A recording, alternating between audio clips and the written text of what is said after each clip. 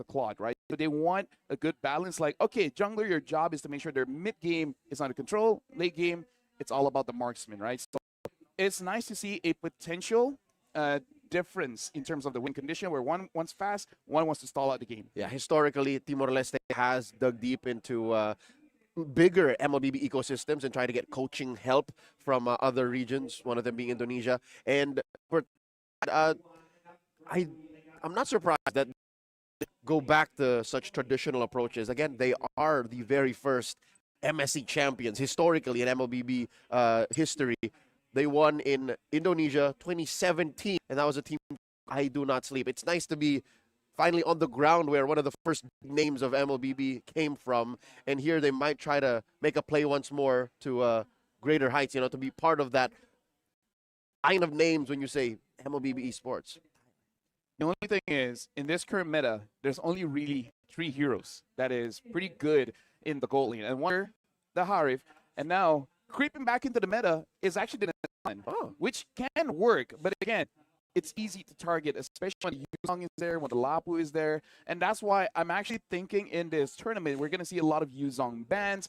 I feel like Lapu is very team-specific. If you know that team is really good on Lapu, then just like, okay, we're going to let go of the Lapu.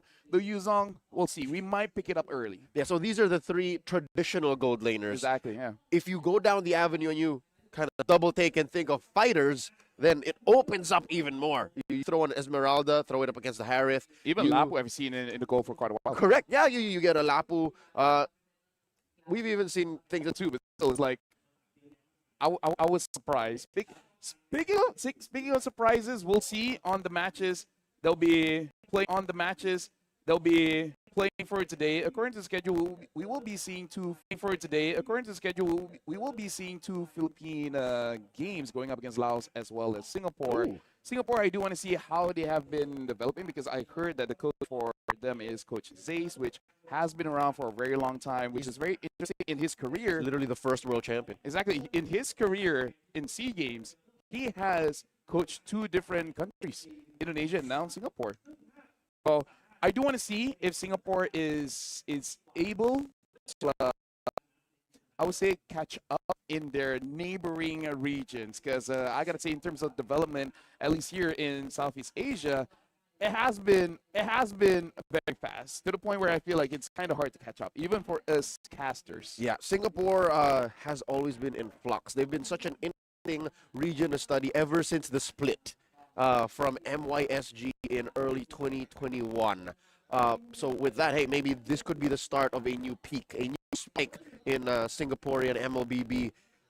What about a win against the Philippines? How about it? I think even a singular point, even putting into jeopardy the Philippines' placement in Group B, would be a statement for Singaporean MLBB. I mean, Group B, we got Indonesia, Malaysia, Philippines, Singapore, 4 regions or 4 countries that has an MPL, and Laos. And the thing is, all that Laos has is the MCC. But they're legit, man. Like, Laos is legit. Looking at Group A, you have Myanmar, Thailand, Timor-Leste, as well as Vietnam. I would say Myanmar, Vietnam are the more known names that we've seen quite a lot internationally. So probably a little bit more pressure on them to perform during the SEA Games. Yeah. I think the pressure is... I mean, for the host country as well, For sure, Thailand yes. as well. Yeah, so now that you mentioned it, it's those 2, I think, that are coming through groups. Well, we'll definitely have to see, because I feel like Thailand going up against Timor-Leste, this will really set things up, because we got to consider that at Group A, this have 4 teams, and only 3 teams will let through. So very small. Oh yeah, right. Very small. What would you call it? Like margin of error. Thank you very much. Very small margin of error. Losing 1 game feels bigger than 1 game. Yeah, that 1 game could be the difference between having to play a best of 5 to make it to the semis, or just dropping out of the tournament entirely. Yeah, so I feel like for Group A, it is going to be quite intense. Yeah, it's different. It's different kinds of stakes. People will keep saying, us included, that Group B is death, but even in Group A, you have to consider that 1 wrong could put you in the playoffs, yes, but might as well just take you out of medal contention. And at that point, the medals, the coaches really have to come in. It's like, yeah, we lost. We just don't lose any time anymore. And we'll make it through, because in a group that there's only 4 teams and 3 will get through, you can't help but feel defeated, even just losing one best of 2. If anything, it's worse. You're the one who don't make it from that group of. In a group of 5, it's like, yeah, it was a tight group. It was really difficult, but to be the one for that's gotta be that weighing, inevitable feeling of defeat. When you lose your first best of 2, I think that's when it really sinks in because I only have 2 matches left. Yep. And over here, I would like to say thank you to everyone. We saw the players did go up on stage, so we're just waiting for everyone to get ready. We appreciate your patience. Kunkrap. And this best of 2 between Thailand and Timor-Leste. I just feel like the bands coming in, it really should just focus on those divers, especially coming in from Thailand, considering the fact that they do want to play a more extended game. Yeah. Even if they're first pick, I would say they might prefer something like a Gatot so that you can counter engage if anyone does jump in. Probably ban out against Timor-Leste. That's the thing that I don't know. I don't know whether they prefer the Lapo or Yuzong because both are pretty They do the same thing, just a bit differently, Yeah. I'd even say the Baxia. Oh, yes. It's weird that we didn't mention the Baxia. Yeah. It's solid flex. You can put it in 3 different positions on the map. I saw a draft. The opening pick was Grok, Baxia, Eve. Somebody made a mistake. There should not be an... Okay, do you want me to say the order? So Grok first pick, and the opponent picks up Uranus Cho. Okay, sure. And then Baxia Eve. Baxia Eve. I wouldn't be surprised if it was Baxia first. Yeah. And then either or. whatever. Yeah. Yeah. Like, personally for me, Baxia, Grok, and Eve, that's deadly because basically all 3 can stop you from moving. Yeah. Right? The Grok with the wall, the stun from the Baxia, and then the RWM. If anything, it's the Eve who's the most fragile of the 3. It's the one that I would have put in the second pick of the first phase. The Grok and the Baxia, no question. If it was up to me, I would have seen Baxia here, Grok something here, at least. But to give both. Let me just let you know, just a bit more context. In the previous World Championship or International Championship, depending on what you prefer, in the entire tournament, Eve lost only 3 times or 4 times. And she was in demand. She was hot. She was hot. She was basically second pick all the time. And the Eve, more likely than not, across the men division, the open division, and the women division, all across, only have 4 losses. So collectively. That speaks to how strong Eve is currently in the meta. I think the buff where when she uses her skills, she gets a shield. That's a big help. Yeah. Dealing with all these assassins. Yeah, puts her square right into the place of battle mage. Exactly. She's willing to get in there. Plus the fact that she's still ranged. She has a longer reach than most heroes. I'd say even more than Farsa, unless Farsa's using her ult. Yeah, the only one that really outrages her is Farsa and Ovaria. Everyone else is in range, which, by the way, looks like we are jumping into the pick and bans here. Looks like first ban by Thailand, too. Yeah, Thailand is first pick. Timor-Leste is second. And they already banned out the Eve, the Lance, as well as the Fanny, which, again, you kind of want to make sure Dives is not there. A question, LaFell. Go ahead. To consider. Whoa. What is the map? Oh, yeah, that's true. That has to influence why, to some extent, 1 or 2 of the map choices should influence at least how they draft, right?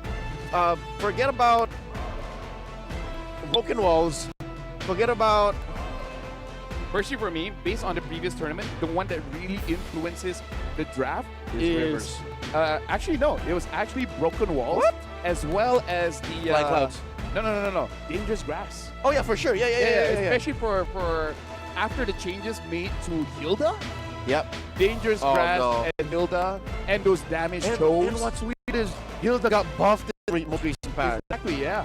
What is going on? All right, we are wrapping up the first phase. Going into the second phase goes the bans. Real quick, let's run through them. Yusin Shin and X-Borg taken out. No jungler nor fixed gold laner for Timor-Leste just yet. While Timor-Leste takes out the Yu Zhong. Is that another XP laner they're going to ban out? At this point, Yes, CC still out in the wild. maybe even consider Ert and Arlet. Arlet's still out in the wild. Oh, Glue, Esme. Glue Esme still Yeah. out. Because right now, I kind of feel like for Timor-Leste, they're in a way showing their hand, which is they want a lot of control, right? Having the Gator as well, the Jushin. Make sure that you have sort of a prio going into the mid, and the Lapu is able to dive towards the back. There's So the the CC. Kimi has to be careful. But now that Thailand does secure that Ruby, which most probably will be Ruby Gold, I wonder if Timor-Leste, do they still want to get an assassin, considering that the Hilda is on the opposite side of the map? Yep. We got 2 picks coming in from Team. Thinking this Odd dreadnought armor here and there. Yep. Damage sources from Timor-Leste is neutralized just like that. And 'Cause now, again, you mentioned the Sky Piercer on Jushin, right? But that's not magic damage. True. So a dreadnought will stop all the burst from proccing the Sky Piercer. There's the Esmeralda. and the thing is, Timor-Leste, I'm pretty sure they pick up the Jushin and the Gato to deal with the Hilda, because the Hilda was an early show, right? And the Jushin can handle the Haya. The Haya can attack her, but she's pretty tanky herself. So finishing up the draft here, looks like Thailand is going for more meta. They do have a marksman, but it is in mid. They want to have a lot of bodies moving into the front, which is going to feel good for both the Fredrin as well as the Gatot, because they do like these melee battles. It's just that the Kimi really has to be careful of that Lapu. So Correct. that's going to be the predator between the two. Yep. Going So on. despite Thailand having, let's say, a more stable and historied run in MLBB esports, I think Timor-Leste drafted very well. This is a very impressive draft by Timor-Leste, and I do believe we are jumping into the map. Yep. As you guys can see, the The players are jumping in, and this is going to be game number 1. Timor-Leste going up against Thailand. And we're now looking at the junglers. Looks like they are starting on the same side of the map. Looks like they will both be testing that Little Wonder. Yep, this is the mirrored star. Orange for Timor-Leste, purple for Thailand. And they both have priority. It's just a different kind of priority. More damage to Thailand. Timor-Leste. Comes the Pia. We got very low. Not revitalized. Can we survive? The ball is fine. Let's go on. And then back off. Close call. A very early rotation they were coming in from the Thailand on the center for well done. But all the while, the Lapu is farming, and this is where I would get advantage of disadvantage of an Esmeralda. You have a pretty good space going up against the Lapu, and then they come to your choice. But you want to stay or you want to rotate. Both assets, every player treats it fairly. Yep. But I think it's Ravi's best interest to actually get out of there, unlock himself first. Yeah, Chayaka can just eat up all the shields, and then if the wave gets out of hand, then the Lapu Lapu lost its main advantage. Now bottom though, let's talk about the gold lane matchup. I would say the goal lane matchup here, something that has to be very careful to find that high and with a flicker, You see here, Dr. Nai jumps onto Adong, wants to back off, pops that region. Levi looking for a change on Sapino. This is one of the main strengths that that was a marksman against a fighter. Insane battle. Magera already taken his health. Yeah, backs up, pull the trigger. Another revitalize from Rivan. Kaya Chris, it's not finish it. Magera finds one. Goes the Timor-Leste. Double kill for the Fred.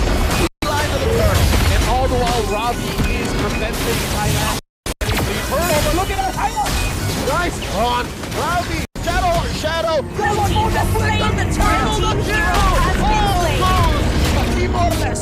Timor-Leste is controlling the map right now, getting an early double in mid, and then actually contesting for that turtle and getting it for themselves. Now Sabino looks like they just flash, but look at that. Oh no! Stranger survive the damage coming in from 2 fighters from the brush. From Thailand. And this is again one of the reasons why playing a marksman in this current meta is going to be very difficult, because the goal, the nerf is actually quite big. You don't get your items as fast as you used to, and it's very gankable, man. Like the bowling is very gankable at this point. Yeah, 5 though. Oh no! I'm looking good for the time. Sabino gets caught one more time. So at this point, Thailand, they're equalizing, man. Like yeah, they lost a bit, but. Now that's huge. That's going to delay the high piercer, going to delay the 100 strike. And at that that point, one of Timor-Leste's win condition has been slowed down significantly. All right, so Timor-Leste winning 2/3 of the map, but the 1/3, the 1 week they forgot to protect, has been beaten down twice. Sabino is having a really bad time in the gold lane. 2 deaths in the first 3.5 minutes of the game. Not a good look. Although I do have to say, as the roamer, Taganai has to be careful if he gets one more kill, then after his death, he's giving shutdown goal. Uh-oh. That'll get. Finds it, I'm affected. Riva pops revitalized. Sabino looking for vengeance, looking to get 1 kill. Taganai able to get a shield up heal. No kills. Down bottom on top though. Ravi 2v1. He's fine. Yeah, unfortunately, Pia did not hit the shadow inside of Ravi. In terms of goal difference, looks like Timor-Leste is up by about 1,000 here. Not that big of a difference in 4 minutes of the game. At this point, Team Thailand, they got to be careful. Damage drop down. AOG, no one home. Can Ravi survive? Labapo flickers back. False engage. They fly at the top for a fall. I go down first. They make for Rivan. Ooh, no, the appraiser. Simarin. 2 for 1 the trade. Timor-Leste poised to get another turtle. Narubet barely survives. Shadow kill. I'm offended. Ravi and Sabino. They get a lot of damage. Ravi gets a lot of damage. Giant pitfalls. Talk about a bloodbath here, Leo. Looks like a 5 and I believe like 1 out of that 5 minutes, it was just a brawl there at mid, trading blows for blows. The fact that Ravi was able to get 2 ults in that one fight, that's huge, but now Ravi gets found out by Pia. Pia dealing quite a bit of damage, but it looks like does not have the OG shadow kill and not fully commit, especially because Reebon is there.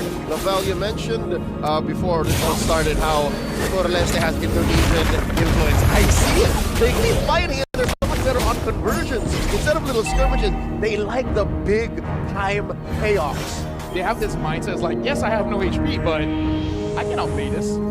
In a way. As long as it's not 0. Exactly, but speaking of which... Where'd that happen? Well, it happened down bot. Ravi basically had no HP. He tried to use his tip to essentially get some healing done, but, you know, outplay that. That's what we're talking about. As long as it's not 0, but it hit 0, and Ravi got punished. And now Timor-Leste 6 kills to 4. The difference of gold has really trickled down quite a bit. Narubet having quite a good game, 2-0-1 on this Ruby. Let's look at the build, and I feel like at this point, I just have to use that dive. You have to make up for the fact that damage is the name of the game, and if you cannot play on what your opponent's playing off of, which is again crowd control, then make up for it in damage, because you can't rely on Sivarin. Sivarin has died twice already. Got a good traction pulse, but no follow through, so at least burst down the targets you get on. Taganai has been found out. Looks like he's going to get out of there. In terms of the rotation here, nothing to go right now for both teams, because even looking at the turtle, looks like it's about Final turtle. and Team Thailand, they're closer at the spot here, but no, looks like they are going to back off just a little bit, giving it over and back to Timor-Leste. And I feel like Timor-Leste, with how they've been playing, they can go for it. Oh my lord, Sabino! Gets jumped on, killed 1 more time. Albert gets him. That was an opening that Thailand set up. Timor-Leste wasn't ready for it. Madeira is there, still got to look for the turtle. He lost 1 member. He still got to contend for this one. Ayafred, dump on the two. Shield on Ravi, shield on Madeira. Adong and Rivan holding down mid. Letting that wave covering their bases. Solid macro from Timor-Leste. Still has Rage Fire, goes on to Lapi down bot. The turtle, 2 bars left. It's the retribution. Able to jump through. Starboard. Saves him. Adong gets him down. And all the while, somehow Sabino still survives, even though he got chased by Taganai. And at this point, for both teams, they're basically again like trading blows for blows. Let's see who's all finishes first. Dr. Knight gets caught 1 more time. Not enough to get another stack for Adong to choke him out. So the first thing you mentioned was surprised you the most. How did Sabino survive? Hey, he might not now because Sabino has to get away. Narubet, not enough damage just yet. And Sabino, he does have that Sky Piercer, but it's really not going to mean anything if you don't get kills, you don't get the stack. Dia, though, now having that War Axe, and consider the fact that all the fights have been extended, that War Axe is going to be used for time. Yep. And Dia has yet to get kills as well. Ravi commits the bravest fighter, get a little bit of health, a little bit of shielding to survive the 2v1 assault. Thailand rotates out. Weird decisions being made by both Timor-Leste and Thailand, but we're in a position wherein Timor-Leste can afford it, Thailand can't. I would say at this point, cut the knife is more like a better roamer. I wouldn't be surprised if he has like a just to make sure that he can one-shot this Great Tree. And I think a little baby hammer wouldn't be a problem either. Like if that's all that Takman can afford, I'm pretty sure it would be a difference maker, even trying to take down and shut down Adong. Ooh, by the way, I feel like these are the two carries, Adong and Madera. These are the two killers for Timor-Leste, not Sabino. I'm not actually for let's very hard to take down this shit. As doesn't got thought. There's a Fredrin. And there's a Lapu. How are you gonna get out to this? And Adam has barely used that flicker. Still off the cooldown. Watch the scope on the top of the night. Sayatrin looking to come from the back. Lord at about a fifth of his health. In comes out of it. Dia as well. Sabino backing up. AOD. This is the Hayabusa. Revitalized. Dropped in. Lasting. The fight a little longer. Not gonna find Sabino. Dia does fall. 1-for-1 the trade. A brazen rat puts Sibarin down no further of its health. Sayatrin down below Adam. Takes down. Down, 3 for 2, 4 for 2, Thailand winning. Ravi looking to survive one more kill, does not find Taktanai juking through the bushes. For the first time in a while, Thailand gets a win in the game. You know what, Leo, this is when, hold on to fight the Casinos, they really want his kill. Ravi trying desperately to get back to safe ground. Continue, and here's the thing. All the Hilda haters will take this clip and show like, are you sure you want to buff it? This he really needed. With Ravi surviving 3-1. How is Ravi surviving this? Underneath the Esmeralda, a Ruby and a Hilda. Hey, there are Hilda haters out there. Yeah, there are. And they're okay to be wrong. They're allowed to be wrong. Now look at this. The Lord has to start on by Timor-Leste again. You gotta look at the Hilda, man. Watch out, Crafter falls. Not enough to stop a battle from Retribution, securing the Lord. Past the knife falls, under the Abraser's wrath. Adong looking for a big show. Crimson Beacon used up. Timor-Leste happy with what they got. Even if they're down to just 1,000 gold up, they still get the big win. Narbet, very good item pickup here.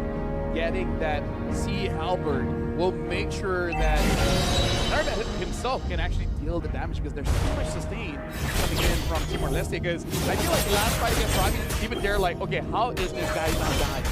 Right? Someone needs some kind of anti-heal here. And where is it? Who's picking it up? Lord smashes through that tier 1 in mid. Timor-Leste looking to make up for some lost time, converting through the map. Another crash in for that Lord. Thailand takes care of it. Thailand, at this point, they have no problem dealing with critical part of 0, 4, and 5. So at this point, you're probably not worried turret about has been destroyed. You gotta change your focus a little bit. It's like, let's jump here. Here, all the tons of different has. Red team It's turret has really been a problem destroyed. for Blue team turret has been destroyed. And it's those heroes still that I don't think will lose utility even in the late game. Like these heroes, the Lapu-Lapu, the Zushin, and the Fred, they're still as good as they are from the early to mid.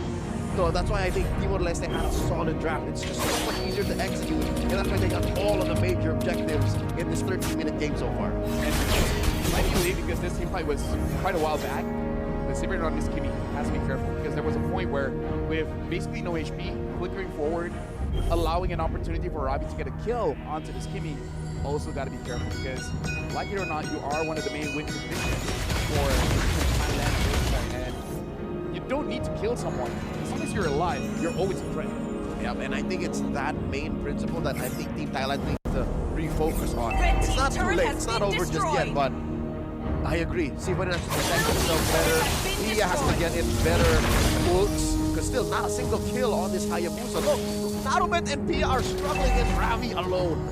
to be fair, very difficult to get kills against a very sturdy lineup that Timor-Leste is showing up here. Sabino now with a major as well. Pretty much the more from me. Basically, he has to choose his battle because I feel like Team Thailand needs to stop trying to kill the Lapu when there are minions. Like, make sure the minions are not there, and then try to fight, because unfair advantage for all fighters when the minions are there. Weirdly enough, you mean their own minions. Yeah. Yeah, because that's what Ravi feeds off of. Exactly. So, counterintuitive as it is, yeah, extra units don't fare well against a spell vamping hero like Lapu Lapu. Lord up in about 10, and Timor-Leste is setting up a temple. Oh, yeah. Oh, Team Thailand as well. So who's gonna check first? Exactly. Adon showing up, Team Sabino, but they should be safe. Oh, Tio! And they're looking to answer back. Fracture Pulse putting everyone in the sight of Team Thailand. Adon Crimson King is out. Ravi looking to take down Pia with a shot and shadow kill. Adon juggles the damage around hitting Madera. One major resource down for Team Thailand, and now Timor-Leste grabs back. And now Pia is able to get away because again, this is the river map. Sivrin does have more penetration over the Divine Blade. So Team Thailand should have Backs out with the shadow. Ranger grab. Shadow hit down to a fifth of his health. Pop the shield, gets some healing, and Mindfuls and one more hit! That's it! Already will survive another check!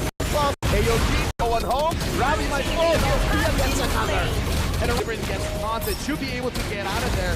But all the while, the fight's so long, even if they're strong. Razor grab. 1-for-1 Mandela for Simarin. And Thailand is just forcing. It's not gonna. It's really bad. It's the play. That's what we work. That's what we work. That's the only thing that might work.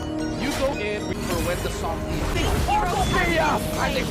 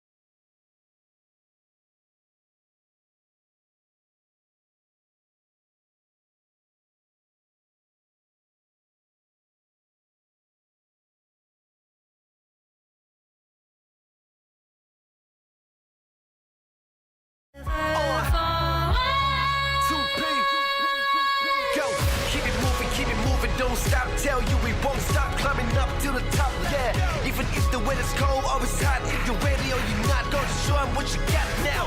Being grinding for my whole life, so do what you gotta do, keep it moving, this is your life. I spent days chasing dreams, so many nights. Still here, never last, cause I do it right. Get the fire inside and keep burning. Every time I breathe, yeah, we live and we learn it. And you know I never leave it even done yet. I got the heat, gotta keep it 100. Never have to fight a battle more than once to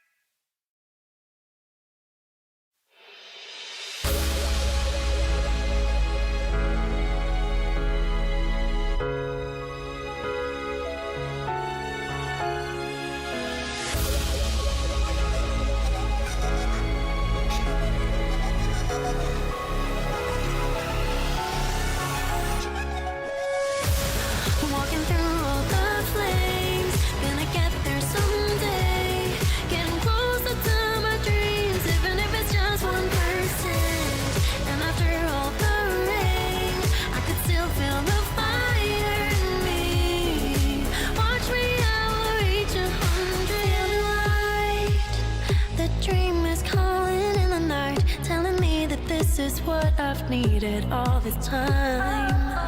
It feels so right. Nothing could ever pull me down. The stars are shining now. Ready to fight. It's my time. Oh. Though I spend days and nights just chasing the right flight from my own life. Now 1% could change the lane of straight through every fall I dared to climb. I'm flying through the sky with hope that never dies. Been low but now I rise. I'm going higher this time. I'm gonna shine. If I have to fight a battle more than once to truly win it, and I'll do it, do it, do it, do it again.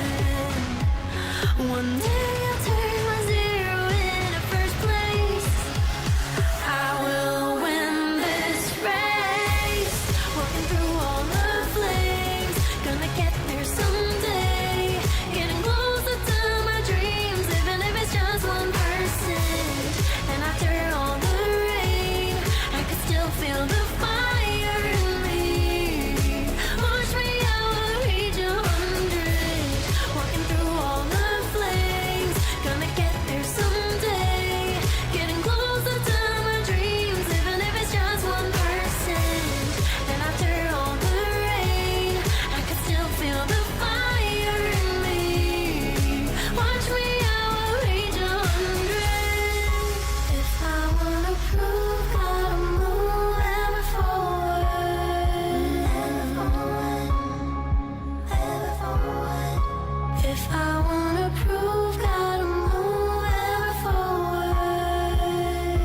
Ever forward. 2P. Go, keep it moving, don't stop. Tell you we won't stop climbing up to the top, yeah. Even if the weather's cold or it's hot, if you're ready or you're not, gonna show 'em what you got now. Been grinding for my whole life, so do what you gotta do, keep it moving, this is your life. I spent days chasing dreams, so many nights, still here, never last, cause I do it right. Get the fire inside and keep burning. Every time I breathe, yeah, we live and we learn it.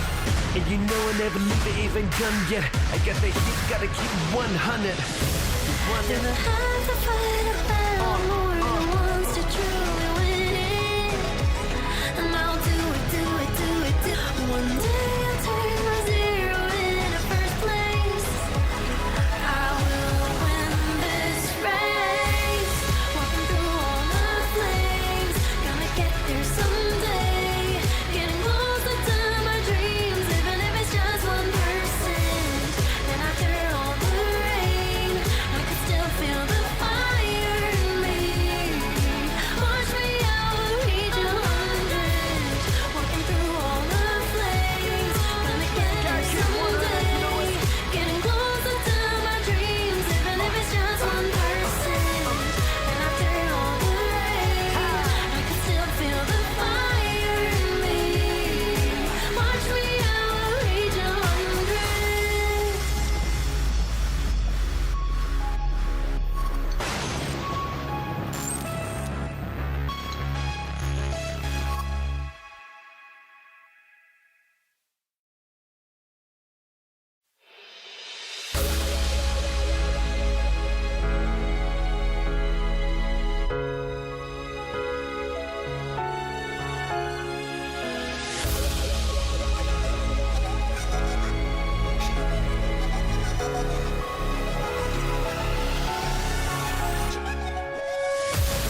Walking through all the flames, gonna get there someday.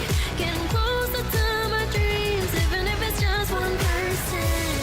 And after all the rain, I could still feel the fire in me. Watch me, I will reach 100. Light. The dream is calling in the night, telling me that this is what I've needed all this time. It feels so right. Nothing could ever pull me down. The stars are shining now. Ready to fight. It's my time. Oh. Though I spend days and nights just chasing the right flight from my own life. Now 1% could change the lane of straight through every fall I dared to climb. I'm flying through the sky with hope that never dies. Been low but now I rise. I'm going higher this time. I'm gonna shine. If I have to fight a battle more than once to truly win it, and I'll do it, do it, do it, do it again. One day I'll turn my zero into first place. I will win this race. Walking through all the flames, gonna get there someday.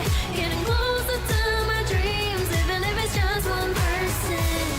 And after all the rain, I can still feel the fire in me. Watch me, I will reach 100. Walking through all the flames, gonna get there someday. Getting closer to my dreams, even if it's just 1%. And after all the rain, I can still feel the fire in me.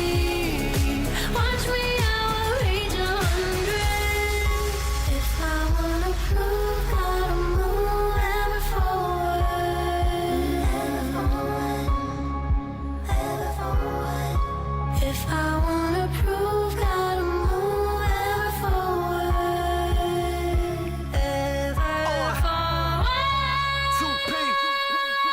Go, keep it moving, don't stop. Tell you we won't stop climbing up to the top, yeah. Even if the weather's cold or it's hot, if you're ready or you're not, gonna show 'em what you got now. Been grinding for my whole life, so do what you gotta do, keep it moving, this is your life. I spend days chasing dreams for so many nights, still here, never last, cause I do it right. Get the fire inside and keep burning, every time I breathe, yeah, we live and we learn it. And you know I never leave it even done yet, I got the heat, gotta keep 100. If I have to fight a battle more than once to truly win it, and I'll do it, do it, do it, do it again. One day I'll turn my zero into first place. I will win this race. Walking through all the flames, gonna get there someday. Getting closer to my dreams, even if it's just 1%. And after all the rain, I can still feel the fire in me. Watch me, I will reach 100. Walking through all the flames, gonna get there someday. Getting closer to my dreams, even if it's just 1%. And after all the rain, I can still feel the fire in me. Watch me, I will reach 100.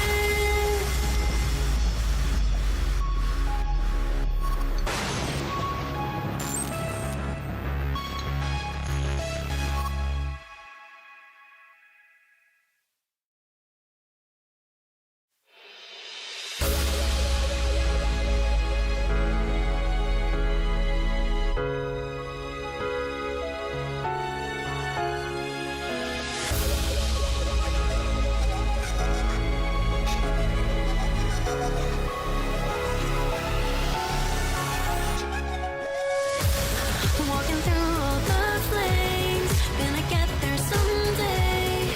Getting closer to my dreams, even if it's just 1%. And after all the rain, I could still feel the fire in me. Watch me, I will reach 100. Light, the dream is calling in the night, telling me that this is what I've needed all this time. It feels so right. Nothing could ever pull me down. The stars are shining now. Ready to fight. It's my time. Oh. Though I spend days and nights just chasing the right flight for my own life. Not 1% could change the length of straight through every fall I dared to climb. I'm flying through the sky with hope that never dies. Been low, but now I rise. I'm going higher this time. I'm gonna shine. If I have to fight a battle more than once to truly win it, and I'll do it, do it, do it, do it again. One day I'll turn my zero into first place. I will win this race. Walking through all the flames, gonna get there someday.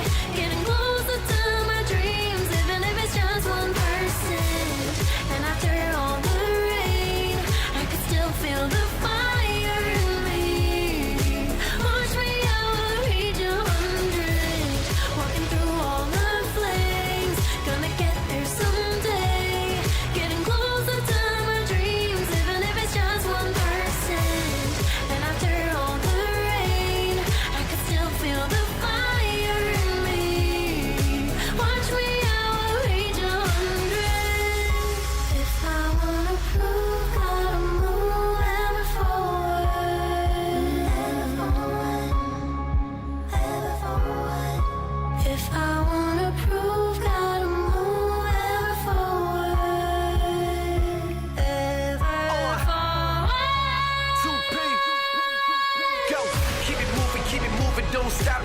we won't stop climbing up to the top, yeah.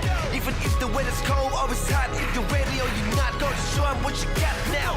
Been grinding for my whole life, so do what you gotta do, keep it moving, this is your life. I spent days chasing dreams, so many nights, still here, never last, cause I do it right. Get the fire inside and keep burning, every time I breathe, yeah, we live and we learn it. And you know I never leave it even done yet, I got the heat, gotta keep 100. Didn't have to fight a battle more than once to truly win it. And I'll do it, do it, do it, do it again. One day I'll turn my zero into first place. I will win this race. Walking through all the flames, gonna get there someday. Getting closer to my dreams, even if it's just 1%. And after all the rain, I could still feel the fire in me.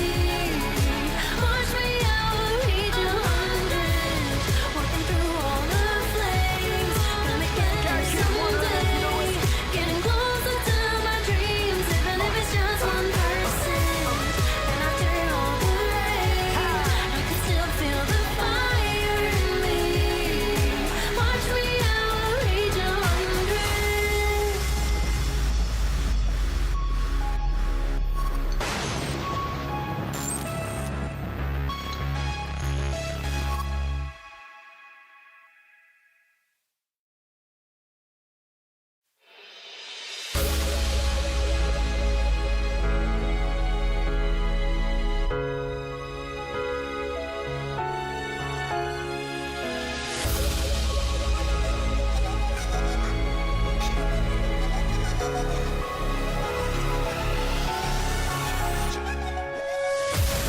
Walking through all the flames, gonna get there someday.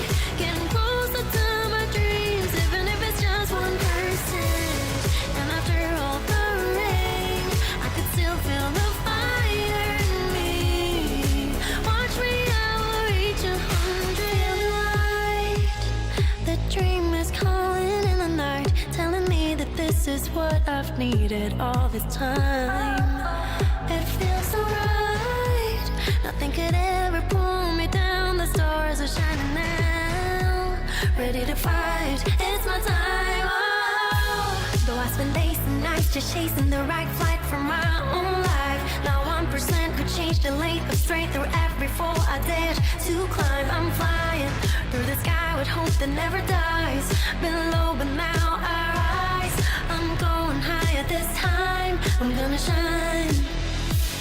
If I have to fight a battle more than once to truly win it, and I'll do it, do it, do it, do it again. One day I'll turn my zero into first place. I will win this race. Walking through all the flames, gonna get there someday. Getting closer to my dreams, even if it's just 1%.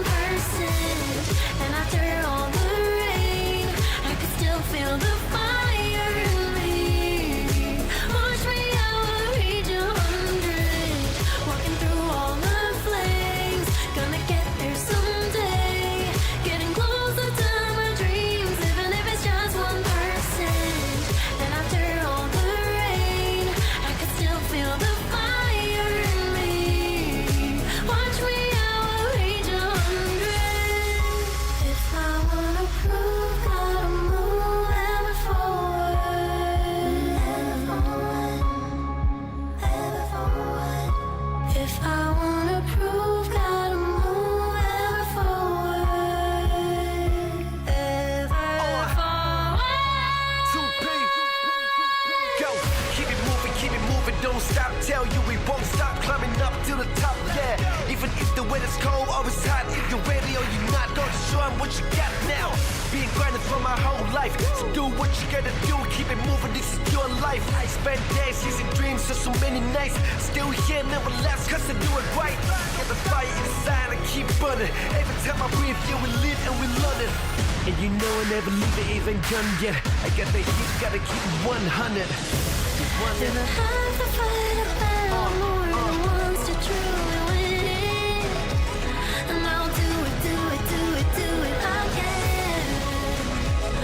One day I'll turn my zero into first place. I will win this race. Walking through all the flames, gonna get there someday. Getting closer to my dreams, even if it's just 1%. And after all the rain, I can still feel the fire in me.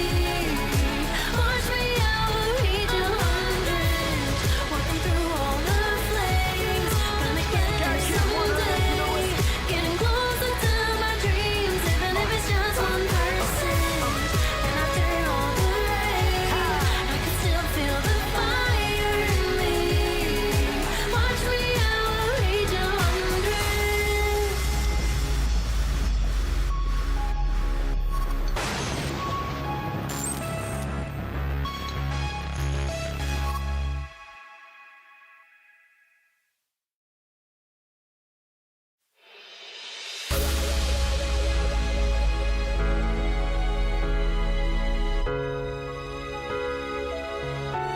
Quite aggressively towards Timor-Leste. This is what you can do with the Brock. By the way, folks, this is going to be dangerous grass. So in terms of which team has the advantage, I would say it's quite neutral. Uh-oh, Rivan jumping on the Pia. Rivan forced to revitalize already.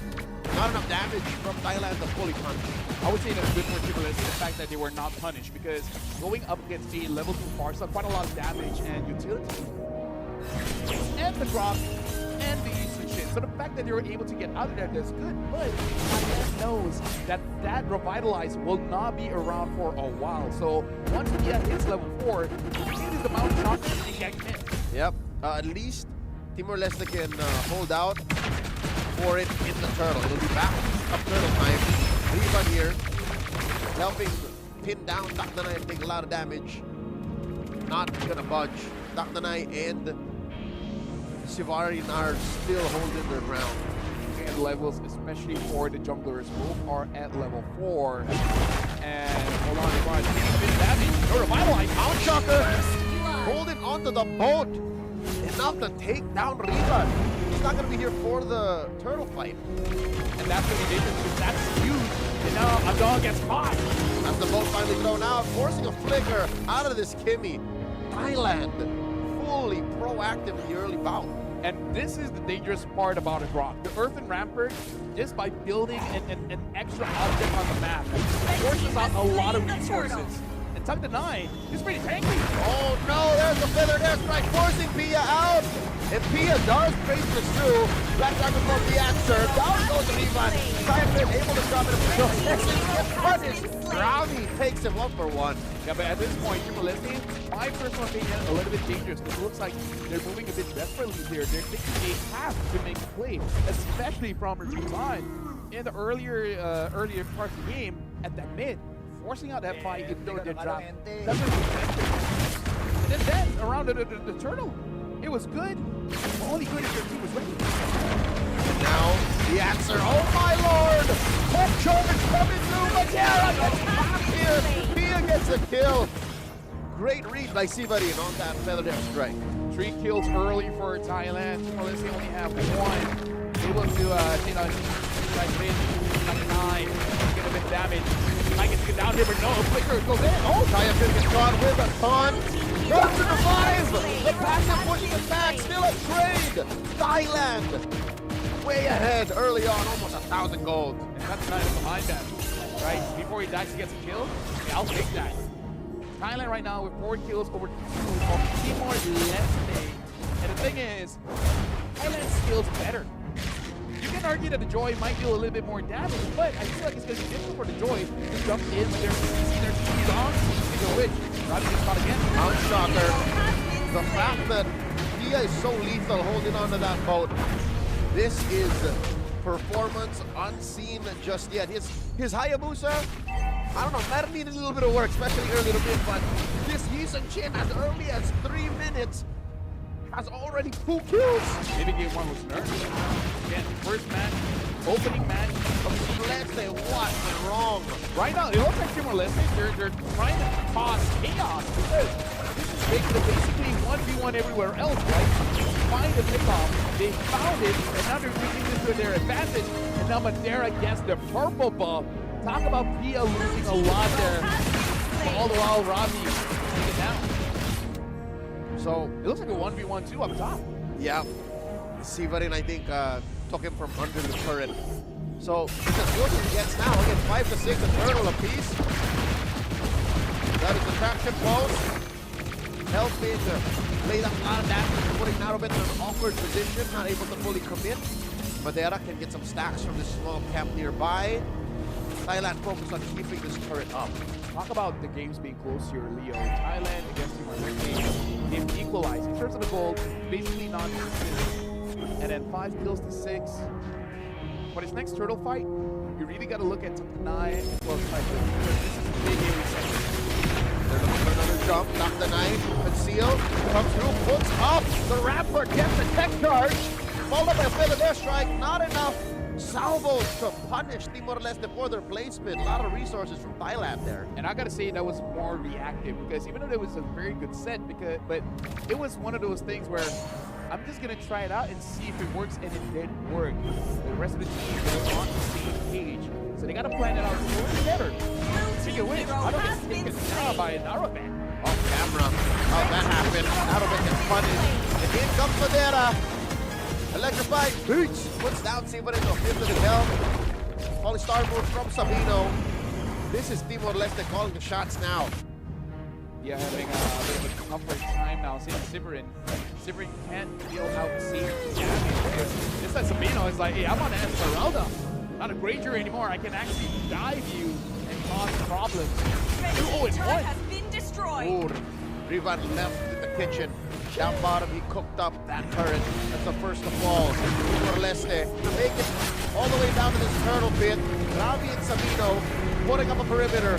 Black Dragon form by Kayak Crit. He's very low. He can't fully commit here. He can't even use his back and fly and take it out. Madeira with the turtle thing. Builders like defensively used by Severin.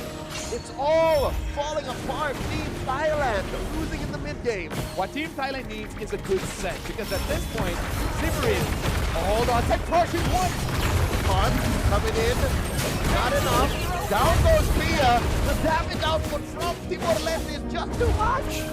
Again, like Team Thailand, they need someone to stop Timor-Leste from moving. That's all the Farsa is asking for. Make them sit still so I can deal damage. Oh, another traction pulse displacing Takanai. Takanai might die here. AOG by Rivan. Coming home. Takanai will still fall. Sabino on a redemption arc. Madeira almost takes down Severin, but does not fully commit. Severin punishes him for the dive. Here to in mid post. Sabino gets another. We were talking about, hey, maybe game number 1, it was nerfed. Save for Timor-Leste, man. Took a little bit longer. But now they look much more comfortable now. Dong having that sky perimeter as well. But there, even though 2-2-1, he's doing his job, right? He's making sure that his Farsa is a non-factor. And if Farsa is a non-factor, every time the better airstrike has been popped, it's for nothing. Even Pia is worried. I hate to say it, but an early game power spike is useless for a Yisun shit. It's the mid to the late game that you want to make up for. Considering the fact that he was kind of feeling himself in the early stage of the game, this must feel quite sweet for Timor-Leste. And now Narobet does have that brute force. I wonder if he's gonna basically I'm gonna trade 1 for 2. Because that might be what Thailand needs. But the question is, who does Narobet jump onto? Is it all just finding Ado? Because there's no way you're gonna find Madeira. If you try to find Madeira, I think that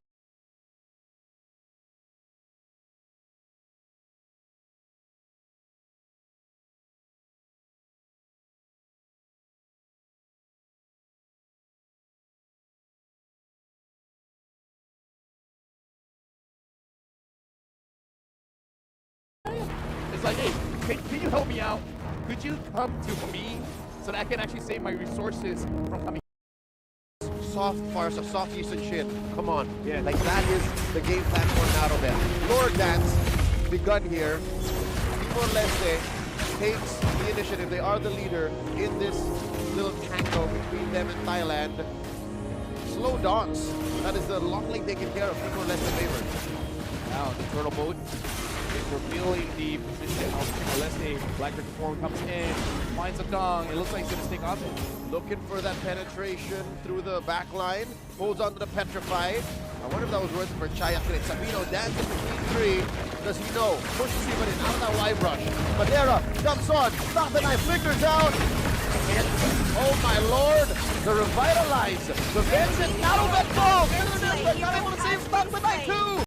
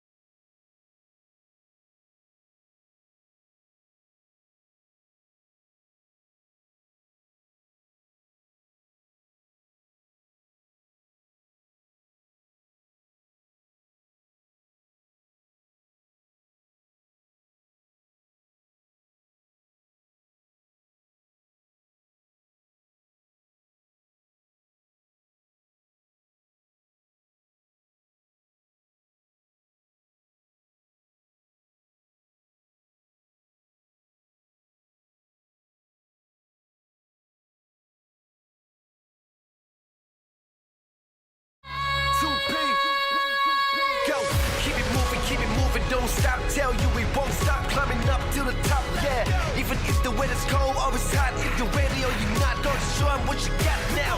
Being grinding for my whole life, so do what you gotta do. Keep it moving, this is your life. I spent days chasing dreams for so many nights. Still here, never last, cause I do it right. Get the fire inside and keep burning. Every time I breathe, yeah, we live and we learn it. And you know I never leave it even done yet. I got the heat, gotta keep 100. Never have to fight a battle more than once to truly win it. And I'll do it again. One day I'll turn my zero into first place. I will win this race. Walking through all the flames, gonna get there someday.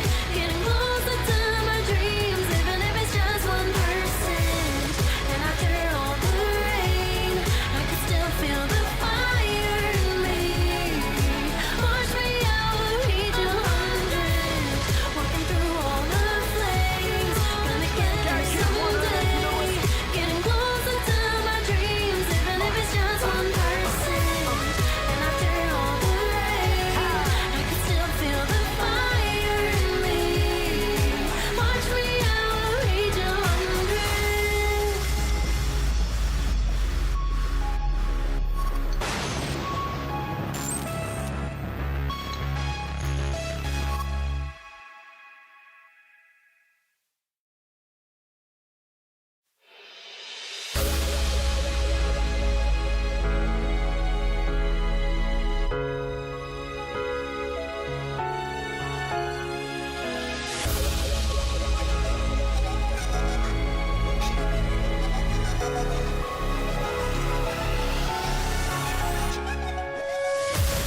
Walking through all the flames, gonna get there someday. Getting closer to my dreams, even if it's just 1%. And after all the rain, I could still feel the fire in me. Watch me, I will reach 100. Light, the dream is calling in the night, telling me that this is what I've needed all this time. It feels so right. Nothing could ever pull me down. The stars are shining now. Ready to fight. It's my time. Oh. Though I spend days and nights just chasing the right flight for my own life. Now 1% could change the length of straight through every fall I dash to climb. I'm flying through the sky with hope that never dies. Been low but now I rise. I'm going higher this time. I'm gonna shine. If I have to fight a battle more than once to truly win it, and I'll do it, do it, do it, do it again. One day I'll turn my zero into first place. I will win this race. Walking through all the flames, gonna get there someday. Getting closer to my dreams, even if it's just 1%. And after all the rain, I can still feel the fire in me. Watch me, I will reach 100. Walking through all the flames, gonna get there someday. Getting closer to my dreams, even if it's just 1%. And after all the rain, I can still feel the fire in me. Watch me, I will reach 100. If I wanna prove, gotta move ever forward. Ever forward. If I wanna prove, gotta move ever forward. Ever forward. 2P. Go, keep it moving, don't stop. Tell you we won't stop climbing up to the top, yeah. Even if the weather's cold or it's hot, if you're ready or you're not, gonna show 'em what you got now. Been grinding for my whole life, so do what you gotta do, keep it moving, this is your life. I spent days chasing dreams for so many nights, still here, never last, cause I do it right. Get the fire inside and keep burning, every time I breathe, yeah, we live and we learn it. And you know I never leave it even done yet, I got the heat, gotta keep 100. If I have to fight a battle more than once to truly win it, and I'll do it, do it, do it, do it again. One day I'll turn my zero into first place.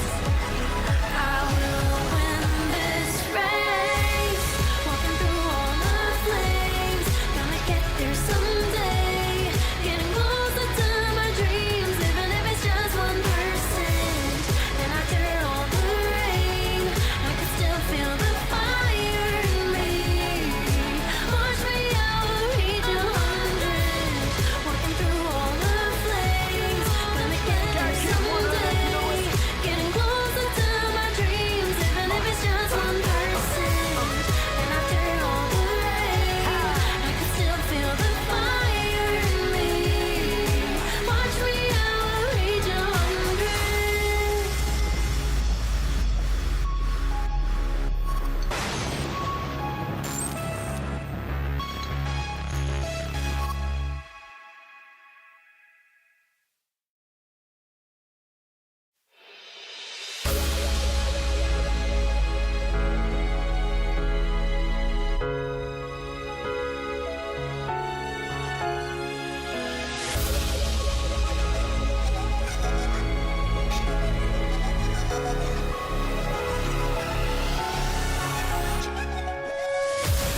Walking through all the flames, gonna get there someday.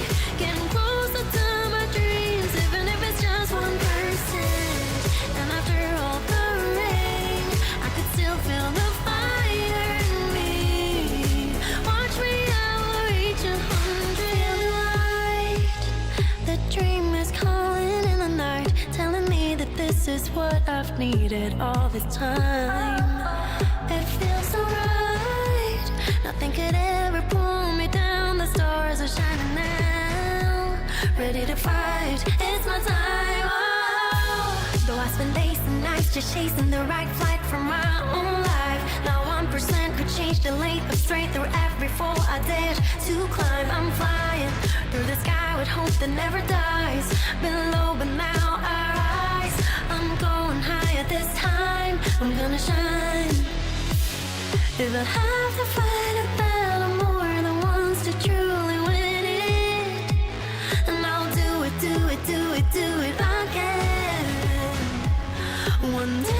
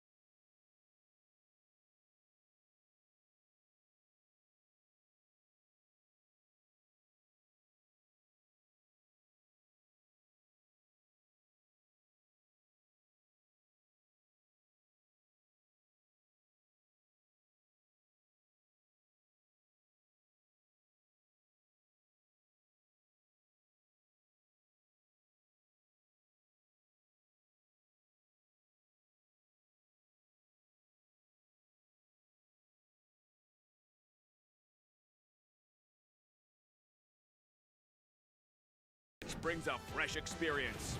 The shrinking zone adds fast-paced, thrilling action, and new map buffs further empower heroes.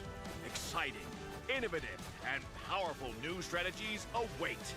Are you ready to try them all?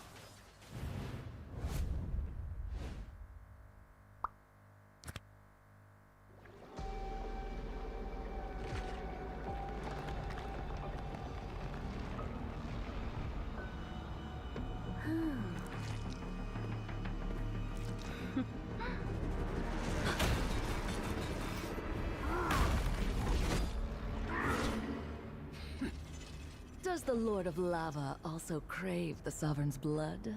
Fool! The tyrant's remains will only... Up to another patch preview. We've got tons of awesome new content to share with you, so let's jump right in. New hero, Sora. Meet the shifting cloud who roams Agelta's golden dunes. As a fighter hero, Sora's kit is all about transforming into power that forms through combat and unleashing an unrelenting barrage with his ultimate. We can't wait to see you guys pop off with him. This year, we've been constantly improving the gameplay of roaming and EXP lane, and it's been awesome seeing some OG heroes make their comeback.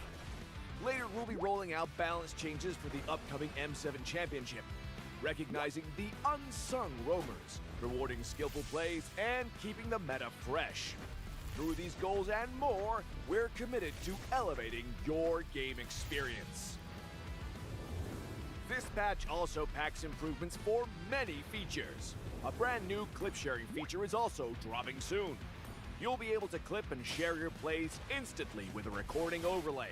So, get ready to show off those stylish skills to all your friends. That wraps up our new patch preview. Hope everyone will enjoy all the new content. And until next time, we'll be seeing you in the Land of Dawn.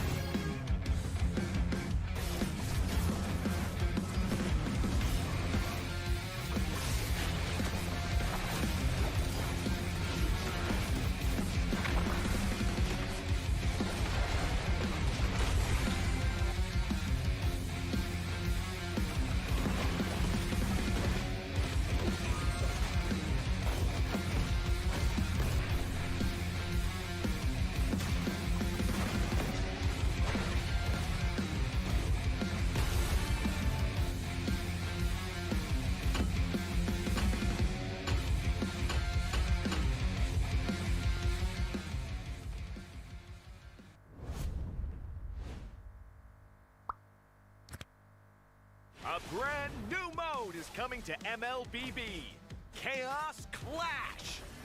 Team up in trios, begin at level 3, and fight on a fresh map with no minions or turrets.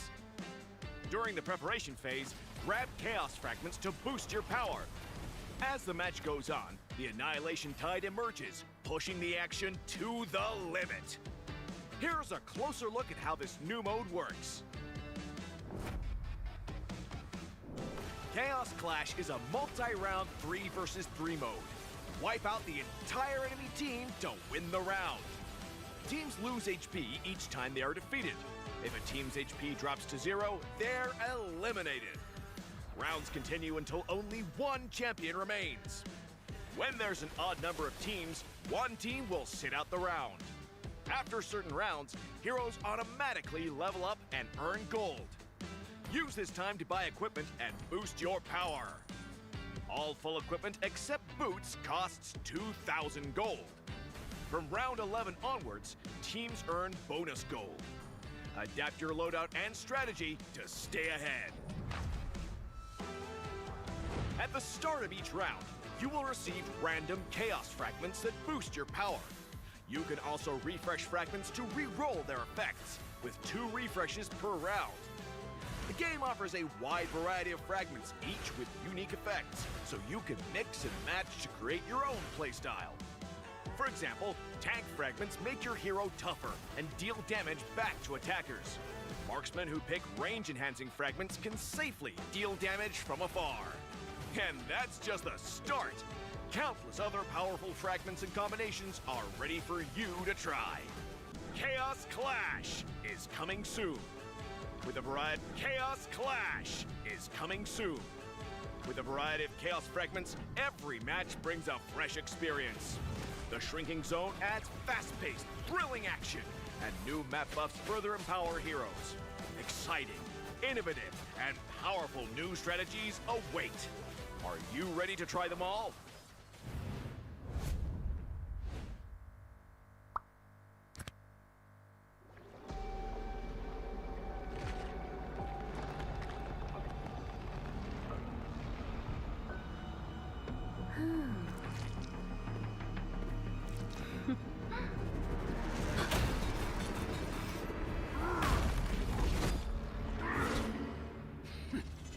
Does the Lord of Lava also crave the Sovereign's blood? Fool!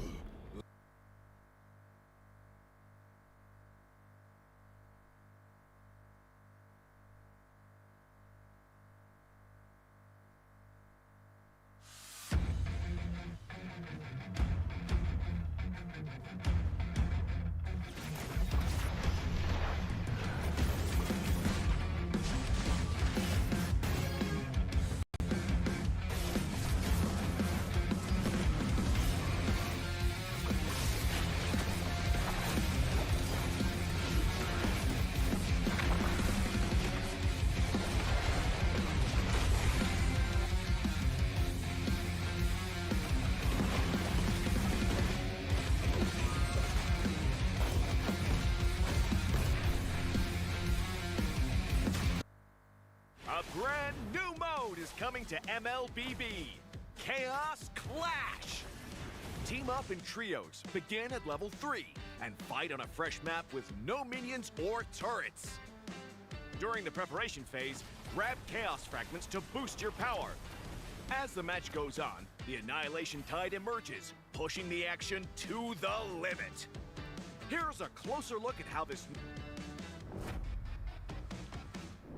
Chaos Clash is a multi-round 3 versus 3 mode.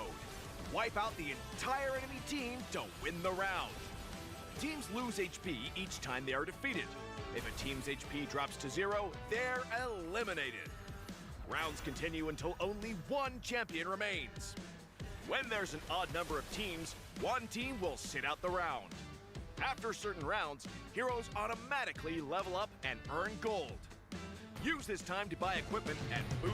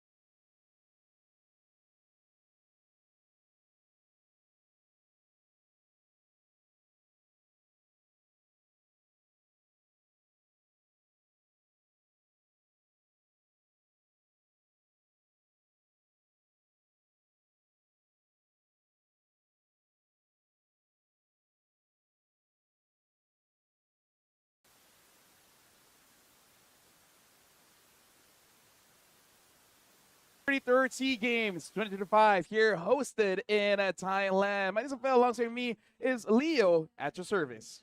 We just finished our first on-broadcast match here at the main stage in Chulalongkorn University in the heart of Bangkok, Thailand. And our hosts, Thailand, actually took it 2-0 against Timor-Leste. Now we got a second best-of-2 coming your way. Yeah, Philippines going up against Laos. And Philippines so far is looking at up and up. They just defeated Indonesia 2-0. And unfortunately, Laos is on the opposite, where they went against Malaysia earlier and lost 0-2. So right now, very different scores starting out the day for both teams. And what makes this a must-watch, Lafel, is the fact that these two teams, mainly as a composition, are teams that are going to be in the next World Championships in M7 to be held in Jakarta, Indonesia. You're going to be watching, in essence, Team Philippines, also known as Team Liquid Philippines, face off against Leon Esports of Laos.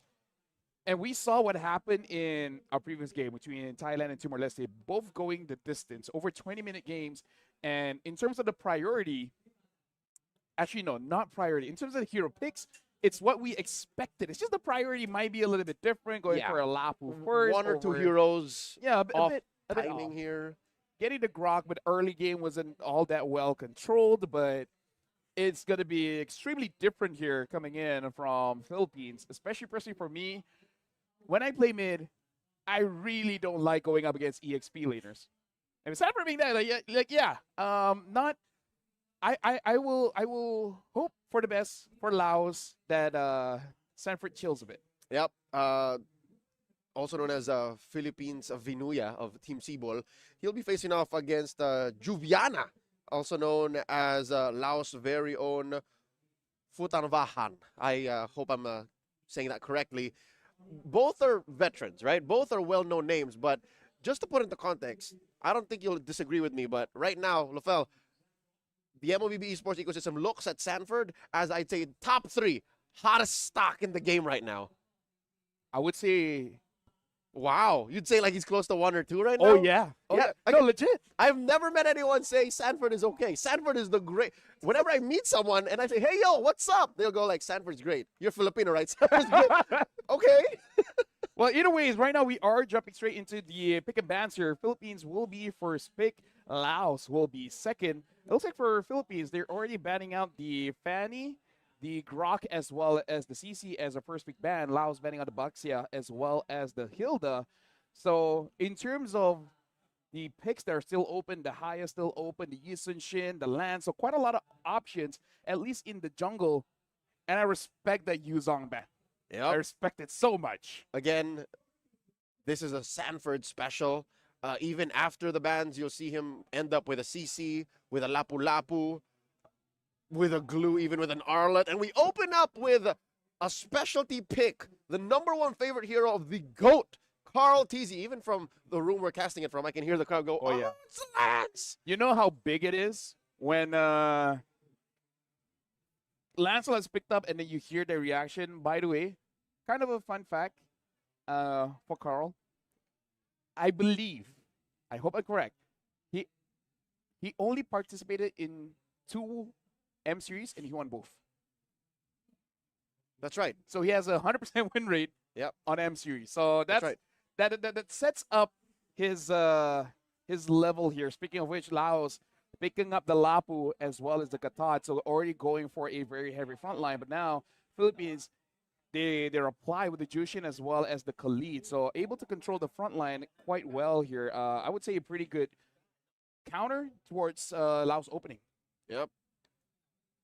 Already, this is the mid trio we're looking at. Most likely, I doubt that you'll often see the Khalid in the hands of Rinuya, but we are needing one more pick to close off Laos' first phase. Do they lock in their gold just yet? I kind of feel like Eve is a rush very easy pick here right now, because you need range to deal with the Jushin. Or Farsa, even Farsa, whatever they're feeling. But they go for the Yisun Shin, which also respectable. This gives them option for them to have flexibility where they want to put the Lapu, right? Most probably it is going to be EXP, but just in case, you can put him in the gold. But I feel like for Team Philippines here, the safest is just taking out that long range mages, like Uh-huh. the far side as well as the Eve. But considering the fact that they do have Vinuya there, it's like, you know what? Maybe it's fine. You know, he can deal with whoever has range. Yeah. No matter what he gets. Again, there's so many choices left. The game is possibly in its most open state in Arlet a is while. open. Arlet is open, yes. Going into the bands, I think that's what Team Laos is thinking about right now. Esmeralda first stop. Okay. Yeah, already it counters 2 heroes, so might as well. And we don't know the gold laners yet. So they might be possibly protecting like a gold lane Harith. Harif, Granger, Natan is there, but I feel like if you're going up against Philippines when they do have the Esmeralda, you would assume that whatever the mid is going to be, really played where this Lapu is going to be, again, most probably EXP. They should pay where this Lapu is going to be, again, most probably EXP. They should pick up a mid here. The far side still open. The problem is, pick up a mid here. The far side still open. The problem is, does the far side want to deal with the Khalid? Does the far side want to deal with the Khalid? With the Lancelot? And a potential whatever? With the Lancelot? And a potential whatever. Oh. Kiel 1 gets a Granger. Again, it's a clean draft. Like solid picks all throughout. You need burst, you got the Granger. You need control, your mid trio. Mm-hmm. You need utility, you need crowd. You need control, your mid trio. Mm-hmm. You need utility, you need crowd control. There's the Arlet. For Laos though, what's the closer? Call me crazy. They pick up the Exborg. I was thinking either Exborg or the Rizzler. Put the Lapu in goal, and then the Rizzler deals with the Arlet. And then because that's basically what they need. They don't need more damage. They already got the Yisun Shen, the Kimi. Because that's basically what they need. They don't need more damage. They already got the Yisun Shen, the Kimi. They just need a way for game because everyone else is more in control. The Lancelot can deal with the Faraga armor as well. If I'm Laos, go to the gold lane. Make sure this Granger doesn't get online. Are they switching it up? Looks like they are. What is the Lapu doing though? At least we can say we experienced it all. Yes, in more than half a decade of casting MLB, been a misstep or the technology did not respond the way that the players wanted to. Where you go, it feels like home ground. I'll tell you now, a group of young gentlemen approached me and spoke in Tagalog. And I'm like, you guys from here, do you travel? Like, no, they live in Thailand. So yes, there is a pocket of Filipino communities here, and they're here for it, to support their athletes. Casting, the export can really pop off. Can do well, Wait, but has a very... Let's put that into context. Yeah. But either ways. My point is, he either looks, he's like an Alucard. Either he's amazing, or you rather him not being in the game. You give Alucard too so often in high level competitions like, the SEA Games. Yeah. That's when I'll say, oh, yo, that's legit. Freya's legit. But for now, Freya's still more on the fringes. Freya's more still, the rank game menace. It's because I did talk to the teams and they said they admit that it's pretty strong, but it's like they haven't fully understood the problem for early Suyo. Suyo was strong, but you don't know what build you want to go for, right? You want to go for more fighterish, you want to go for burst, assassin. We've seen many different builds, and I believe that's one of the coming in from Team Philippines. Having the Arlet Khalid, it's good that you want to chunk them out, but Arlet, even though the late game damage has been nerfed, it's still quite a lot of damage. Even the Arlet by himself, might potentially take out the Fraga armor and then be like, okay, great, now it's a 4 which looks like we are going for a short pause here. Well, I'm hoping it's An esports haven. An esports haven. Like, this is where it's happening. Alongside our beloved esport that is MLBB, on the other side, there's what is this? there. I believe Indonesia. There's what is this? There. I believe Indonesian is there as well. Indonesian is there as well. Whoa. Sir, we don't do that. Whoa. Sir, we don't do that. Sir, we leave it to the athletes. It should have accustomed to this, so it shouldn't bother them that much. I hope it doesn't bother the Laos team, because it's very easy where after the draft, your coach gives you your game plan, and then something happens, a pause is forced. Momentum. There's multiple ways for you to play this. You threaten mid, and then you go back to it. That's going to be the first, 3 or 4 minutes for Team Philippines Vinuya. Yep. You just change the hill to the Khalid, but with the Khalid, you just get a little more speed and more CC. And looking at the marshals here, communicating with both sides of the team, headache I'd the Laotian team to really handle. I'd say it's either these two men to the right of your screen. I'd say it's either these two men to the right of your screen. I'm not downplaying the screen. I'm not downplaying the captain's input. You know, captain's input. You know, Philippines Pabico, also known as the chef Sanji. I think with this draft specifically, it's either the Arlet or the Lancelot, Nepomuceno or Vinuya. Like, it's either of those. Early on specifically, and then I don't even see this going long. Yeah. I'll tell you, that's how big of a threat these two are. I think it'll end sub 15. If I'm using a Kimi, I do not want to face against those two heroes. Exactly. I don't want to face against an Arlet. I do not want to face against a Lancelot. Let me just say, even in my ranked games, even if I'm going to get scolded, I'm so tempted to just go full tank Kimi. I'm not gonna get it's like, bro, what am I gonna do if they just one-shot me? You want me to deal damage? Hey, help me out. Go somewhere else. At that point, you're just telling your team, you know what? Minions. I'll deal with minions. And I think that's something that Team Laos, looking at the rest of the draft again, that should to come online. And maybe once in the blue moon, go for a crazy combo with a traction pulse, and then either Dapu or Gato to follow up. And hopefully the Yi Sun-shin and X-Board problem, you got it. That is a real skill matchup because you can see both winning it out. But for the Lapu, probably wait for level 4 first.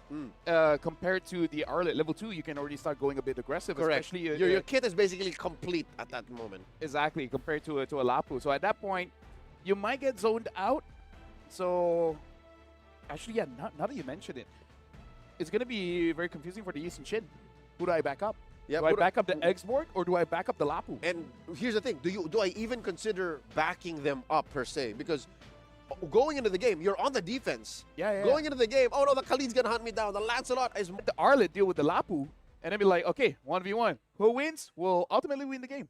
Which is again a situation where the Philippines has the advantage. It's a more proven lineup. They come from I'd say, trust me, as a Malaysian with years of people keep asking the question, like, how do you deal with that? MLBB ecosystem, right? That's Where right. like the food chain. You have the same draft, but execution is so much more different.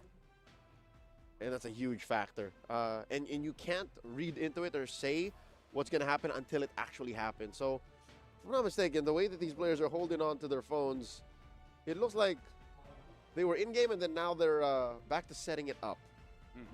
So it looks like it might be a longer pause here. I'm sorry, it's a 30-year-old film. What do you You know what? Yeah. I don't know, man. Growing up, I don't watch a lot of movies. I mean, you know, books are great. Books are good. Yeah, books are good. You don't need the... I mean, once you buy the book, that's it. Like, Yeah. you always have access to it. Well, looking at the players, even though Carl has given the thumbs up, looks like I'm actually looking at the LED. Looks like they're in game, or at least I can see oh wait, no, never mind. It was the players. I legit thought that was a turret. I was like, okay, maybe they're already in game. What was a phone charger? Was a turret? Or these fans? Look at that. Like, yes, now that I'm looking at it, it's probably one of the boxes for the audio. The controllers. Yeah. And like, at this angle, man, maybe I'm desperate. We just want the game to start. Exactly. I think we're all one in that, folks. We all agree that this match, as possibly one-sided as it may be, I think that's what makes it so tense. You know, the fact that we're looking at the factors, we're looking at possible ways that Team Laos can make this work, but we want to see how it pans out. We're all with you, ladies and gentlemen, watching from all over the world. We are on the same page. Yeah. You know, while this is going on, I actually feel like I got a glimpse of a draft used before by Team Laos. Okay, I would say this is a pretty standard draft coming in from them when they were facing against Malaysia. It looks like they have a Alice EXP, a Hayabusa in the jungle with a... We will have to anticipate just a little bit more. Oh, the tension is killing me. I think I said the wrong slang. That might have been something people said 10 years ago. No. Okay, the match might resume. Okay, I'm going to tell you the slang that Rose taught me. Uh-huh. That is so not safe for broadcast. But it means something very innocent. Yeah. Looks like both really want to contest for this Leto. Spawning closer to Citadel. But Flicker from the shaft, taking him down. yeah, Pavi Kogil, and that's because Attrition, you know, like little resources, little decisions that you made. That's what cost him that. Vinuya taking a lot of damage. Damage reduction underneath that tier 1 up top keeps him alive. In comes De La Cruz. Vinuya dashing in. Doesn't even care. yeah, and we were talking about it where Citadel basically has to make a call. Where do you want to protect? It looks like you want to protect the Lapu. You do not want this Lapu to be behind when the turtle first spawns. I feel like for Laos, that's going to be their angle. Hold on. One more! Sin Bandit gets taken down. De La Cruz gets a kill. Not going to lie, I thought he was going to survive, and this is the start of a problem. Soriano taking out that I know, this is a trademark pick from him, but all he's doing is really playing utility. Taking out Citadel, feeding a kill over to Pavico. Now De La Cruz. Yeah, that's still good for Laos because they got a shutdown. They got a shutdown on Papico, but look at this. Soriano now having that Sky Piercer, and the fact that he is having quite a good lane against the X-Borg. And look at all those minions dying to the turret. That's no gold. Gonna go over to the X-Borg. And let me just say, when the X-Borg is having this kind of lane, the X-Borg is very gankable. A duo from Team Philippines finding the Iseng Shin, and they're not done. Pabico uses that Crimson Beacon, looking for next targets. They have their eyes on Sin Bandit. Another choke up, and they get him. AOG, not even gonna work. Soriano gets a kill. Another one, opposite, gets skewered by Nepomuceno. I mean, you called it, Leo. And all this while, the Lapu is the next target. That is one chunky Lapu-Lapu flickers out, went the wrong way. Soriano gets another stack on the Sky Piercer. Soriano went from bottom to mid, gets a kill, goes to top, get a kill. At this point, Team Philippines, everyone is roaming around the map, 4 minutes in, and there's no more laning phase. Everyone get as many kills as they can. Oh, last Insanity is about to be used in mid, but I don't even know it's worth it. The final slash was enough to make Tatason think twice. I mean, he's been farming up, yes, but what's farm gonna do on an X-Borg? You're just gonna buy more defensive items, more health, more HP. Lapu's not dealing enough damage to really threaten. Team Philippines, another kill for Soriano. Juviana falls. And you were talking about this is going to be difficult for the Eastern Shin because even if you want to back them up, there's too much aggression. Opposite again. At this point, everyone from Team Philippines is a walking death ball. Whoever they see, they don't care who, they will take it down. That's what I'm saying. It's a comfort pick either way, execution-wise, matchup-wise. If you give Philippines a 50-50, they will make it feel like 100%. And bottom lane about to crash in. At least this is something that the team lost. Oh my God, one more Sin Bandit can be thankful for. Yep. At least turrets haven't fallen yet, but mid lane tier 1 goes. If I was Soriano, I'll be asking questions like, number one, how did I not get a kill? But number two, how do I not even get an assist? I thought the deaths are not a hit. I guess Vinuya killed him too fast. Yeah, apparently the range wasn't there. There were no minions to trigger it immediately, so that, yeah, the death happened first. Yeah, I would say, you know what? You're doing too much damage. Everybody's doing too much damage. Hey, chill, guys. I'm the Granger. I'm the carry. Let me. 3 stacks on the Sky Piercer. AOG finds Vinuya. Last Insanity. This is what they were looking for. Vinuya falls. Sin Bandit gets one. The punish on Putaban as Nepomuceno finds him. This is a practice of futility. Sure, Laos is getting kills, but Team Philippines is in control. I have a dangerous question, which is, how much gold does Lancelot have right now? Because looking at the levels, it's level 11 against a level 7. A 4 level deficit. Huge. We need to see the items to be able to tell. I can't calculate just by timing and by waves. If I were to guess, a 2,000 difference. Like, I'm guessing 2,000, so he has at least one item advantage. Full item. Yeah, full item against the Zishan Shin. So, I don't know, maybe a Hunter Strike, and if he's feeling he's got to be safe, a Brute Force. But seeing as how he's been playing, I don't even think he's going for defense, just going for full damage. They're even going for his buffs. This is a very starved Yisun Shin. City Death is not having a good time in game 1 of this best of 2. You need range. You can't, because as soon as you commit, Nepomucena's on you, Vinuya's on you. You need sustain. Soriano's dealing too much damage. You want to sustain, Pabico's going to choke you out. What is Team Laos to do? In terms of games that are comebackable, this is pretty hard because the ones that should be dealing the damage to come back and they can't do it. There you go. That is a... Oh, they're trying though. That's the Farago armor popped. And that's not even with... That wasn't even a full committal. They were literally just checking range. Look at this. They're trying to go for Pabico, it. very low, defensively uses Crimson Beacon. In comes the Rhapsody from Soriano. No ults used. Again, the one defensive ult from Pabico, but all of this is enough to threaten Team Laos. Lafel, we're looking at an 11,000 gold deficit. It's funny to me how Team Philippines feels like they don't have enough damage, where even De La Cruz builds the Blade of Hepatitis.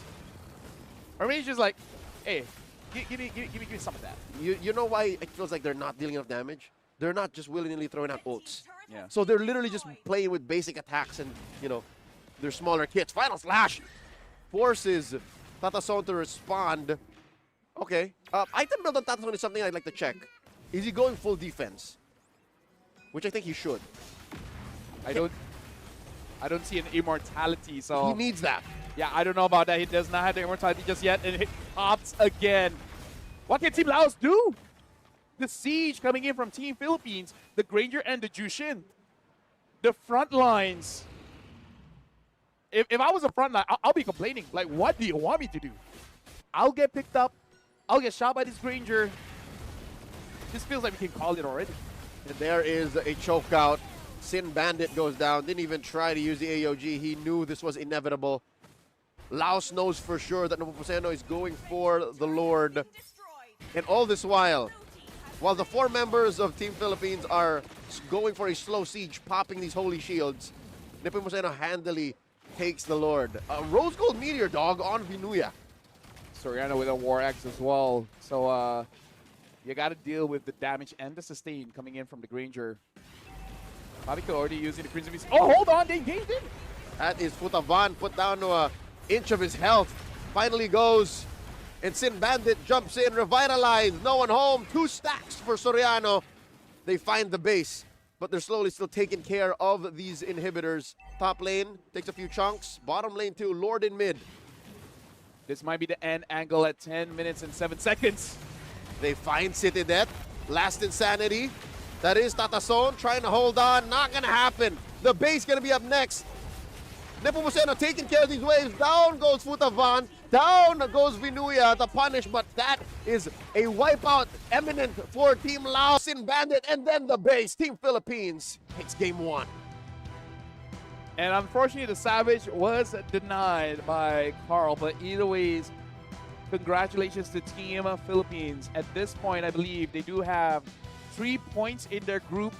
If they're able to take down Laos again, that's a very solid 4 points, which clearly puts them ahead in Group B, which, you know, is to be expected. Still, they haven't faced Team Malaysia. I think the next match. Yeah, that is the difference of who is going to be taking that bye, the jump from the semis into, well, no, the play-ins into the semis. And that's a huge difference. That is a full best-of-5 win that you are bypassing if you're top of your group. And I would say that that game was very difficult because it's one thing to come back in a, say, 20-ish minute game, because by that time, everyone will at least have 3 items. And most heroes, that's all they need. Unless you're a marksman at this point, you need 4, right? But you don't even give them farm. That's the biggest problem, right? The jungle is empty. So even if the Yi Sun-Shin gets to move forward, there's nothing for you to get. Just to put it into context, Team Philippines played MLBB. Yeah, Team Laos was playing an escape room. They were figuring out a way to get out of this position wherein Team Philippines was constantly on them. You know, the pressure of farm, the pressure of EXP, the pressure of, like, where do we go? Like, as soon as the game started, the mid duo from Team Laos was like, so how do we stop this? How do we protect the rest of the map so that our cores get farm? The best way I would describe it is like being in a toxic relationship. No matter what you answer, it's the wrong answer. That too. It's like, should I do this? Like, nah. Should I do that? Nah. I did not want to say that. Yeah. Because if they did that, it would feel like they had no out. At least if it was an escape room, there was a small chance that maybe they could get out and find a win. Such as the nature of this competition, of this game. MLBB, you never know sometimes what happens, but Team Philippines has put it down to a science to be able to close out. The problem is, I feel like for Team Laos, like being objective about it, is that everyone lost their lane, right? The mid lost after the revitalize has been used, and then the Jushin basically gets a kill, and then side lanes, the Lapu was forced to ask Yusun Shin for the help. The Lapo was the closest thing. Yeah, and that was because he got help a bit. Yep, and the gold lane was a non-starter. I think the X-Borg was just the wrong pick entirely. And here we are. Our MVP, the Apex Predator, Philippines Vinuya, also known as Sanford. Having an absolute amazing game. In lane, in the team fights, fast rotations coming in from Team Philippines. And this is the advantage that you have when you really understand your power spike, where you don't have to farm. Because they know, like, oh, I have a Fury Hammer. This is enough, right? I can go in. I can go in. And look at this. The goal coming in from the Lancelot, 10,256. And for City So 5,000. So I was off by a few thousand. You were off by 2.5 times. Yeah. Huge. 10 minutes and 26 seconds. When we say this is the group of death, we weren't sugarcoating it. We're saying it as it is. Yep. As funny as it might be, right? This World Championship squad, this mid-season cup winning squad, this Hall of Fame of who's who in the world of MLBB esports still has a chip on their shoulder. They want to get that gold, and they're going to start here in the group stage. Looking at the damage dealt here as well. Look at the damage coming in from Soriano, 34%. Shooting up everyone here. So, Team Laos, I feel like you got to make a decision where you want to draft that you're going to win mid, or you're going to make a draft that you win the side lanes. Because I feel like at that point, I actually feel like there's a chance of mid, right? Their mid trio was actually pretty solid. It's just that Team Philippines, they've done this tango. Yep. They fought against... It's not enough to win mid. They fought against so many Kimis, so many Gatot, so many Yusun in the same team. At this point, it's muscle memory. It's like, okay, I know this is where you're going to shoot. I know this is when you're going to use the Revitalize. I know that this is what we need to do to get the advantage. They're seeing the past and the future at the same time. Oh. I'm sure there's a movie about that. It's like Iron Man. Yeah. Yeah, kind of. That's the best way to describe what this squad has been through. They've been through the ringer that they can see the past and the future at the same time. They can do this all day. How do you deal with that? Avengers references all day long. Because this is inevitable. I love the Justice League. Folks, we're waiting for Game 2 to start up, and I guess at best, all that Laos can do is hope for a draft that wins for them. They can't. I don't think there's a way to stop the Philippines from doing what they want to do. So at least get something that you're comfortable with, and that is not a clearly losing matchup. Because every netizen I've ever talked to, they're like, why do you let them get their comfort? And then my question back to them is like, what are they uncomfortable with? Exactly. You ban out the Arlet, it's like, oh, I got a Lapu. My best response to that is, so what do you want me to do? You do know there's only 3 bans in the first stage. Yeah. I can't ban all 5 heroes in one go. And even if I do. And every pick I do, they can pick as well. Yeah. So it's easier said than done. So I'd say focus on something that you can do. Yeah. That isn't clearly losing. So clear example. Patasones. X-Borg into the Granger. Like, that was the last pick. Usually, Red 5, the last pick should be the strongest pick, right? The surprise even. Yeah. Because at that point, I'll be like, okay, Lapu, go to gold, and then put the Rizzler on the EXP. Right? At that point, at least you survive, right? At least you survive, because the problem is they were able to surprise, and at that point, Team Philippines, they weren't even going for the kill. It's just that, okay, you have to go back to base, and then your minions is just going to die to the turrets, and then the turrets don't need gold, right? That's it. So that is I don't want to say problem, but priority number one, to get a lane that is at least beneficial, or well, no, at best beneficial, or at least not a losing lineup, not a losing matchup. Second is, I don't know. That's it. Like I put myself in Laos' shoes, and I'm like, that's it. As a Malaysian, I told you, man. No matter what answers you give, it feels like it's the wrong one. Okay, this is the best way to describe it. The answer is always incomplete. There's always a part of the equation that you cannot opt for, which is how do they respond, right? Because every single strategy that you have is all fixated on what you're gonna do. It's hard to put into the equation what is going to be their response, because a team that has faced through a lot of adversities, they're not going to respond the same way as you think they might. Or they might see through your mirage and be like, okay, I know this is what you're trying to get for, so I'm just going to do something else. So that is going to be the real worry. If I was them, something very simple, which is the EXP, I'm going to give you something that even if 3 people gank you, you're going to survive. That frees up the mid trio to know that they can go to the gold instead or go to the EXP instead, because nothing I hate more as a roamer, when both side lanes are losing, I don't know where to go. Yep. You feel like the map is closed in on you, locked in. Hence, escape room. Yeah. So, with that said, maybe feint the gold lane or feint the EXP, get a fighter that you usually see there, and then find a way to get a Uranus. That's my best option. A Uranus or... Yeah, there's no way Hilda's coming through. So, yeah, Uranus or something like a glue. Yeah, personally for me, Gatot is an amazing roamer, but I feel like you're able to delay that or not even pick it up. Instead, you got to focus on... Now, that's an issue, because if you focus on your side lane, the side lanes are so counterable now, right? Which is why the meta is pretty open. You pick up something like an X-Borg, first, no Faraga armor. You pick up something like a Lapu, if the Yuzong is open, Yuzong's going to be pretty happy, right? There's always something. But the thing is, X-Borg isn't usually like that. Yeah. You know what I mean? X-Borg in the early days when he was new was one of the heroes that was so broken because unlike any other hero, he's a hero that literally has 4 life bars. Yeah. That's more than even Masha. Speaking of, what about Masha? I think takes too much time. Considering the game ended in 10. So you're saying she's good at not dying. She's better at not dying than actually being a threat.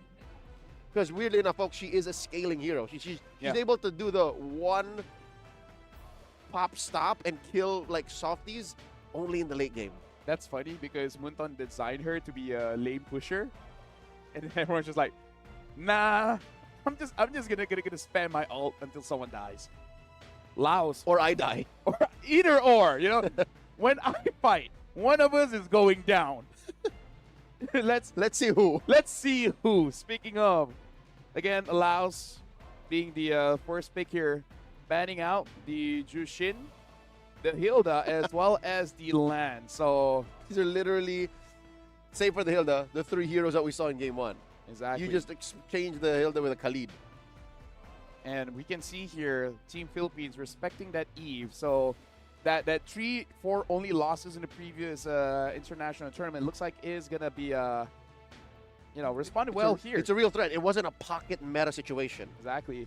Yisun Shin and Yuzong for the Philippines, and Laos close off their 3 picks with the Grok, the Haya, and then the Lapu. Honestly, pretty solid opening here coming in from Laos. Oh yeah, for sure. I was gonna say, I don't know why they went the Yisun Shin's direction when they were clearly facing off against a Lance. The Haya would have been better because at least you could protect yourself. Team Philippines closes up their first phase with a Gatot. So now we see an honest approach to the draft. Like, there's no flexing needed for Team Philippines. You know who's in the XP. You know who's in the roam. You know who's in the jungle. So Laos is closing up on possible gold laners. They take out the Ruby, which Soriano plays very well.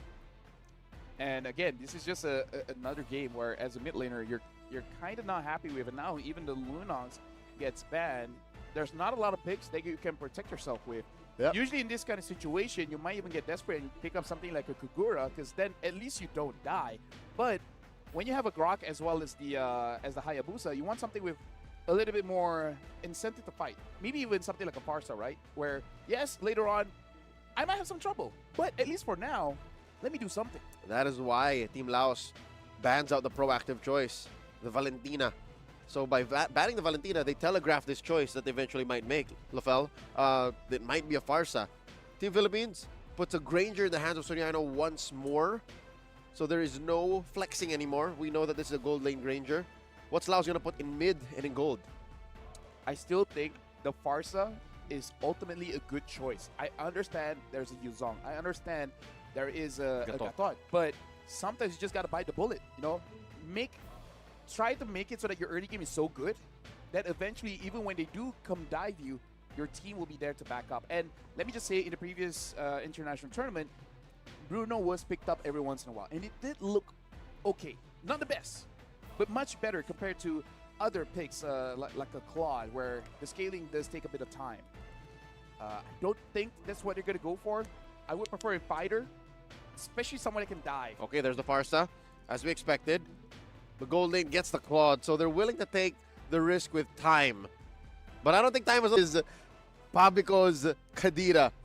And this is lethal. Instead of going for AoE, they're going for pinpoint, scalpel, precision pickoffs. I don't know what the map is. If it's dangerous grass, ooh-wee, man. Ooh-wee. Ooh-wee. Not going to be fun going up against Kadira. Who would have thought a water-based hero would be the most dangerous in the forest? Would have fun in the, yeah. But no, look, it's broken walls. So this might actually be, no! All of the mobility that Team Laos invested in is neutralized. Because even Team Philippines, despite having possibly less like combat mobility, will be fine. Like they can just walk through things now. Well, ladies and gentlemen, welcome to the second game here. Philippines going up against Laos here in the Broken Walls. Sawadi Krob. This is the final game in the series. What an upset would it be if Team Laos equalized? Well, it's difficult, but if they do it, then that's a Group B, Group of Death. This is a better draft than Game 1, I'll tell you now. I agree. I completely agree. The win condition is pretty clear. Execution, that's the thing. And it looks like the Farsa able to deal quite a lot of damage onto Dela Cruz. And looks like the Grok is able to get away no problem. But I think that was all the Team Philippines' plan because, yes, they allowed the initial salvo of aggression, but they got the Little Wanderer. And Carl TZ, Nepomuceno did not lose any farm in the process. This is a good start still for Team Laos, better than earlier. Because I think at this stage in the game, they'd already suffered first blood. And let's talk about the lanes, because the Claude takes time, but it's an amazing laner going up against Soriano on this Granger. It's safe. Yeah, it's safe. And the thing is, if there's no gang coming in, you can actually poke him out, you know? Yep. Get the BMI and then just use the T's. Just keep on attacking, right? Yep. Like, you're not necessarily going to get a solo kill, but at least you're going to have a bit of pressure. And you're not dying, and you have an easier time double laning. And I love the mature choice for Tatason to pick Purify, because he knows that there's still so many threats. Although I would say in this draft specifically, I'm kind of hoping that the Claude delays the double wave, because I feel like the Farsa needs for this game, right? Oh, yeah. Get the glowing and then Oh, plus no! one. Nepomuceno does not traceless through the wall, still gets Putavan down. Juviana falls. Again, despite the fumble, I think Team Philippines happy with the outcome. And the thing is, look at the level of the Lapu, man. It's level 3. When he died, it was level 2. So I don't know what happened in Vinuya. The Apex Predator finds him, and Lafel, that was underneath a tier 1.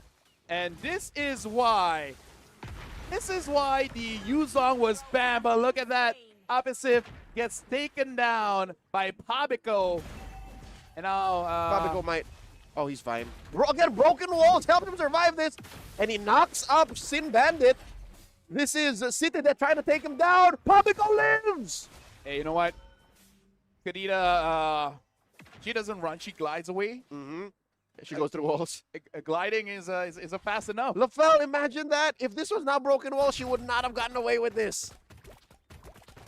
That's why earlier on, when the 4-map system was introduced, it honestly wasn't that big of a change. But now, when teams are starting to get comfortable with it, they understand, okay, certain heroes, this get a little bit better with the change of layouts on the map. And now, speaking of which, Venuya, if it was dangerous before, now with the Hunter Strike, Ooh-wee. I'll tell you now, some heroes become better than great. Because look, having dashes, having movement skills is good. But if you could do that in addition to these walls having its effect on combat like that, I didn't expect it to change so much. And now you see Juviana baiting out a response from Venuya, not having any of it. Opposite finds no one. It's rare for you to see a Lapu jumps in and he gets out with less HP. Oh! Pamico almost serves up a kill. Sin Bandit gets away with 1 HP. Tatason was there making sure that he body blocks for his team. You know, shout outs to all the gold laners willing to actually body block for your roamer just to make sure that your roamer doesn't die. But we're starting the game here, 4 minutes, and already quite a big goal difference here for the Philippines. Whoa, whoa, whoa. This rarely happens that De La Cruz puts himself in too deep, overextending, gets away with an AOG defensively. Now, Sim Bandit, level 5, opposite, unsure whether he has got his first item or not, but Tatason has his corrosion sight, not nearly enough to be able to deal with Team Philippines so far, and looks like he's not able to do double wave, right? Yep. He's delaying it on not on purpose. Not on purpose, yeah. Yep. Oh my god! Look at the damage, forcing a defensive shadow kill from City Death. Has no quad shadow! Soriano gets him. I'm pretty sure that was, once they see the force out, they just position himself in a way where, okay, once it's ending, you'll be closer to us than your own team. That was a hard punish. De La Cruz now popping that revitalize, spacing out the defenders, helping Team Philippines secure that tier 1 in mid. Babico is just clearing the wave, making sure that this Claude doesn't have any advantage of taking down the turrets. And just by one appearance of Team Philippines, the Claude has no choice but to basically position himself more defensively. And now he's paranoid. He feels like there's more. Well, they're coming. He's not wrong. That is the BMI. AOG uses that Purify. Get out of dodge. De La Cruz. Soriano. Papico on him.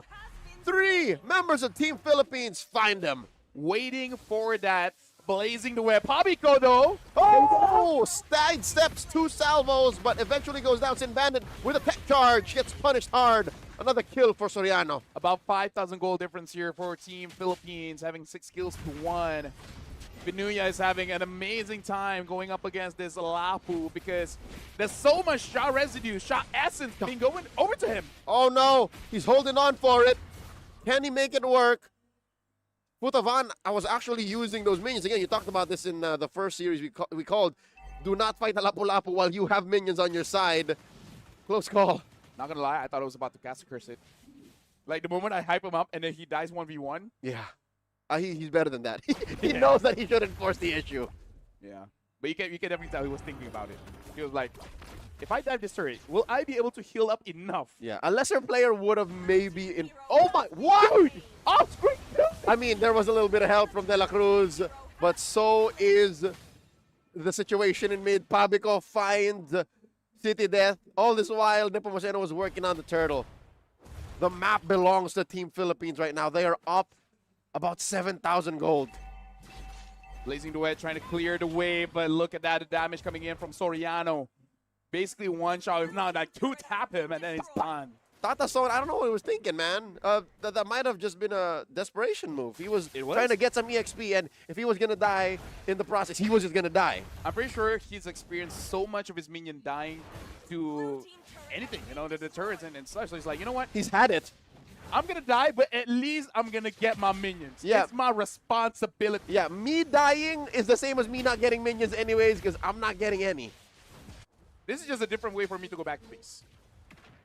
Might as well get some minions. It's an alternative to recall, but here you have minions. Yeah, you're right. I don't know if the math checks out on that, but here we are anyways. Black Dragon farm by Venuya, forcing a slight response, a backstep for Team Laos. They're slowly but surely working on the map, getting to these tier 2s. Yep. Look at Pabico Gets caught. He's fine. No issues. Dashes out. You know, be like water, my friend. And Sun Tzu, right? you know what? Sure. I'm sure in the Art of War, somewhere there, he said, be like water. Maybe Some even, translated version of it. maybe he even said, you know what? The cloud is amazing. We haven't seen flying clouds. Yeah, true. Hey, it's only a matter of time, right? All the while, Team Philippines, they're continuing to farm. And more importantly, they're denying the farm. Vinuya comes in, compromising with a VAD, and he gets popped by Soriano. Feather Dare Strike the response, plus a Shadow Kill. Down goes Pabico. They're looking for one more. Couldn't find De La Cruz. 2 for 1 the trade. And the map continues to shrink for Team Laos. What is this? Soriano is having an amazing game. 6-0-0? That's right. And I'm pretty sure he has a Sky Piercer, so imagine that approaching max stacks underneath 10 minutes. Down goes Apposite. Vinuya wants more. Takes that tier 3 up top. The base has been penetrated. Team Philippines is inside. Team Philippines ended the previous game at around 10 minutes, 7 seconds. Now we're looking at 9-21. Looks like they're not going to push it. They're going to be disciplined, probably going to take the Lord, and then just clean it in the... Wait, hold on. Or not. All right. Oh, basically doing the same thing. You know what? Hey, go solo Lord. We'll just make sure they stay in base. Yep. It's inevitable that Team Philippines actually ends very soon. There's a huge deficit. Lapel, we're looking at about 14,000 between these two. Sin Bandit goes down. Tatason as well. Another desperation. Blazing Duet. Black Dragon form to ensure this push. Down bottom by Nepomuceno. Vinuya taking a few shots here. AOG! De La Cruz does not find anyone, but another stack. 2! Make that 2 for Soriano. And just like that, Team Philippines will wipe out Team Laos and take the second win in this best of 2. Talk about consistency ending game 1 and game 2. Relatively same time with different drafts, but same ferocity. Both games showing no signs of breathing room for Laos. Talk about merciless. Yep, this was not an escape room. It was literally just a prison. Team Philippines locking them down. Again, those 2 last Blazing Duets, they were clearly... You're not gonna have that. Do you want the jungles? Like, Nope. sorry, mine, right? We want the turrets. Can you stop us? No, you can't. We're gonna take it. So Which is, again, commendable. When you find yourself in such a advantaged matchup, some teams, some players, some athletes would play around with it, but no, not Team Philippines. Team Philippines says, like, nope, we're going to play optimal, and we're going to end as soon as we can. at this point, I believe Team Philippines, after this 2-0 win, they have secured 4 points. Seeing them basically at the top. Don't know what the result is coming forward. It all depends on their later matchup between the Philippines as well as Team Malaysia. To you. Not yet. Not yet. Not here. You gotta wait a bit, all right? We gotta let it simmer. It's not happening for us, no? It's happening somewhere else. Look at this, our MVP. The Filipino sniper. Kielwan Oheb Soriano. 10 kills, no deaths. Almost 1,000 GPM.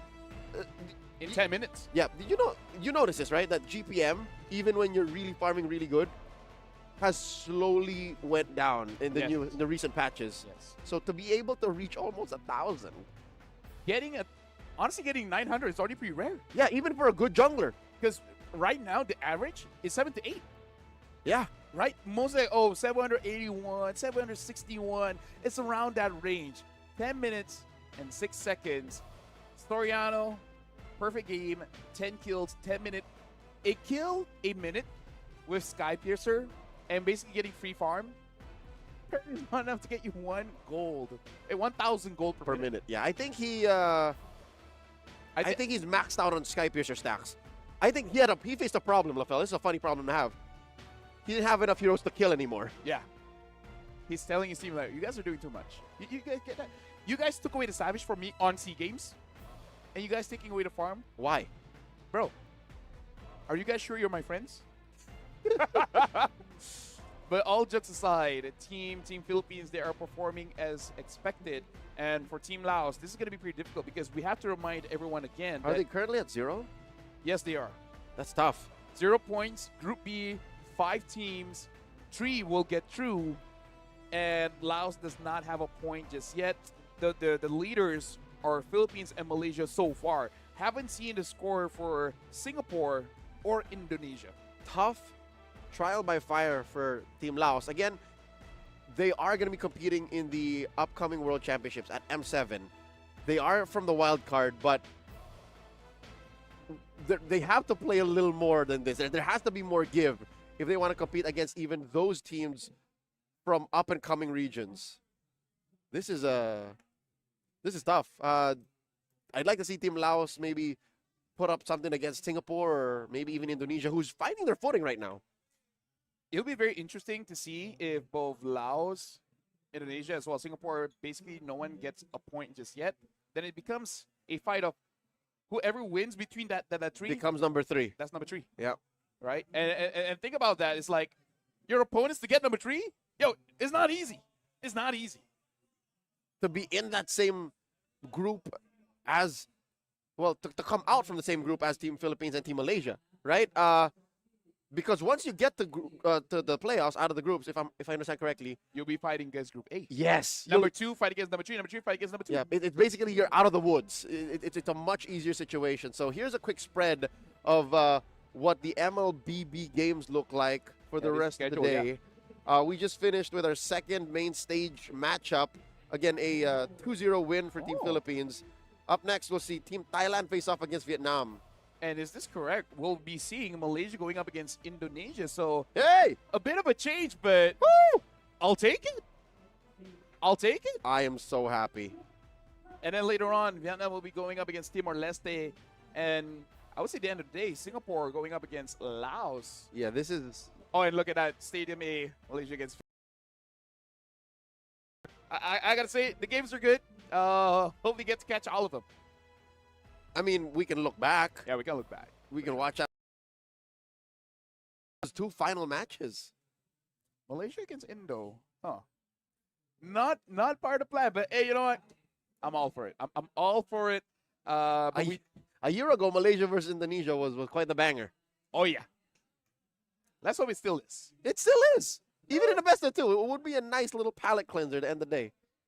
For sure. A lot of fighting will be going on. Speaking of, that's what we saw Fighting in the in first. game. Yes. Yeah, just to be clear.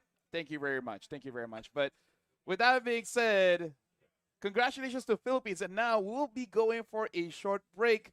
But after we come back, there's going to be more MLBB action.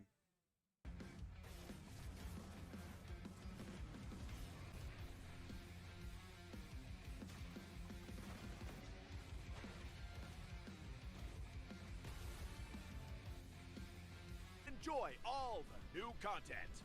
And until next time, we'll be seeing you in the Land of Dawn.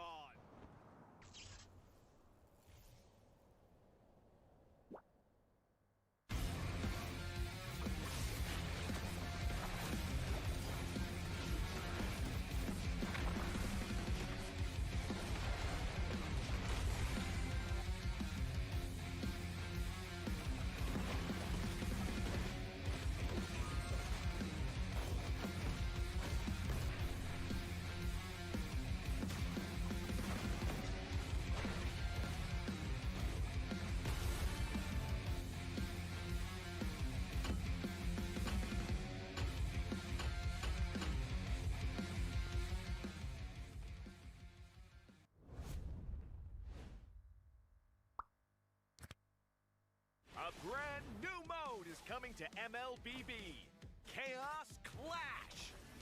Team up in trios, begin at level 3, and fight on a fresh map with no minions or turrets. During the preparation phase, grab Chaos Fragments to boost your power. As the match goes on, the Annihilation Tide emerges, pushing the action to the limit. Here's a closer look at how this new mode works. Chaos Clash is a multi-round 3 versus 3 mode. Wipe out the entire enemy team to win the round. Teams lose HP each time they are defeated. If a team's HP drops to 0, they're eliminated. Rounds continue until only one champion remains. When there's an odd number of teams, one team will sit out the round. After certain rounds, heroes automatically level up and earn gold. Use this time to buy equipment and boost your power. All full equipment except boots costs 2,000 gold. From round 11 onwards, teams earn bonus gold. Adapt your loadout and strategy to stay ahead. At the start of each round, you will receive random chaos fragments that boost your power. You can also refresh fragments to re-roll their effects, with 2 refreshes per round. The game offers a wide variety of fragments, each with unique effects, so you can mix and match to create your own playstyle. For example, tank fragments make your hero tougher and deal damage back to attackers. Marksmen who pick range-enhancing fragments can safely deal damage from afar. And that's just the start. Countless other powerful fragments and combinations are ready for you to try. As rounds progress, the Annihilation Tide starts shrinking across the map. Heroes outside the tide take sustained damage. Master this mechanic, and it can swing the battle in your favor. For instance, heroes with knockback or displacement abilities can push enemies into the tide. Surprise your opponents and watch them struggle against the sustained damage. The new 3 vs 3 mode, Chaos Clash, is coming soon. With a variety of chaos fragments, every match brings a fresh experience. The shrinking zone adds fast-paced, thrilling action, and new map buffs further empower heroes. Exciting, innovative, and powerful new strategies await. Are you ready to try them all?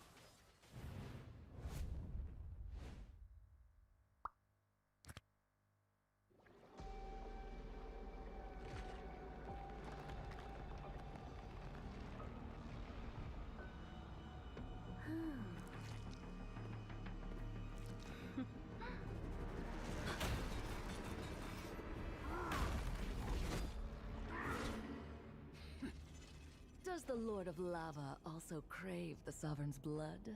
Fool!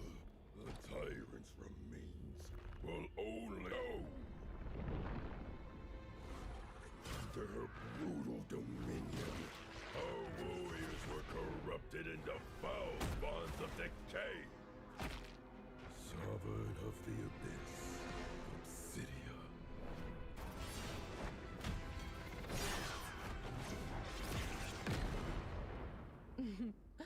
Such loyal little puppets, aren't you?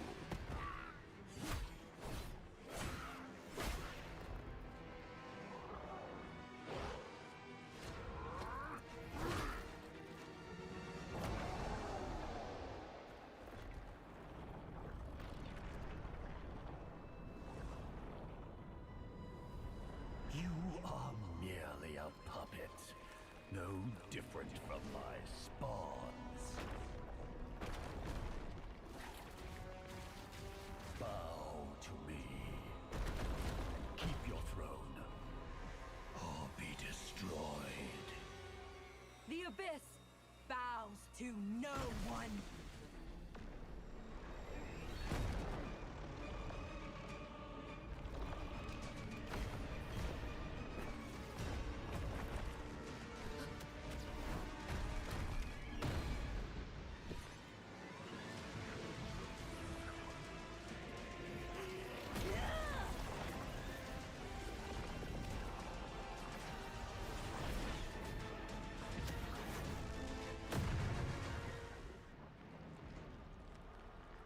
For the Abyss!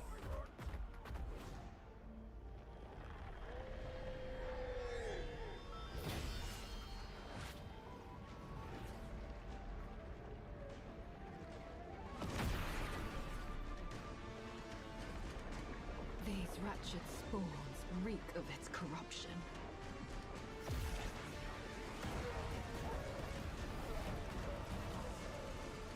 Your sovereign has a god to kill.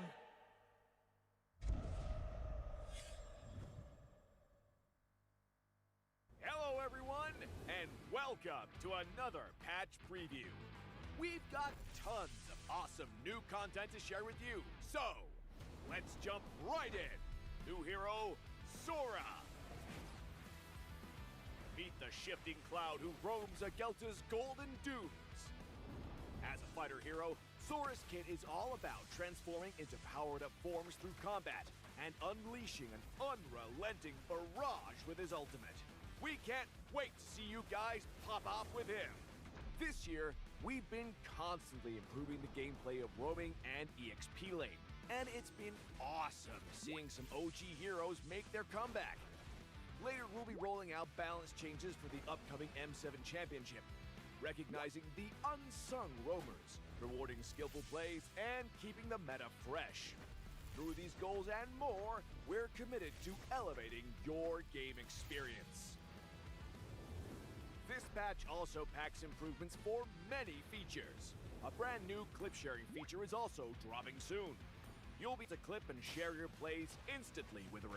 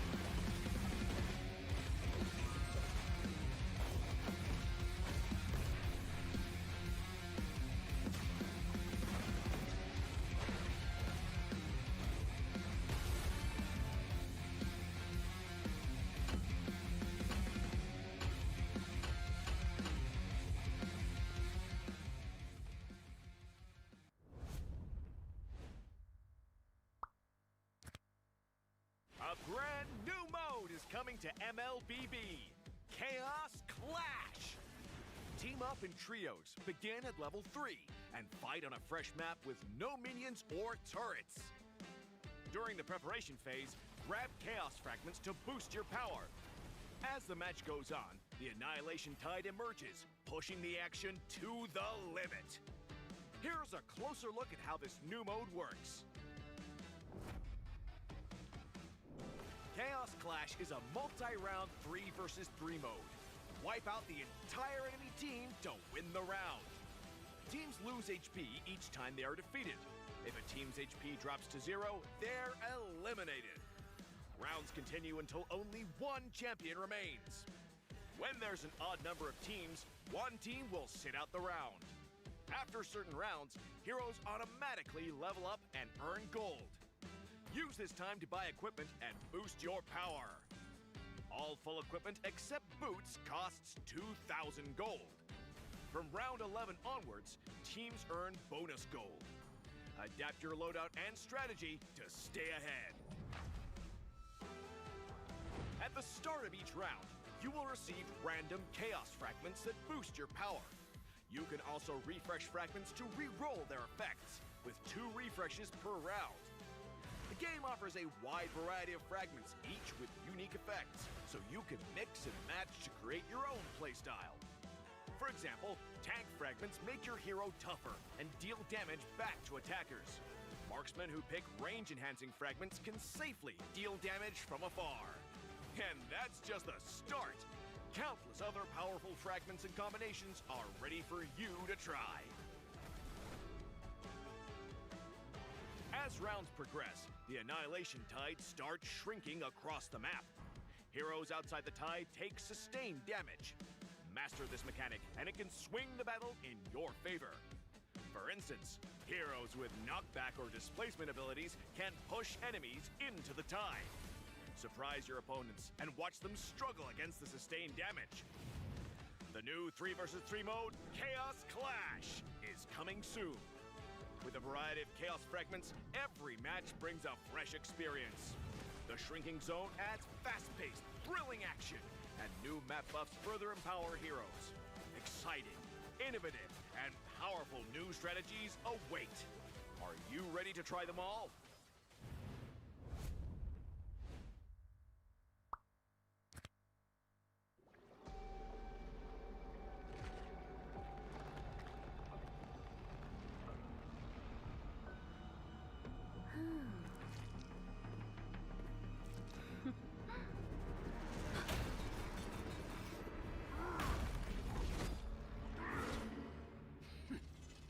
Does the Lord of Lava also crave the Sovereign's blood?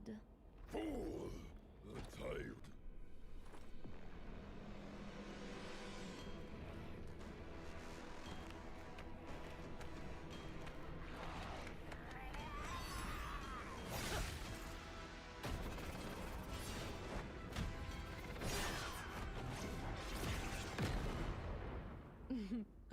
Such loyal little puppets, aren't you?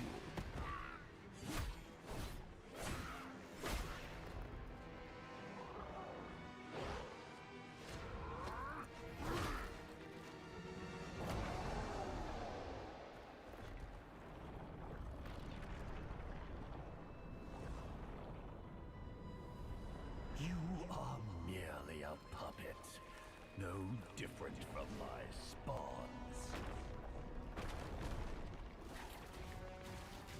Bow to me. Keep your throne, or be destroyed. The Abyss bows to no one.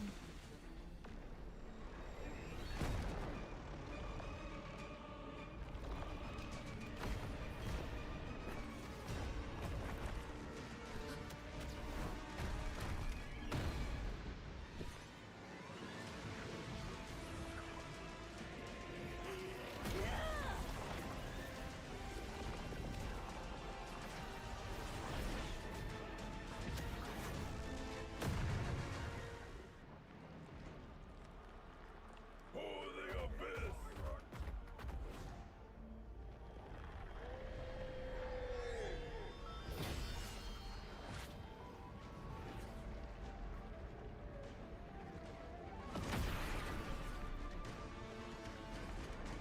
These wretched spawns reek of its corruption.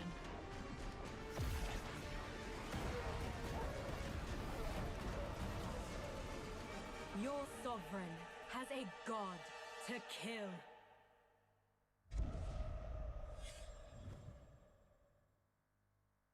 Hello, everyone, and welcome to another patch preview.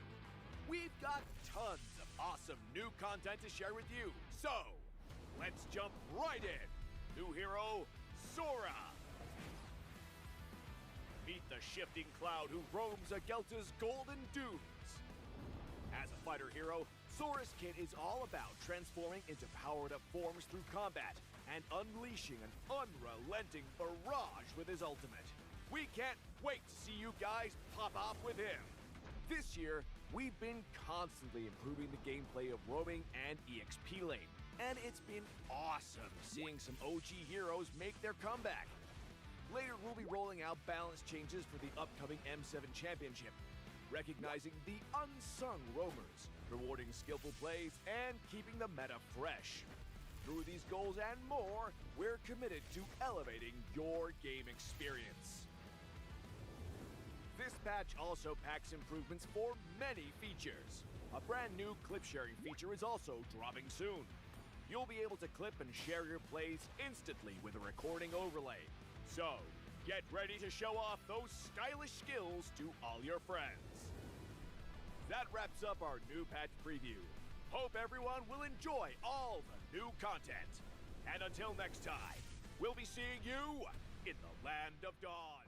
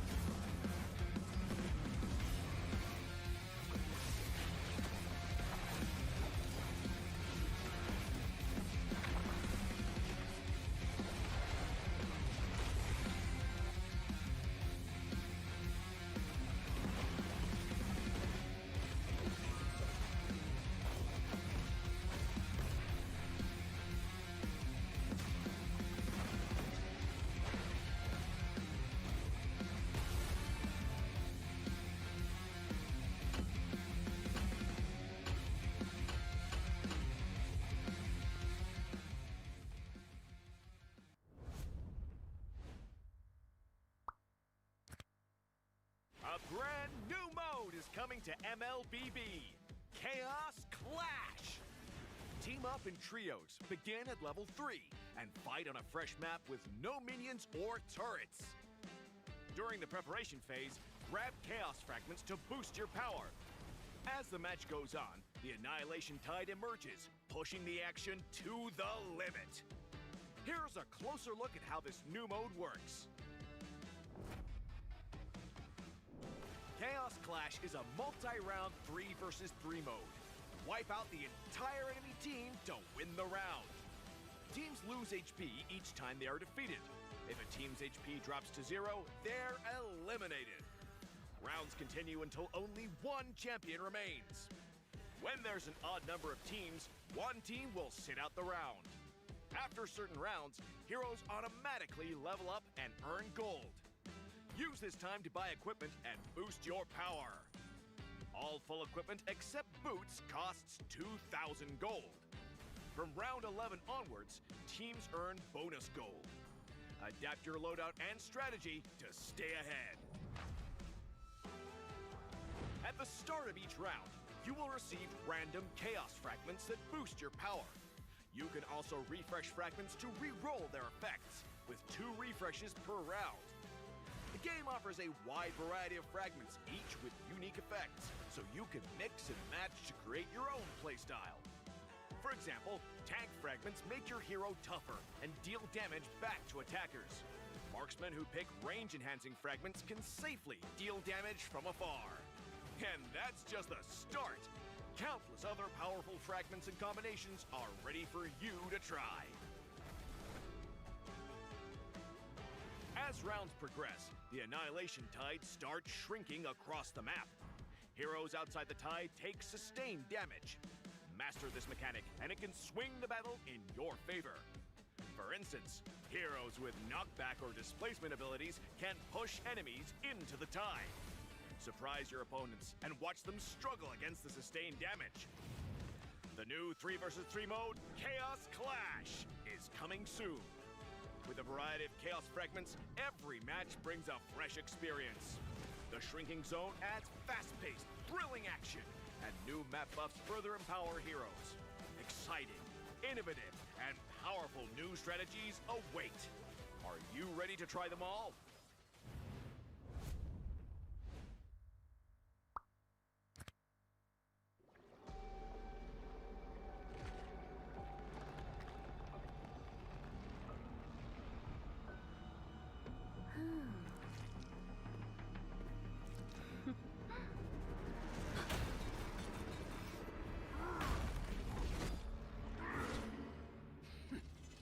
Does the Lord of Lava also crave the Sovereign's blood? Fool! The tyrant's remains will only bring doom! Under her brutal dominion, our warriors were corrupted into foul bonds of decay. Sovereign of the Abyss, Obsidia. Her curse still flows. Than the Sovereign's blood!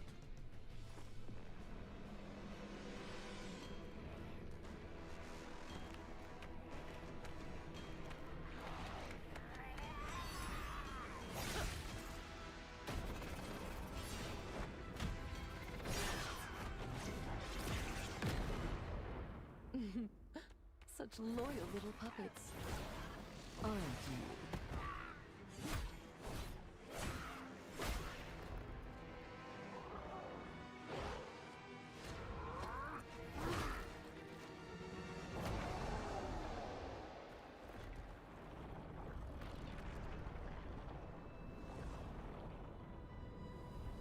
You are merely a puppet, no different from my spawns.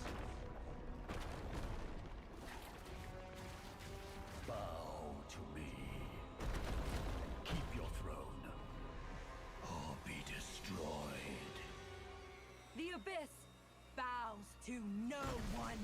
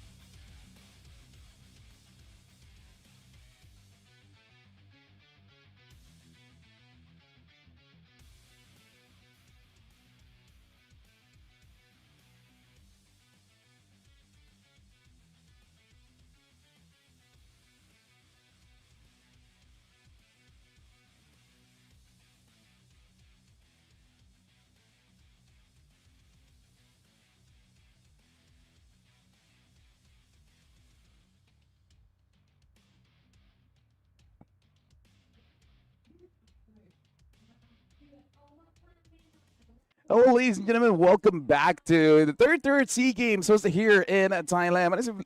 My name's been alongside with me is Leo. I was about to say I'm Leo, but I'm okay with being you too. Hey, likewise. Sawadee krap.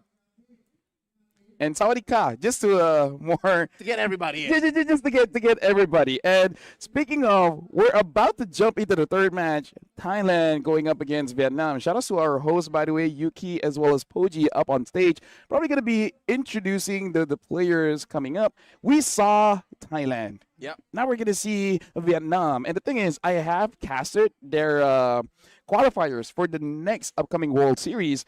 And I got to say, Vietnam is a very interesting one because they're very dynamic in the sense that you win some, you lose some. This is the VMC Winter 2025. Vietnam has sent as their national team a majority of the squad that represents the team that we all know as Saigon Phantom. Yes. Who was in the grand finals and prior to VMC 2025 was the superpower out of Vietnam. But to represent them, they got a majority of that lineup, so 4 out of 5 are Saigon Phantom, and they got, if I'm not mistaken, Daylight as their gold laner. The gold laner of the team who would have eventually won. Yeah. Which is RLGSE. Yeah. Something to talk about Vietnam as well is definitely their jungler because very dangerous during that time. They use mostly assassins and, of course, looking incredibly strong. Is this my man Joga? I believe so. Let me just double check. It is Joga. He's a hugger. He is, I believe it was the yeast. Sorry. It was the Hayabusa. The Hayabusa, the Fanny. This man plays everything. Yeah, I mean, like, sure, the East and Shin as well as the Lancelot, but this guy on the Hayabusa seems a little bit unfair considering the fact that Team Thailand won both games at a pretty late stage of the game. Against Timor-Leste. Vietnam is one of those teams that's just a little bit impatient. This is going to be a cool matchup to watch because we know what Team Thailand is capable of. We know their tendencies. But now that Team Vietnam is coming in, a team that has their own league, a team that has been in control of the Mekong for the better part of the past 3 years. And we watched Vinua just now. We're going to be looking at, his IGN is Meow, but his name here is going to be Nam. Dude, Meow, like, is one of those guys that's very eager to 1v5. Let me just say that. For better or for worse. Yep. Again, this is also the squad that was formerly known as Legion Esports. Some of them split up. Again, that gold laner of theirs. And yes, he was Daylight. He was Daylight, yep, also known as Viet An. Yep. He's joining his old brothers again. So this is a nice reunion for Vietnamese MLBB esports fans. Yeah, so I really feel like for Thailand, if they really want to win this one, they gotta lock in the sense where their fundamentals, especially when it comes to item priorities, is definitely something that you got to be a bit more careful of because, especially going up against Joga will pressure you just a little bit too much. So I feel like whatever their priority is, especially for the roam, needs someone to be able to hold him down. Yep. Maybe even try to get a Ruby early, just so that if things go wrong, Ruby's there. So basically, drafting priorities change when you're dealing with Joga.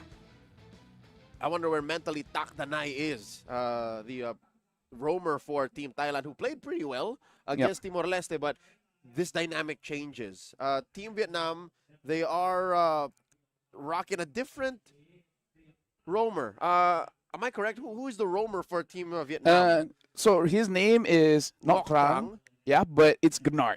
Oh, it's not. Yeah, so it's the same guy. It's still the Legion Esports old guard. Yeah, so Team Vietnam definitely is a superstar team here, but I feel like, considering how they play, I really feel like Tak Danai will not be getting his Hilda, right? The Grok was good, but it's not as scary as the Hilda. So I feel like the Hilda's just so easy to make broken. Exactly. So after that game, they saw against Timor-Leste, they're like, okay, even if we do let the Hilda go, we gotta get a crazy prio hero. Like, at this point, I'm not sure what is gonna be the prio hero that they're gonna be fighting over, but yeah, that's the only way they'll let go of the Hilda if they get something very juicy in return. I love that as we run through Team Vietnam's lineup, where we're reminded of who exactly we're dealing with. This goes all the way back to the old days of MLBB. Again, they're not from the same era, but the first time I met this squad was in M4. That was in Jakarta.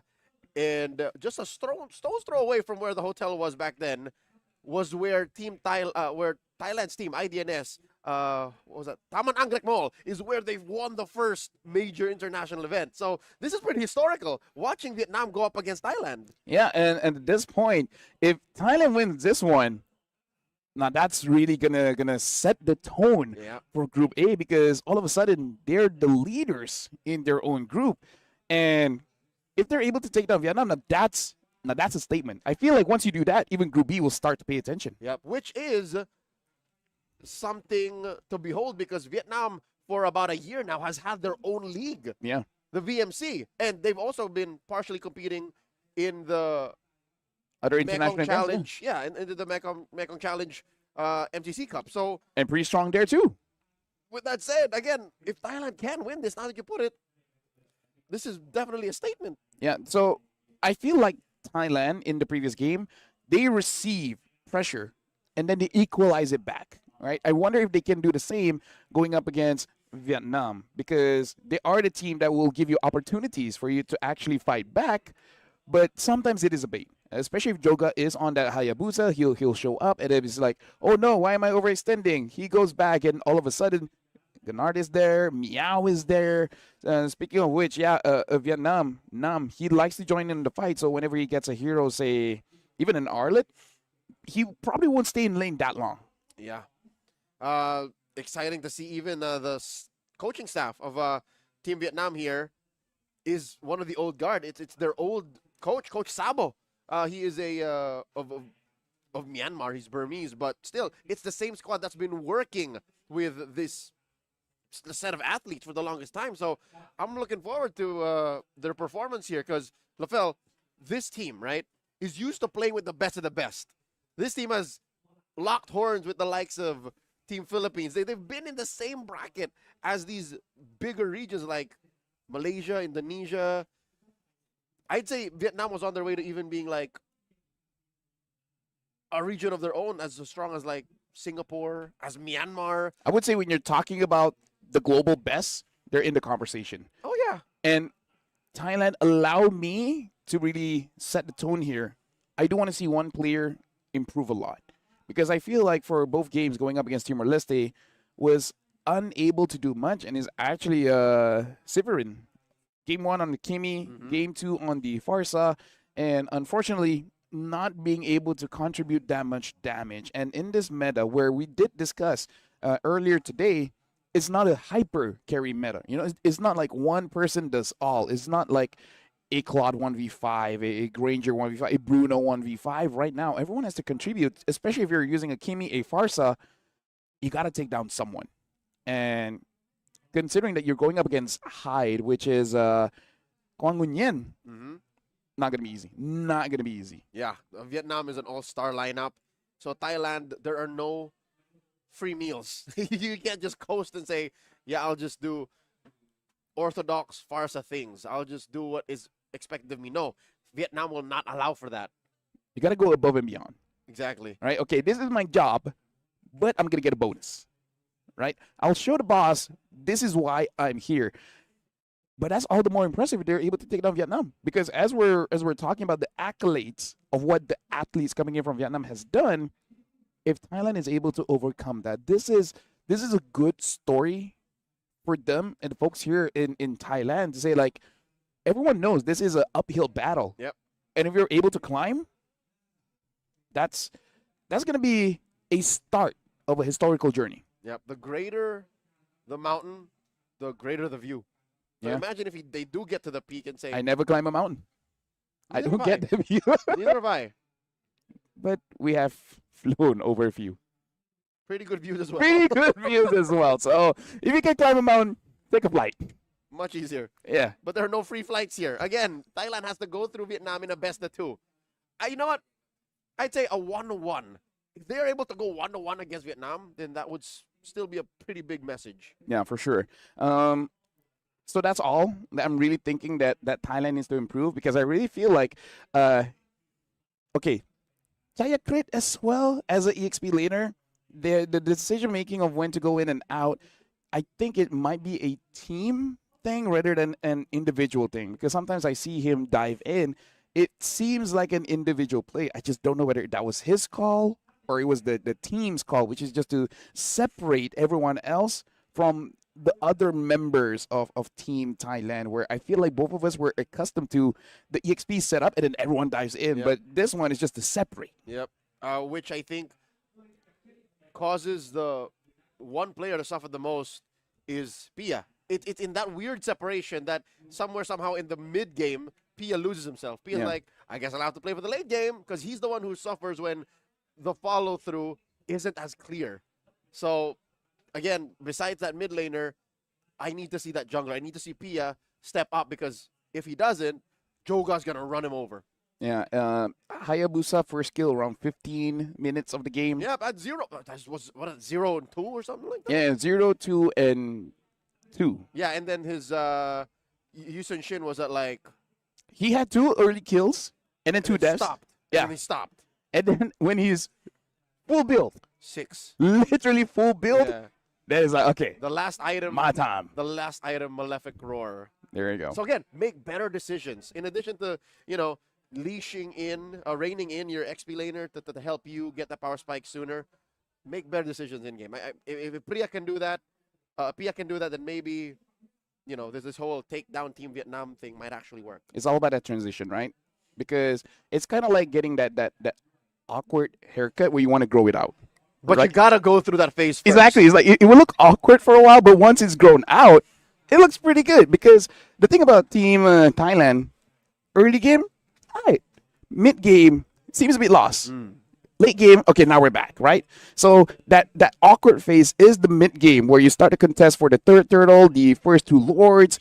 That's where it becomes a little bit iffy, where they're kind of like, okay, how do we position? How do we take the fight?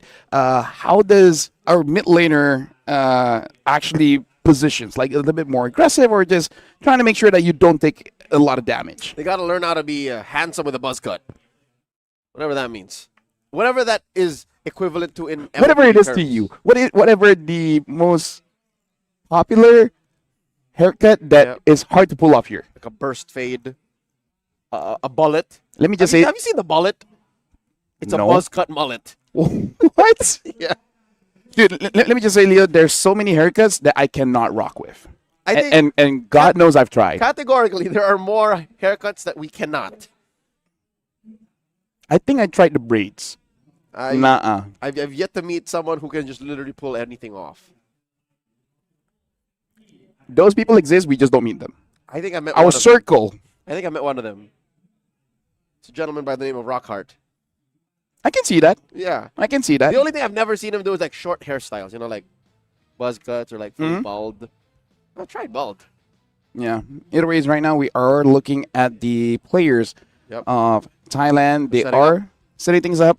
They do have the momentum here. I do not have the score for Team Vietnam. Where is Team Vietnam coming from? Exactly. Like, are they after a win, after a loss? You know what?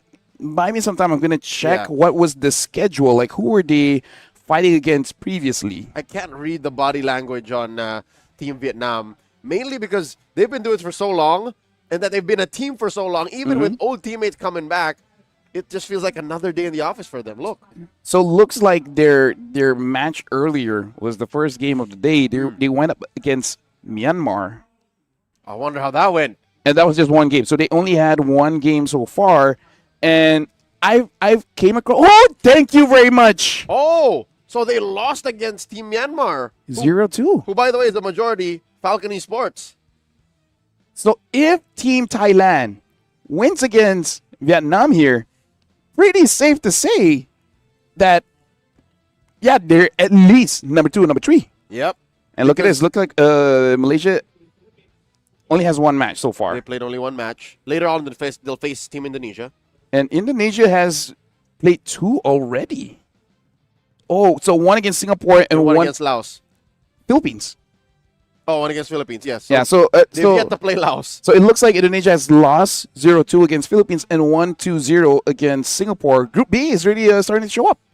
Okay, so a little more dynamic. We didn't expect the diversity of results that could come up from the teams in Group B, but Group A as well. I think the fact that there's less teams in Group A kind of makes us hold on for more. Yep. Because again, every match will count more, and it'll be so much more heartbreaking to be that one team that doesn't make it.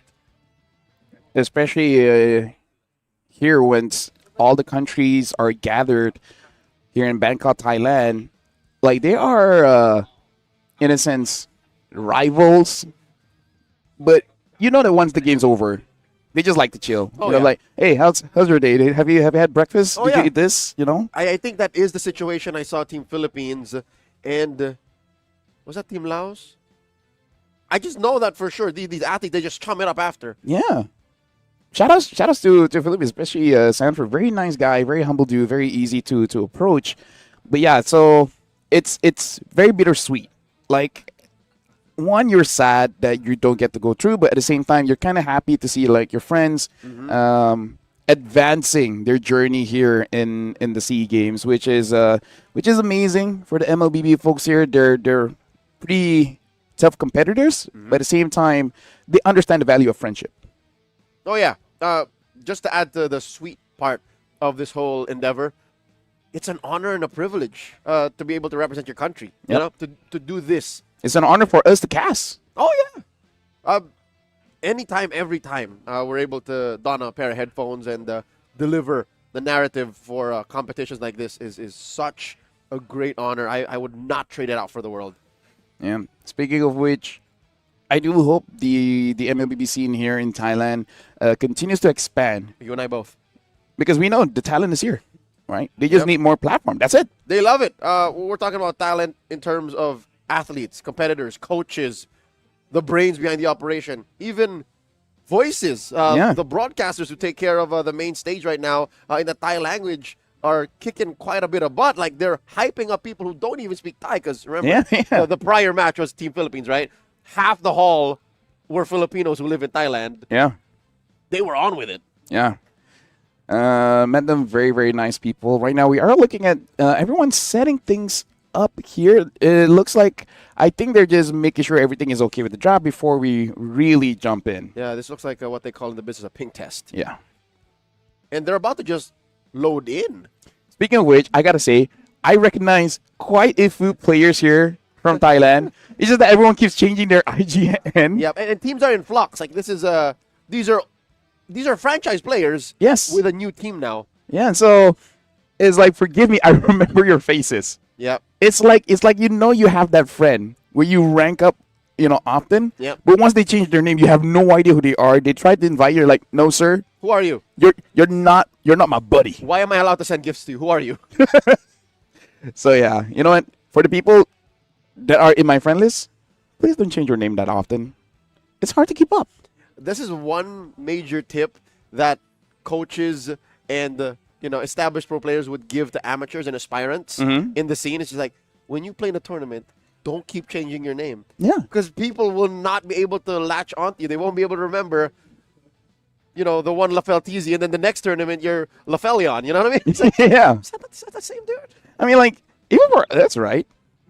So that's why it's so important. Whatever your first name is, or like at least the tournament name that you're gonna stuck with, It's something you're willing to stick with. because God knows it's kind of like having your ex's name as a tattoo. It's pretty rough. I know someone who did that. I know too. We share the same mutual friend. Yep. And he's okay. He's fine. Took a while though. I mean, he's advancing his life. Oh yeah. Right. He's moving to, The greater heights. I want to say, heights. Yeah. I mean, it could be greater. It could be better than great. It's different. It could be today or tomorrow. He could let the world see him. Yeah. He could go in for the fight. Wait, no, that's not how it goes. No. What was it again? He's soaring. He's flying. He's amazing. There's not a star in heaven that he can't reach. He dances. A lot. Too much. Tone it down a bit. I support whatever he wants to do, all right? Yeah, I do too. I do too. This is just a test to see if he's watching. Probably not, but He's not. Because out. if he texts us, then we're like, okay, then we know. He's not. He's busy dancing right now. That's why I say too much. We miss you, Jose. We miss you. Sending love from Bangkok, Thailand. Folks, we are just waiting for our athletes to finish their ping test. Again, the nature of this competition is electronic sports. So this is the equivalent of a basketball player checking if the court is up to snuff, if the hoop is the right size. It's amazing how you can grab the ball, bounce it once, and you're like, nah. Nah. The floor is not even. No, it's the same. It's like you touch the joystick, what's up? Nah. Nah. Try to buy an item. No. No. I gotta change the position of that. Something about the frame rate here doesn't seem correct, sir. Yeah, Something about this sensitivity is not sensitive enough. This little minion over here. It's a bit too it's a bit too tough for me. It usually takes me 3 attacks. What's going on? That takes me 2.78. Hey, that's how precise you got to be a pro player. What is something that I would notice instantly? Okay, my suits. Like in Malaysia, we have like basically a uniform, right? Right. You have that one suit that is the uniform. No, I can't tell. Is it this one? No, it's the gray one. But meaning like because everything looks the same, right? Sure. The moment you don't even wear it, you just hold it. You're like, Not mine. this is not mine. I I can tell. The weight is different. And it's the same for our athletes. Yeah. Weirdly enough, I'm different. I might, if I were one of them Yes. and doing a ping test like this, I might actually be willing to just play with whatever. Yeah. Because true story, one broadcast day, Yeah. I have this green suit, right? Yeah. And I would just leave it on the chair. Sure. Guess who picks up the same suit because he also has a green one? Redmar? Midnight. Midnight. So Midnight wore my suit. Neil de Guzman wore my suit, brought it on broadcast, and I'm like, Huh. why does that why does that suit look similar? And I see his on his chair, and I'm like, yeah, the shoulders on this are a little smaller, but it kind of fits. So it happens, you know. So some You got to roll with the athletes- punches. Some athletes, some performers. Against Myanmar, I believe they have one more match after this, which is going up against Timor-Leste. Yes. So today they're going to be fighting 2 matches here. Little later in the evening. Yeah. So that is their one last chance to score points. I think Vietnam's going to be fine. I think Vietnam will make it. There, see, they're playing the 5:30 p.m. scheduled match. Yep. So after that is going to be Singapore going up against Laos. Stadium A continues with Thailand going up against Myanmar. And considering that Myanmar has, a pretty good start. Yeah, look at this. This is what they're playing with. Huh. Yeah. It's a different room entirely. Yeah, very, very different room. So I want to say, like, the thing after the stadium part, Uh-huh. but I don't want to sound insensitive. We are doing this in the Sala Frakiao Hall in Chulalongkorn University. Thank you very much. I know myself. I want to pronounce it as local as I can. Uh-huh. I've tried it a few times. I'm pretty off-screen. sure the locals would understand when we try to say it. Yeah? It takes practice. Yeah. Sala Frakiao. Oh, sexy. It's okay. Yeah. All right. I got Kala the- Pacquiao. Nah, that sounds too white. You missed a couple. Yeah. You missed a couple. There's a few syllables there. You missed the, you Hey, skipped through. Hey, practice. All right, practice. I'm so used to rushing through things. Don't. I gotta take it slow. When you're in Bangkok, See games. there you go. Yeah, but then that implies just watch the games. Why not? Hey, why not? You gotta watch the games. Why not? I would right? love to see this game Thailand begin. Dude, I would love to as well. I love this team. Again, we set up so well how... You know what? I take it back. We never considered what happened between Myanmar and Vietnam. We don't know. It could be a close match. Okay, to be fair. To be fair. So 2 close matches Yes. that Myanmar were able to just close up, yeah? Mm-hmm. But what I'm worried about is, what if they weren't close? Hey. Does that mean Myanmar is that strong now? And mind you, this isn't even Myanmar's representative at the upcoming World Championships. This is Falcon Sports. It's not even their grand finalist. Top 4 maybe, but Hey, but they're pretty strong. these are the same athletes, or a majority of them, that wowed us at M6 in Malaysia. Well, they got Royal Milk. He's a pretty scary guy to go up He's against. good. He's good. Benny moved over to mid. Yep. I mean, nice guy, but pretty scary to lane against unless your name is Vinuya. This is Dax. The Oh, mid yeah, laner's Dax. The jungler's Dax. Yep. Went through a few roles Yep. And then before. this is Kid X in. All right. Rome. Well, Myanmar has a pretty solid roster. This is why we love the SEA Games because, again, the pride of the country. You always want to send your very best. Mm-hmm. Unless you're this, but yeah, the players they're setting.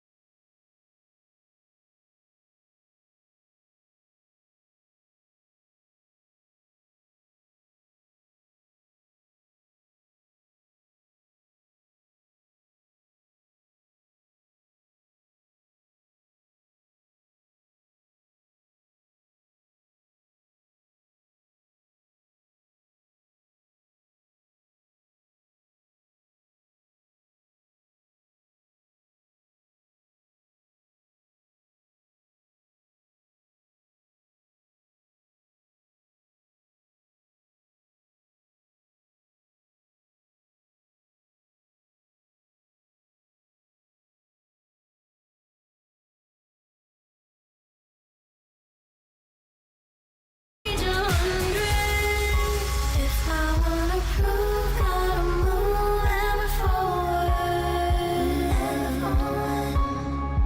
forward. Only really theorize what's going on in the other broadcasts and what the other teams are up to, because again, it's 3 simultaneous broadcasts happening. Folks, that's how in-depth the SEA Games is and how the competition between these 4 and 5 teams respectively across 2 different groups are going. I wish there was more happening in Group B, but I think it's in that last slot that's really going to make a difference. Yep. Trying to check out the other streams as well. Looks like a Eyes on the Bahasa stream, this one? yeah. They're preparing too. Yeah. You know, they're having the same experience. I wonder if they've started talking about martial arts. Okay, so I'm just skimming through the previous game, Indonesia going up against Singapore. It looks like it was actually much closer because I'm looking at the goal. Not much difference here. But this is a sweep by Indonesia, yes? Yes. And I believe we're watching game number 2 here. Should be. Uh, Yep, there you go. A point for Indonesia. Yep. So in terms of the picks here, I think they took a page off of Loliel and now using the export gold. Which I think is a good thing. We've seen out of Malaysia, Loliel, but out of the Philippines, Benny Cutie. Golden Leomord. Gonzalez. Oh, Golden Leomord from Singapore, yeah. Is rocking a Golden Leomord. That, folks, Oh, spoiler oh, oh. alert, it did not work. Oh yeah, it didn't work. But Because they lost that one. Leomord is in the tank of the heroes that's gonna I get think buffed after this. Leomord has been in the tank for a while. There's a couple of teams in the Philippines No that meaning like the changes kind of change the way you use him. Oh, 'Cause- in the upcoming patch. Yeah, because the passive right now is when the enemy's low, Oathbreaker, yeah. crit, right? Sure.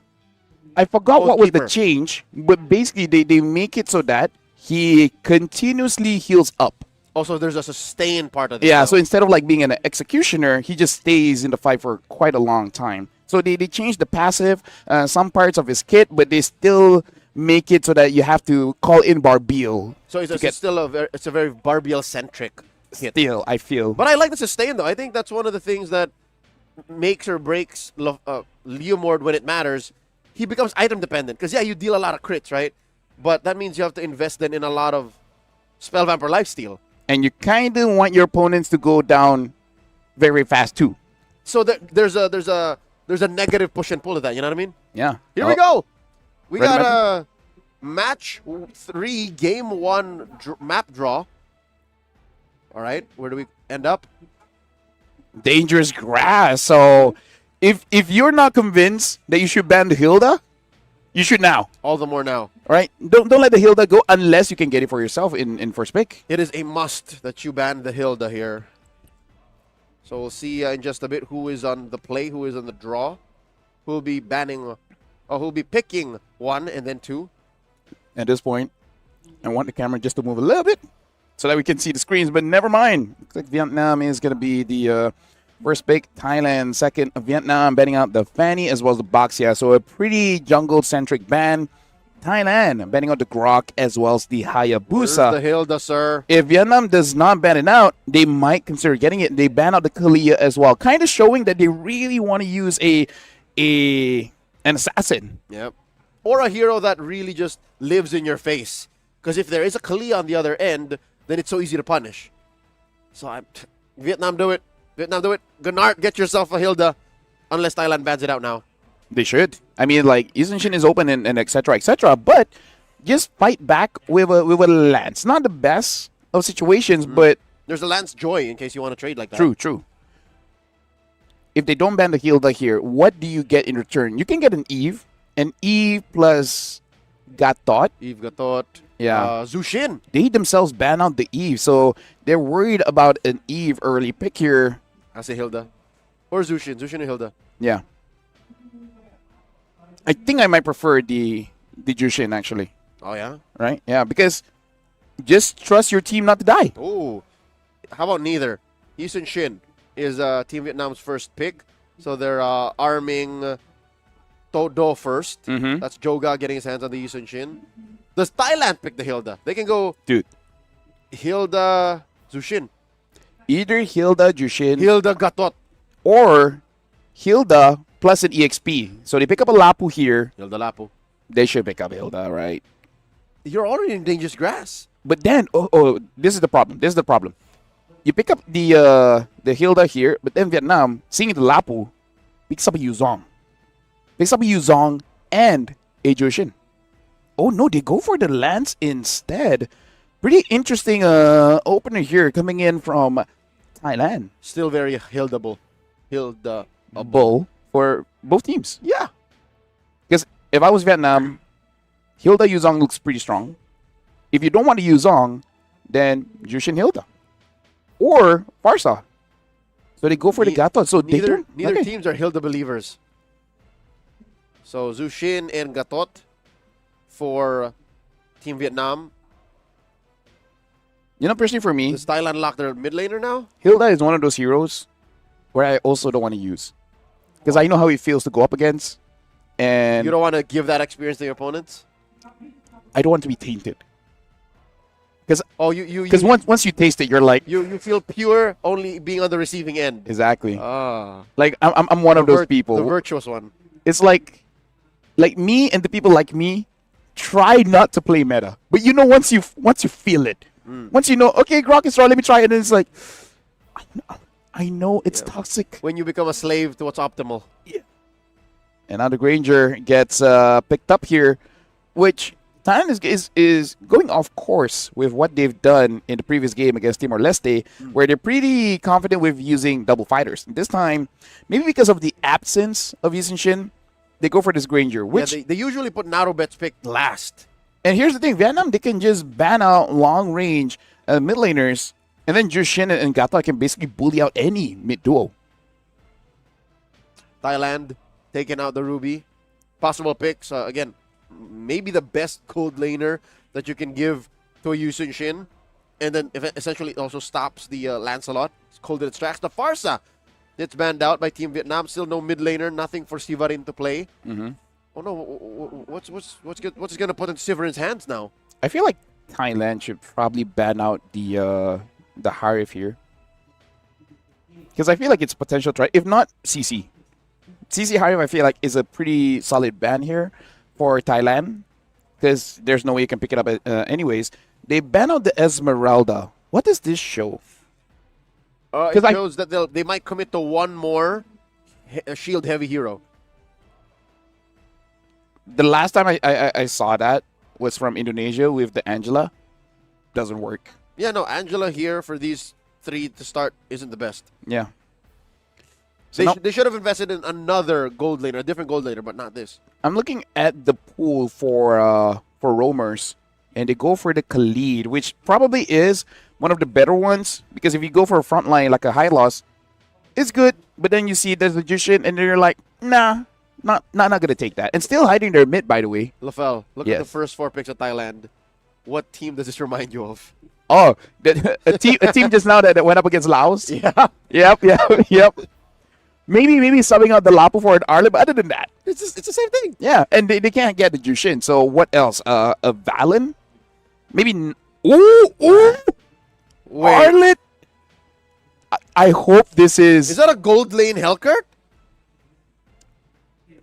okay. So they got the Arlet. It's either a gold lane or an XP lane Hellcurt.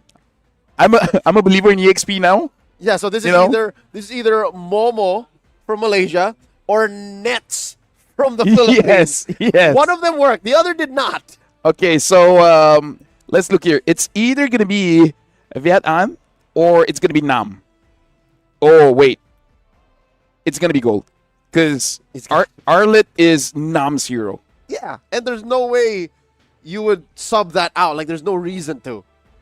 So you put the soft hero that needs to burst down and build up items in the gold lane. Novaria for Thailand. Because again, if you want to deal with the Jushin, you need range. Parsa's not there, Eve is not there, and probably after seeing the Hellcurt and the Arlet and the Yi Shin, it's probably thinking like, you know what? I don't want to be close enough to get caught. The only problem with the Novaria pick is in the first maybe like 6 or 7 minutes, you do nothing. Yeah. There's very little that a You open the Novaria map? contributes. Yeah, sure. You get vision. You can plant those little star fields into bushes, but really, your damage only comes in when you get your 3-item power spike. I will pick up a Novaria if I'm planning to record my game to get a lot of one-shots.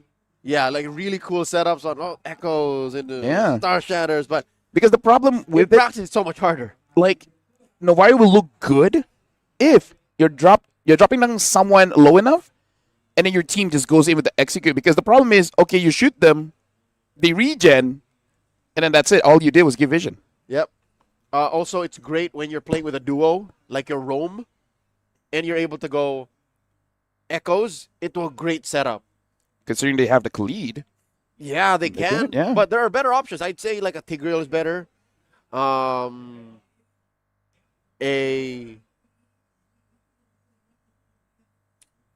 Honestly, even a Grok. Yeah, Grok would Honestly, be even a Grok. cool. Because as a Grok player, there are times where you feel like you're close enough, or like it will hit the wall, but then not really. So So now that ensures it because the yeah. bigger. So meaning like even hitbox. if they're far away from the wall, right?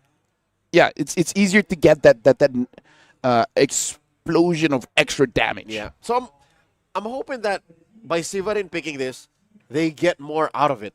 I'm hoping that the Novaria was worth it because really, what else is left in that pool? I really feel like it's you overthinking just a little bit because Hellcurt denies vision, so you're picking a hero that gives vision. Vision, right? Yeah. And I've seen this interaction before. I just don't remember, but I believe even if you hit the echo, Yeah. you kind of see the hero, but not the surrounding. If that makes sense. Yeah. Yeah. So meaning like everywhere else is like still in the fog of war, but you can see the hero like walking away or coming towards you. Which I feel is counterproductive and puts you at a disadvantage. Why? Dark Knight Falls, no matter how you aim it, no matter where you press it, it will dim the map. Yeah. But Astral Echoes, you still have to aim it. Yeah. True. And true. what are the odds that you hit the Astral Echoes? Best case scenario, even the best of the best in the world. I'm talking about like Yue from the Philippines. I'm talking about even Sanji. You see 3 people, you're happy. Where are the other 2? Yeah, exactly. You're still going to get ganked somewhere somehow. And the other 2 is someone that can catch you. Imagine like a Cho, like a Lancelot, like Haya.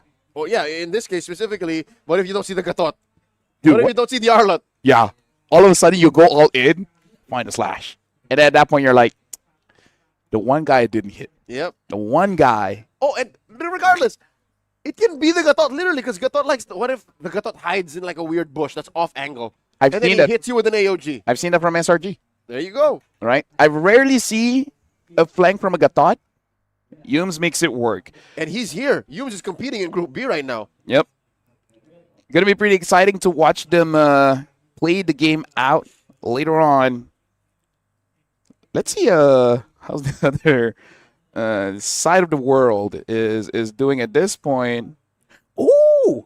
Okay, so this is pretty interesting here. We're watching Malaysia against Singapore. The game has started, and I believe it is the first game. Real-time updates. In terms of the draft, looking pretty interesting here. But Singapore, they're not bringing the Leo Gold, but they are bringing the Claude. And it looks like they are having a bit of a tough time, to say the least. They already use a lot of ults for this one. Yeah. Yeah. Either ways, we're hearing the Thailand casters hype it up. Is it because we're about to start? I don't think so. The phones are still on the table. And you know what that means? It means you're grabbing the hand warmers to warm your hands because you want to be able to perform well. Have you ever had that situation where your hands are so cold? Yeah. It actually slows you down. Because I have. It feels surreal. Like, it feels like you tap the screen, but did you really? You know what?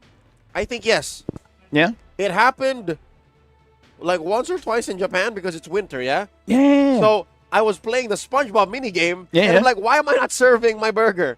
And at that point, you're questioning yourself, did I actually press or not? Yeah, why can't I give this soft drink to the fish ordering? Or the minion? Because you can't feel your fingers. Yeah, and then it happened the other night when we got to our hotel. Yeah. And you know how the temperature works there, right? Yes. There's only very cold Or off. or off. Yeah. So it was on very cold the other night. Like, same situation. SpongeBob, why can't I serve the pizza? I'm glad I'm not the only one. I thought, because I just, no matter what, it's either cold or off. Okay. All right, I'm glad I'm not the only one. Speaking of which, It's good though. I'm not complaining. I'm just I love saying. it. I love it, I'm yeah. just saying. it's I a have, quirk. I have gotten cold to the point where I doubt if my body's working. Yep. Looking at the stage here, shout outs to the Marshals as well, trying their very best to ensure fair play coming in from both teams. And the best experience. Probably reminding them as well. It's like, okay, do this, do that, and then we're good. You know, making sure. We're just ironing this one thing out, and then you can play. There you go. Irons are good if you know how to use them. You gotta strike while they're hot too. Yeah. Took me a while to learn how to use it. You know who taught me how to use it when I was an adult? Who? A man named Joseph. Joseph. Yep. Hey, shout outs to Joseph. When, Good hair. When we were in Malaysia, yeah. We were rooming at the time, and he's like, "You want me to iron these for you?" And I'm like, "No, I can do it." You know how to use this? No. He taught me. How do you turn it on? Which temperature is correct? Yep. How do I change the temperature? Here, he showed me. You're right. Is my shirt considered cotton? Or is it synthetic? Or is it silk? Is it wool? Ooh. Most of the times I just RNG it. I just put it in the middle. Exactly. Like, And if this can't go wrong. And if it feels like it's not working, I was like, up in a little. Because you don't want to burn shirt or pants or whatever item of clothes that you're ironing. Well, yeah. Luckily, it's never happened. I've never burnt any items of clothing. At least I almost burned my office once. that doesn't sound like it involves an iron or clothes. I was cooking an egg. I'm not kidding. Did you get to eat the egg? No. I put it Totally tragic. with the oil, and I was watching it, Tragic. and then I saw the fire start to come up. And then it took me a while to register in my head. By the time I registered it, it was already out of control. So I took it, tossed it in the sink. The fire exploded even more. And then I waited for it, and then it died. And we're all good. But, Oh, I see. Almost then. yeah, almost. So it was getting there. Still pretty intense for just trying to cook an egg. One egg. I just want That you a did- fried egg. That you didn't even get to eat. It was stuck in a pan. All the while, the security was watching the CCTV, and they did not know what to do about it. They're just like, "Are you okay?" And I'm like, "Yeah, all good." Because I didn't know they were watching, so I'm like, "Yeah, I'm okay. Nothing's happening." And they're like, "You're sure?" Carry on. Yeah. Yep. Yeah. It's happened to me too. I was at home. And you know how smoke detectors can get real sensitive? Yeah. I was just cooking a meal. I was literally just cooking like a late breakfast. Mhm. And I did not know that I forgot to turn on my the exhaust Ah. on top of the stove. Yeah. And it got really smoky in the house. Hey, we're jumping in. Okay, not yet. Hold on. We get to see a recap, all right? So confirmed, it is a gold lane Hellcurt in the hands of Daylight, also known as An. Yep. Probably going to go for that one. But look at this. In mid, we already have a bit of action with the Khalid as well as the Novaria. But looks like the Khalid is actually the one taking a bit of damage. Not Trang still having that revitalize and just letting you know still have to revitalize. Yep. I like how Team Vietnam's lineup has so many ways to kind of stop the quick sand guard, which is again a key to keeping that Khalid down. Todo, Joga here pushing Takdanai out of his jungle. Successfully, I think, because Takdanai isn't really bullying him as much. Yep. But he likes to feel involved, so he's always staying around the opponents more than his own team. Oh, he's going to get punished hard. Takdanai with a quick sand guard, uses that flicker, Vietnam answers back, draws first blood. And at that point, your Granger's like, bro, come on, man. I'm already having a hard time. Where was you? That too. He's probably asking him as well. Not Trang here. Just making sure all is well for An. Oh my god, flicker forward. Narubit, almost. I love the composure. Doesn't use his flicker either way. Yeah, but now it's in his head. Todo goes against Severin. Severin in too deep, gets taken down by Todo. And now the choke. Takdanai. In comes Pia. All right, we really need to consider how Pia is going to address the situation. His team is taking quite a few losses early on, and we haven't seen any repairing efforts from Thailand. Yeah, I'm assuming we're at 1 minute. No, now we're at 2 minutes of the game here. And already for Vietnam securing 2 kills, plus a lot of pressure that you can't say with numbers. Yeah, I'd say maybe 1,000 gold up at this point. There's a Star Shatter thrown out. In trouble.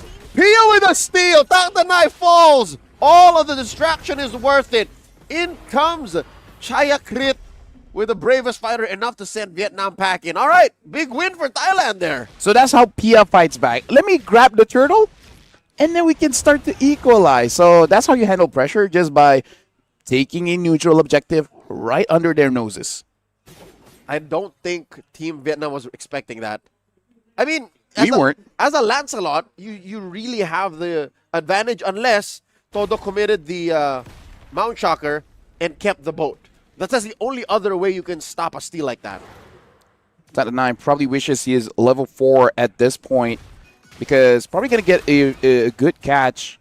Pia just going to be helping out Severin get as much farm safely as you can for the Novaria, and then just move on with your day. Because I feel like one of the big questions for Team Thailand here is actually, when do we actually fight? Because it's one thing understanding your own power spike, but they're probably asking, like, what is Vietnam's power spike, especially with this Hellcurt? Because I feel like Hellcurt has been around, but too new in the scene to really understand when is he really the strongest. The book on Hellcurt Gold Lane or Hellcurt EXP in general, it's still being written. There is no standard procedure for playing Hellcurt in MLBB right now. That finds Takdanai forcing the usage of that Raging Sandstorm defensively. I'll tell you now, I think Thailand, they'll fight when maybe... All right, in your opinion, who goes online sooner? Narobet or Severin? The Novaria or the Granger? I would say the Granger. Exactly. Actually. Granger, yeah. So when does Narobet say, yo, I'm ready, let's do it? I would say once he gets one item, honestly. Right now he does have the Hunter Strike, so it's now, because you need to set it up so that your team can actually farm safely. Okay. And he's there. Another turtle spawns. Vietodo looking to get it himself. Finally does not allow Pia, who was being kept busy by the rest of Team Vietnam, to steal it away. Turtle to Vietnam confirmed. No kills though. Yep. Oh, look at that. Narobet taking a lot of damage. Narobet dodging the AOG. Ngoc Trang almost finds that Granger. Yeah, with the War Axe, same as Chaya Crit, should be able to sustain much more. And I'm actually looking forward to Severin's build, because you either go for Glowing Wand into the Wishing Lantern, or you go for Enchanted Talisman into Glowing Wand. Like, either ways, right? But do they need it? I think what they need is seriously that Wishing Lantern. The first item, I think, is up for debate because I can see both sides of the story. So, X Wishing Lantern. Yep. In that order. And what time can Sibarin get that? Because Vietnam are still keeping up the proactive approach. Taktanai commits the Raging Sandstorm once more. Echoes on the 1. Here comes the rest of them. The Flicker, plus the Crimson Beacon, the jump in. Taktanai falls.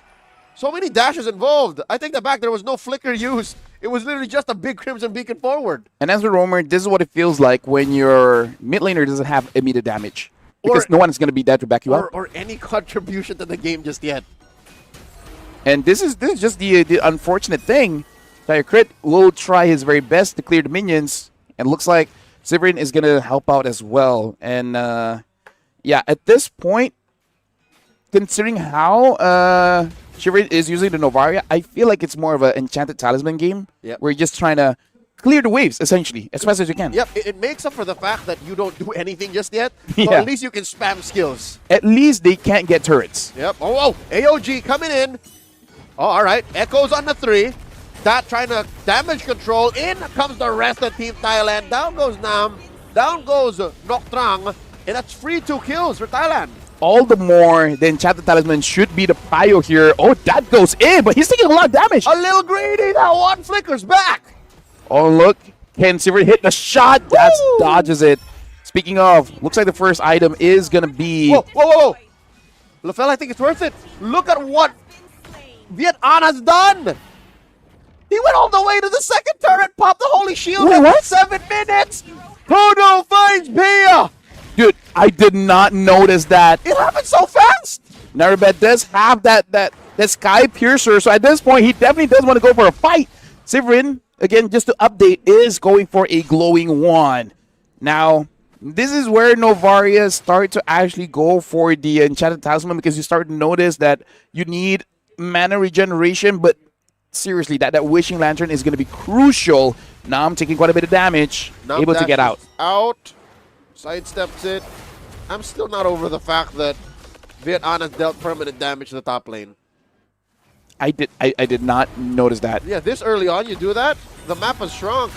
And this is not looking good for Chayakret. No way he survives this. Toto, after that kill, gets the endless battle. So at this point, taking the Lord will be much easier, but more importantly, if someone actually wants to go in for a fight, considering the fact that Team Thailand is not all that tanky, it's going to deal quite a lot of damage. On here, Viet An sees Pia, and he's probably thinking about it, but he's like, nah, I'll let you go. I mean, this is his masterpiece, his work of art, his magnum opus, the fact that he pushes so hard. Now that receives a few punctures from Pia.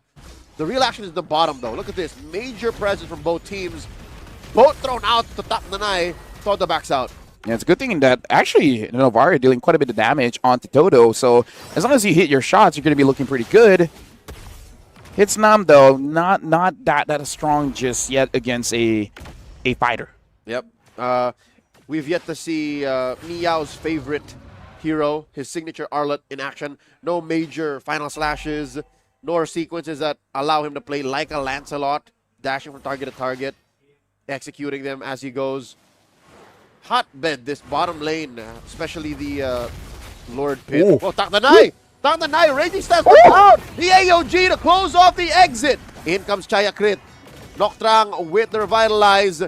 That with the enhanced hitbox. Oh my god, almost gets taken out by the Star Shatter. Taktanai isn't having a good game, man. Died already 4 times. Allow me to be a bit young, but that was auto farming coming in from Ant. Be like, oh, you're the one attacking me? You sure about that? He was looks maxing. Dude. He's mugging all of them. The face card on this man with that play. Never fails. Yep. Chayakrit predicting someone to jump behind him. Proceeds to use the land shaker in that direction. Safe for Vietnam. Dodging that one. It's still their game. The map is blue. And Team Thailand are figuring out how they'll manage this defense. Taktanai here, forced to use that Raging Sandstorm defensively again. boat thrown out, stuns 2 underneath tier 1. AOG in comes Noctrang. Down goes Narube, down goes Severin, and just 3 defenders left. They're gonna lose his tier 2 down bottom. Slow roll that push that Viet An took care of up top. Lord still standing. What's Thailand's response? Talk about developing a meta here in SEA Games. This Helkert is going to be a pick to watch. And now charging in Vietnam alongside with the Lord, able to get top inhibitor at 10 minutes of the game, getting the second turret in mid. And I'm popping that mid holy defense as well. They got a lot with that one Lord push. They got so much. I'll tell you now, what is this? 6,000 gold? No, more than, is it? About 6,000 gold. About 6. Yeah, about my 6. brain kind of skipped when I was trying to do the math. It's okay. About 6,000 gold from what seems to be a relatively friendly approach. Because again, who keeps dying, right? Takdanai keeps dying. Narobet, they just recently killed him once. So it's not like Vietnam is wiping out Thailand consistently, but they're able to convert and get these major objectives as they go. AOG coming through, finds one, Pia falls. Now they're looking for a trade. Viet An falls, a shutdown by Narobet, and the puncture, the dash through. Nam still trying to do damage here. Narobet falls. Noctrang gets a solid taunt, and the boat stuns. Chaya crit, he falls. I want to say Thailand, they kind of have the right idea. It's just not the right timing, because I really feel like Tadanai has to be willing to throw his body to set something up because the damage is there. The damage is there. The only thing is, it's vulnerable, right? The moment you overextend, Nam, especially with the flicker, can just jump in with a final slash and then wrecks your entire plan, makes your day worse. It's like that guy that won't let you go to the toilet. And for not for a good reason. He's just there. Yeah. He's like, no, I'm using it. No. And he's just scrolling on TikTok. Exactly. So Takdanai overextends, has to use the flicker. Oh, hold on. I'm taking a lot of damage. Almost gets caught one more time. Crimson Beacon by that gets a choke out. And the levitation. Pia gets taken down. Severin gonna follow through. Juga, Tono, plus the taunt gets a double. They're not done. 5 members of Team Vietnam marching into Thailand's base. And they might get another one. A little bit of heals coming in. Down goes Todo. Chaya crit holding down the fort. Chaya crit falls. It's just Takdanai left. And now at least they're able to clear the minions. Even here, minions going down mid. Takdanai gonna be able to clear this one out, but the minion wave is coming in mid. And there's the base. Team Vietnam has another chubby wave coming through. Massive Astral Echoes. They couldn't finish the job. Down goes Ngok All this while Takdanai survives. Team Thailand still in it. Takdanai's play allowed them to survive. Look at that crystal. I would say It's 2 basic attacks down. 2 basic attacks, and it's down and out. It's recovering right now, but Team Thailand, they're not out of the gutter just yet because now they have no more defenses. Oh, that though. Looks like he wants Pia. Looking for the engage. The Crimson Beacon forward. The flicker back. The choke out. Down goes Takdanai. The jump onto Narobet. Vietnam pops him in 2 swipes. Dude, at this point, the Granger is not having a good time here in the SEA Games unless you're with that one team allowing you to get 10-0-0. But yeah, it was unfortunate. He moves forward, gets caught by Vietnam. Oh, Nam looking to take one down. Severin, the flicker forward. The vengeance. The Navaria falls. Just 2 defenders left for Team Thailand. The AOG looking to save the last member of Vietnam. Just one more. Pia falls, the wipeout. Ladies and gentlemen, Team Vietnam is about to take game 1. With 21 kills over to 6. Team Vietnam definitely has shown that they're willing to fight. In fact, they prefer it. They prefer it, having an amazing showcase with the Helkert in the goal lane. Basically having an advantage since minute 1. Team Vietnam is angry. This makes sense. The way that they played this, the amount of gusto they had coming into game 1. Now we know it's because they lost to Myanmar in their first game today. So they took it out on Team Thailand. Because if they don't, there's a chance they don't make it through.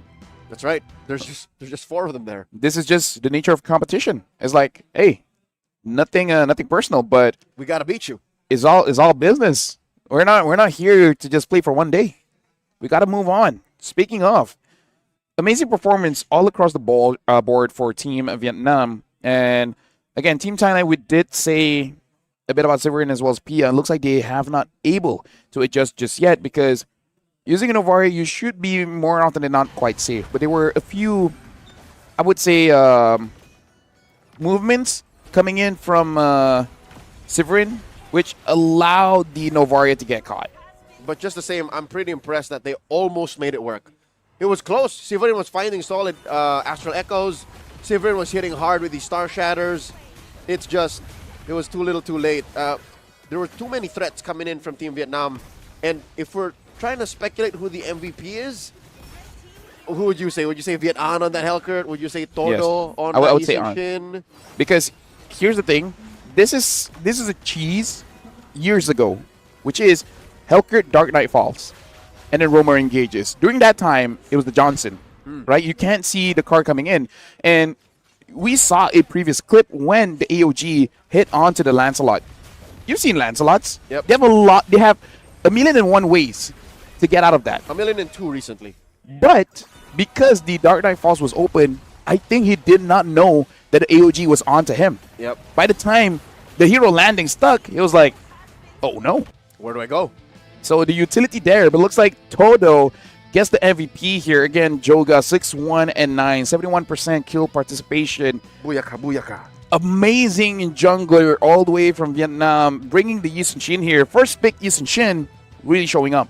Again, Joga has proven himself to be a solid tent pole type of player. Play around me, build the lineup, build the rotations around my Yi Sun Shin to be able to farm up. And rarely is his team wrong to do that. So, as early as well, even when Taktanay was bullying him out, right, he showed that, yeah, no, the farm and the effort is worth it. Yeah, for about like, what, 2 years at this point? Yeah. Having an amazing career. And Team Thailand, looking at the bill here, Severin had to build that Blood Wings just to make sure that you don't get one shot. But look at the build coming in from Viet An. Having that Blade of Heptases first item, and then more penetration. After completing the Hunter Strike as well as the Malefic Roar, you go for that Demon Hunter Sword just in case the burst is not enough. Just in case. Plus the Master Assassin. Again, a randomly roaming Novaria. And I think the way he's built it, even Taktanay and Chiakrit are scared of him. I mean, like we saw in mid when Taktanay was setting up a cheeky ambush. He walks in not knowing there's a wild Khalid, and is like, I'll damage you. I'm fine. What are you gonna do? It's like randomly throwing a Pokeball to a bush. Yeah. That's not how it works anymore in the newest games, but you know what I mean? Like, just, I got it. Honestly, it's like throwing a normal Pokeball onto a legendary. And then actually nailing it. Yeah. It's like, oh. Oh, there you go. The last thing that Chiakrit saw. You know what I mean? Either ways, congratulations for Vietnam for winning game number 1.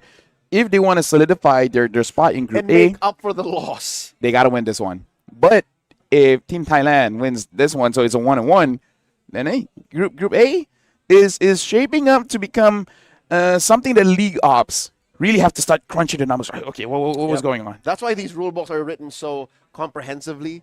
There's They like, what, need 19 to 20 30 pages for a single competition that already involves a game's own rule book separate from that.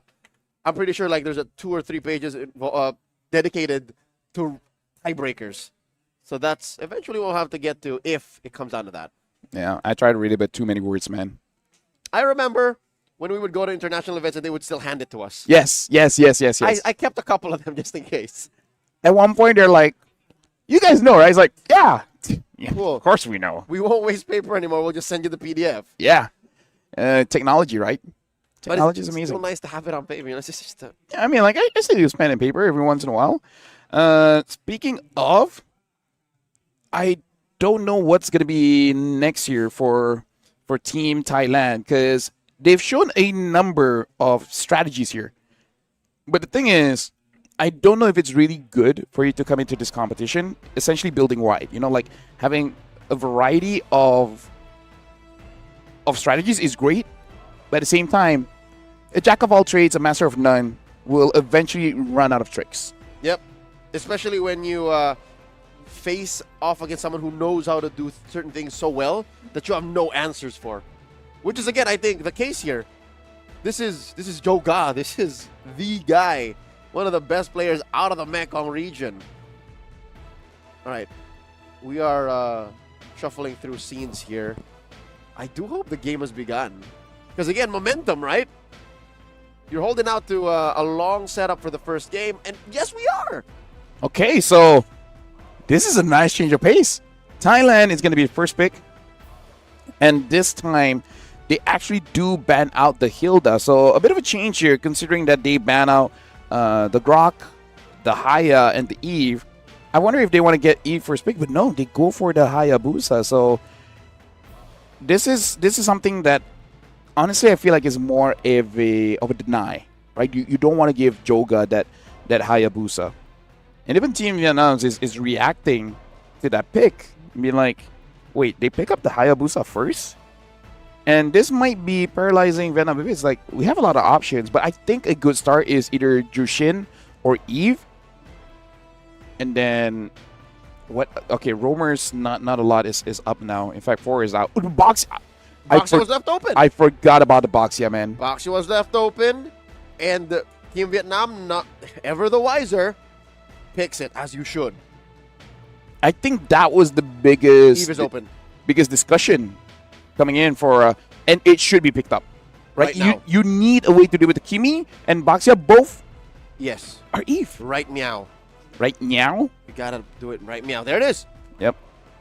So Haya and Eve, to really solidify this, I kind of feel like, okay, they pick up a Yuzong. I think they should have picked up whatever comfortable roamer that they have, because look at this, 4 is already out. Grok, Kalia, Gatot, Hilda. And they're gonna run out even more going into second phase. Because maybe the Kalia gets banned out, or maybe Vietnam is like, we've dealt with it. It's fine. But now Vietnam, they answer back with an Esmeralda. So the Esmeralda's job is going to be dealing with the Eve. Boxia and Kimi kind of just handles everyone else. So now in terms of the ban, I think it's pretty safe considering Tak the Nice performance. Just keep banning him out, right? Especially because Vietnam is going to have the next pick. They can just get whatever roamer that they want. And there's a world where this Boxia could be the roamer too. Oh, true. There's true. a lot of flex here. Still no committal on the gold lane. No full committal on the roam just yet. But with the X-board ban by Team Vietnam, I think they are telegraphing that, yeah, this is a jungle Boxia. And I think Vietnam won't be punished that much if they pick up something like a high loss.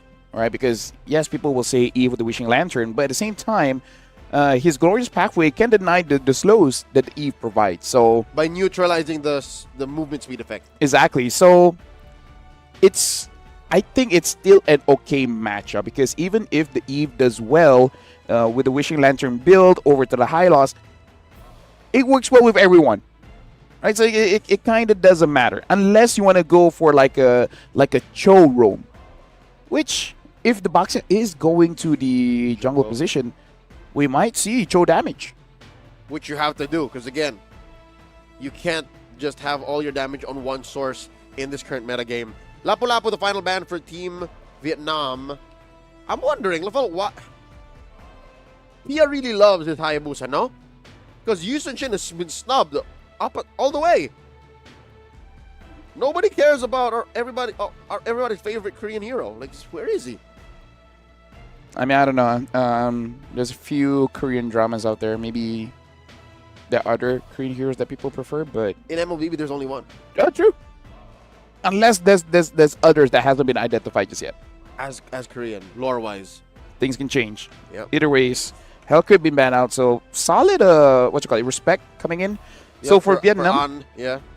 Suyo! Hey, is this real? It better be real.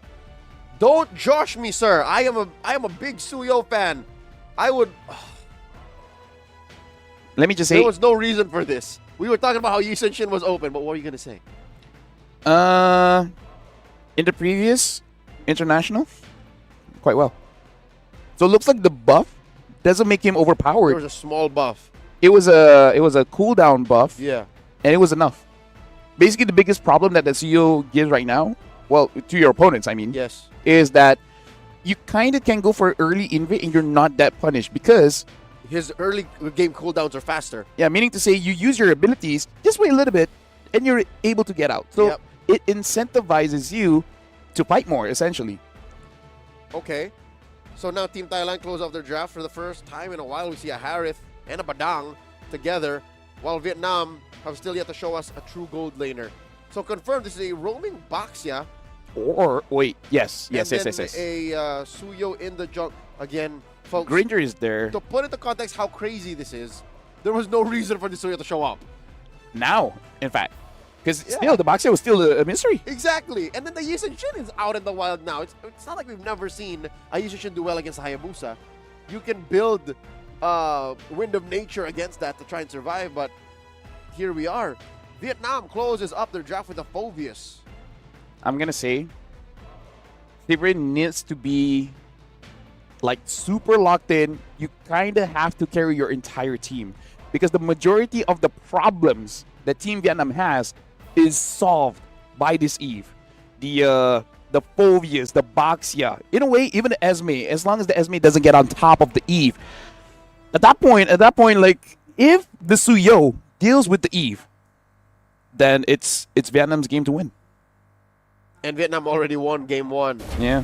They can deny Thailand points and make up for their loss against Team Myanmar. We're going in a dangerous grass, ladies and gentlemen, and I'm so excited. I want to see how this Suyo works. Again, you saw it a bit in Yep. the last major international you were part of. Yep. If it works here, Welcome. then yeah, this could be the start of Suyo's reintroduction into the metagame. Yeah, I would say maybe not top 3, but definitely top 5. It's definitely I'll take workable. it. Yeah. I'll take top 5. Yeah. I miss my boy. I miss my Sasuke.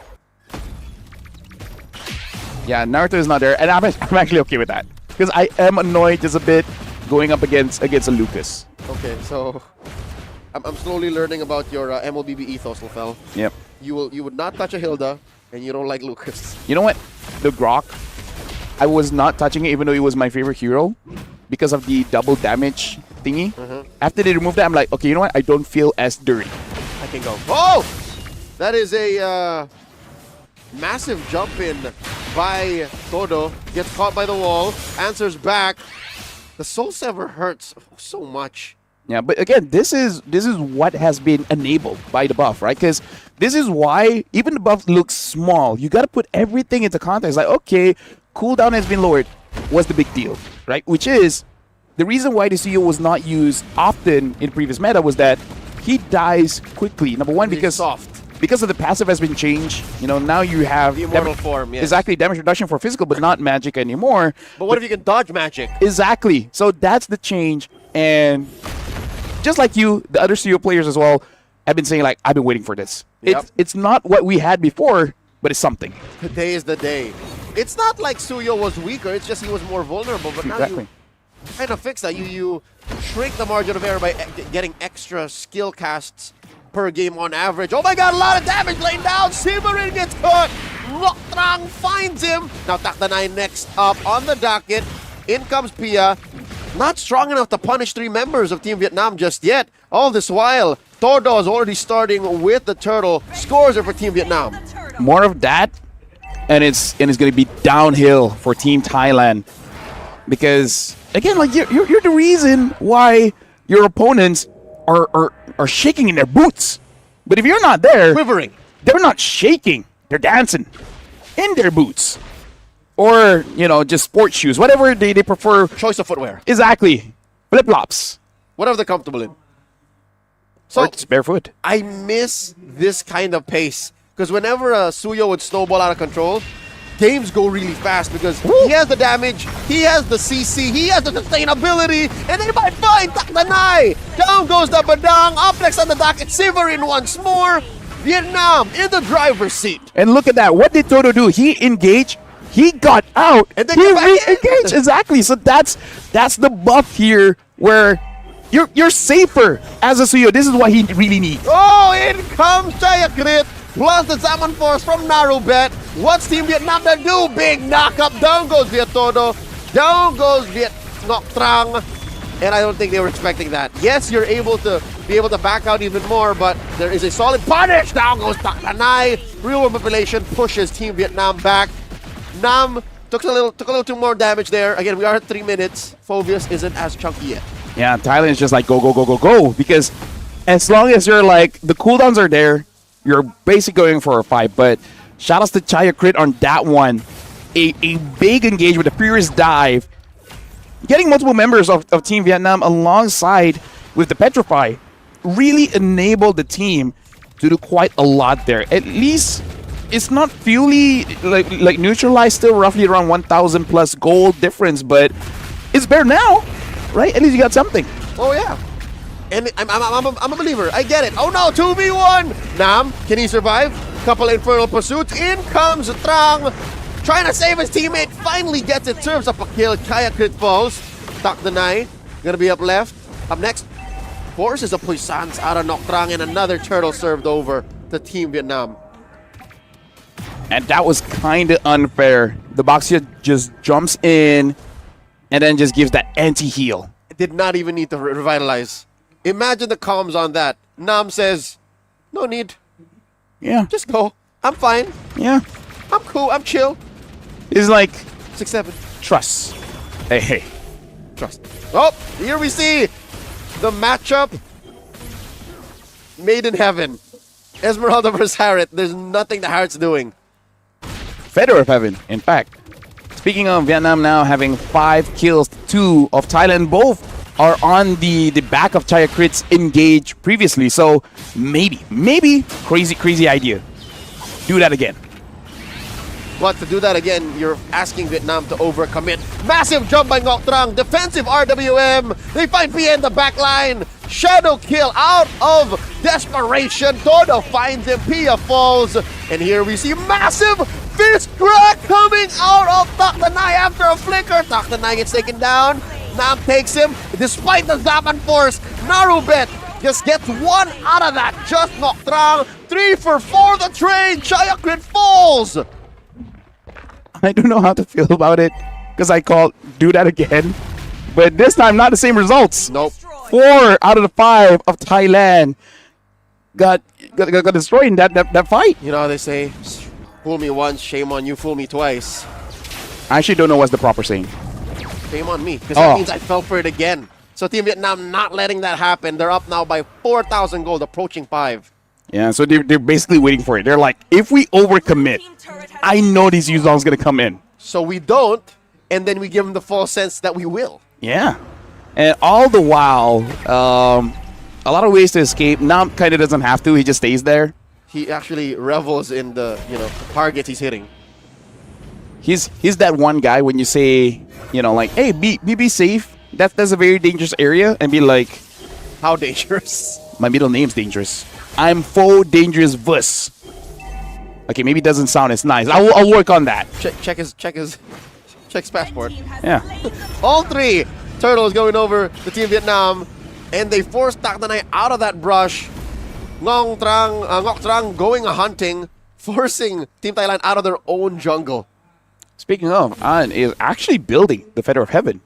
Rarely do we see actually Esmeralda go for that. Oh yeah, this is just a clear sign that they know they're winning. Yeah. It's literally such a greedy item on an Esmeralda. She doesn't need it, but he wants it. It's kind of like him saying, what's the worst that can happen? Right? If I just keep attacking them, I'll survive. Yep. Oh, that's Nam spotting Pia. Sivarin in the vicinity. I am worried about Sivarin's positioning. Yes. You see how forward the team is? Gets caught by Ngoc Trang, as we were just talking about. Punished hard. On gets him. Ladies and gentlemen, a word of advice. Be careful of where you walk. Because danger is all around. Look both ways. Exactly. So, be more careful here. Nerabet gets the Feather of Heaven as well. So, An gets caught. Will this be enough, though? Everything committed over to try and take down An. He's not having any of this. Dancing through these targets. Down goes Chaya Crit, forcing a purify and dash out from Narubet. Thailand regrets that engagement. You know what's the conversation there? Team Vietnam's like, how did you survive? And he's like, Feather of Heaven. I told you. Hey, basic attack. Now, magic damage. I'm healing up. You get more shields that I can steal. Exactly. So shout outs to On's build at this point. Team Thailand, it's unfortunate. Severin 0-3-1. This is basically where you understand the position that you are at. When your win condition is not winning, it's just a condition. And I hate to say that it's such a mechanical and fundamental problem.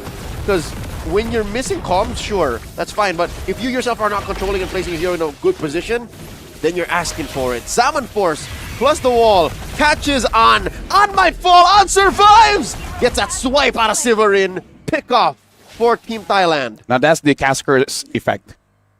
When we say something good, something bad happens. When we, criticize something good happens. So more of that, Severin, and Thailand will get this game. You want to tell me again how to play my Eve? Hey, who? Dangerous game we're playing here. Telling someone how to do their jobs. Yeah, again, that's annoying. This is a single point, all right? Yeah. This is a single point that they're working on. They'll take anything. And to be able to shut down on, it's a big deal. Yeah, Pia now does have that War Axe. Toto, though, does get that Lord. And I feel like this is okay for Thailand because it's only 9-minute Lord. It should be defendable. And it gives them an opportunity to engage. Yep. Because I really feel like they got to wait for Vietnam for them to engage. Uh-huh. The only problem is Severin has to really watch out to where they use that ult. Because they have to protect that top lane inhibitor, Holy Shield already popped, and they have to fight whatever Vietnam is bringing through mid and bottom. This is what... Oh, hold on. Look at Pia. Almost got caught there. You know what Team Thailand needs to do? Yeah. Let Nam, chase them, especially onto Chikrit as he's jumping. Fierce dive into the turret, into the base, and then he'll die. That's, again, an overextension that you're expecting your opponents to make a mistake on. Pia here gets caught out. Final shadow used over the furthest side. If he took the top one, he'd still die. Holy Shield in mid, pop. Bottom lane still standing. Lord crashing through. Vietnam looking to get in the Thailand's base. Oh, this siege is so fruitful already for Team Vietnam. And Toto now has that BOD. So even with the Quiver, gonna deal quite a lot of damage. And that just adds on to the problem where the siege with the Kimi as well as the Suyo is already pretty strong. And whoever jumps in, you're jumping into a Boxia Phobius. It's not good whether you're far away or up close. There's no safe space for Thailand right now. Our gracious hosts are sweating on stage and are doing their darndest to keep up the hopes of getting a point out of this engagement. They're down, what now, Lafel? 9K? It's huge. And I think a majority of that is, if I'm not mistaken, either in mid on mid or in the jungle. We got to look at the items here. If Severin has 2 items, a glowing one plus something. Honestly, you need a Wishing Lantern, but I saw the damage. There's no Wishing Lantern yet, right? No little procs. At this point, like, that's the only thing that comes to mind. You need a... unless you go for Enchanted Talisman, but I really feel like you don't need it at this point of the game. Yeah. And more now it matters because your budget is so specific. You're not getting enough farm. Opponents are pressuring you. Ngok running around, disincentivizing a full-on defense underneath Tier 3. This is tough. I think Vietnam are just biding their time to set up for a Lord coming up in about 15 seconds. Yeah, Holy Crystal for Narabat, but not able to move around really freely because of Nam. Nam with this Phobius is making sure that this Harith is not doing much. There's 2 natural predators against this Harith, the Phobius and the Esmeralda. How is Narabat supposed to move around? You know what? It's a tough time to be Killua, but as an anime character, you just gotta persevere. I guess as one of the main protagonists of Hunter x Hunter, like, he knows what it's like to be hunted. Personally for me, he's the main. Oh, he is? Personally for me. Not gone? Not Kurapika? Gone is either 2 or 3. Killua's my number 1. Killua's number 1. He's my Ichi. Ichi. Ich sounds different, but yeah. He's your Satu. Yes, there you go. I need to learn how to count in Thailand. Quick Lord taken here off camera by Team Vietnam. So in the relative moment in silence of the past half a minute that Lafel and I tried to consider who the main protagonists are of Hunter x Hunter. It's Killua. Yeah, Vietnam is slowly pushing in. The inevitable tri-lane push should be the end of this unless Thailand can pull out a miracle defense. Look at this. Engages in, actually misses the mark here. But still, Team Vietnam, they can take their time. They have a lot of siege. They don't need to force it. That's right, holding on to a couple of major ults. The RWM off angle. Oh no, I think Severin might end up regretting this. Does end up taking care of the minions. She's not canceling it. No, it's about to go. All right, so waiting for the minions to come in. There you go, the waves are still in. Yeah, so yeah, missed time, misplaced. Probably a better angle to go for the Lord. Or when they were underneath the base, really. Either or. Right now, the base, no more defense here. But at the end of the day, did they lose yet? No, they did not. So I guess, you know, we'll call it a win. Yeah. We'll call it a successful defense. Team Thailand still up. Hey, don't let your opponents know your next move. And they did not expect that. And now, the Wishing Lantern. You didn't expect to keep him out. Hey. For Severin to not swipe. Look at that. Noctrong just forces it out. Here we go. Black Dragon form underneath Poissons. Chaya Crit still has that Petrify, looking for a massive landing. All right. Though the wiser choice is not to force anything. Protect Severin, that's it. Because now Severin does have that Wishing Lantern. Eventually, it will be enough to knock someone out. Uh-oh. Nam jumps onto one, forcing a Zaman Force out of Narobet. It was a defensive use. RWM trying to push out the rest of Team Vietnam, but they are still gonna fight. Severin falls. So does Duck Deny. 3 defenders, minions crashing through all these lanes. Chaya Crit not sustainable nor providing enough damage. Down goes Narobet. It's a wipeout. Pia is out of here. Vietnam taking their time for their sweet sweep against Team Thailand. Team Vietnam has basically equalized their own points, unable to get any from Myanmar, but now getting 2 from a Team Thailand. But still, Thailand, even though they lost this one, they still have 2 points on the board.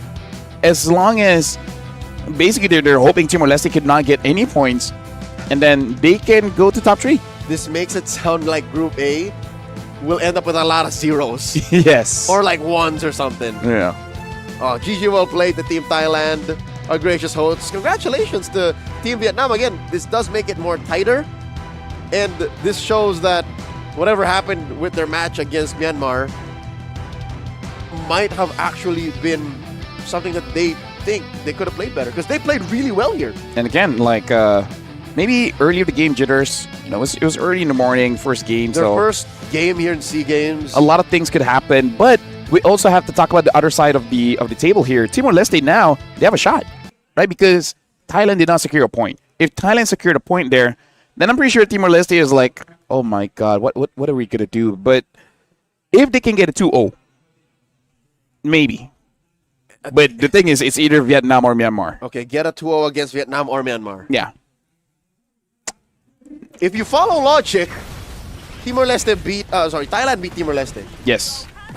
They're going to have to pull something else to beat the teams who beat the team who beat them. Oh, actually, that's actually a good thing to talk about. What if part of the rules is just head-to-head? Right? If they're same point. Oh, yeah, likely there is a head-to-head tiebreaker. Yeah? Right? So, not even a 2-0. They need a 2-0 and at least a 1-1. Yep. Which, again, Vietnam, Myanmar, not an easy opponent to get even 1 point out of. Right? So, we're looking at the highlights here. And it's really on Team Vietnam engaging any moment that they see fit. Easy to do when you're up this much. You know, easy to do when you're up by 4K, 5K in the early, and then almost 10K in the late. And yes, there were moments where they got punished hard. Specifically when Takdanai found a full combo, when Chaya Crit was able to pull off a great Petrify setup. But that's a 2 to 3 step process that Todo would not allow. Again, I think this is a successful outing for Asuyo. I mean, it did not... I don't remember the final spread. I think I think Dat still had a better record, and even An had better moments in this game. But the Suyo is real. So we do got to talk about the order in drafts here, because you saw the Esmeralda was there. and then you pick a Harif into it. This Phoveus, I would say, is actually quite still risky, because yes, it's good against the Harif, but you are not great against the Yuzong, right? In lane, if the Yuzong pressure you a little bit more, right, then you're not gonna have a game. Yep. So especially in the early. Exactly. So Phoveus last pick there, honestly, a bit of a risk. Good against Harif, not amazing against the Yuzong, but considering the fact that he was able to survive, non-factor. This is one of those moments wherein Meow says, "This is Meow, yes." Yes. When Meow says, "Just let me do it. Yeah. Just let me do it, coach. I'm not gonna fail you." Our MVP for game number 2 is Dot, the Kimmy, deathless and providing all sorts of pressure on turrets, on objectives. The range am I correct? Is he the only one with range? Yes, he's the only one with true range on Team Vietnam. So he covered that up. Song. So you have semi-range. He's like, you have a space gun? I got a bow and arrow. Pew pew. Hey, space guns, man. It's 2025. That's when you know that you've really modernized yourself. Speaking of which, looking at the builds here, and yeah, An essentially just has 2 defensive items. How is that possible? How does he have the roam boots? Who has their own boots? An. Because I believe you can't buy it after 25 seconds? No, you're correct. You cannot buy it. Yeah. So it means that he committed to it in a get-go. Wait, how? No, you're only one player is allowed to be the roamer. I'm pretty sure this is I hope something is off there. Cause yeah. The patch does not allow for it anymore. Because if he actually did that, he found a way to break the system. Yep. And that's pretty cool. Yep. Gotta look back at what the item build was on this Suyo, because I'm gonna do it for science. I believe it's still like War Axe, Hunter Strike. Exactly, yeah. So nothing changed. Like, it's just. Or you can build like a Lancelot. You know, like eventually with the brute force. Endless battle. Yeah. Because it's more about applying that pressure. And then eventually when you feel good, you build a BOD so that dies. How's that? Yeah. Right. There you go. Once you get a BOD though. And which is, again, par for the course. That's my 5th or 6th item. If the enemy is very tanky, Malefic Roar. Rar.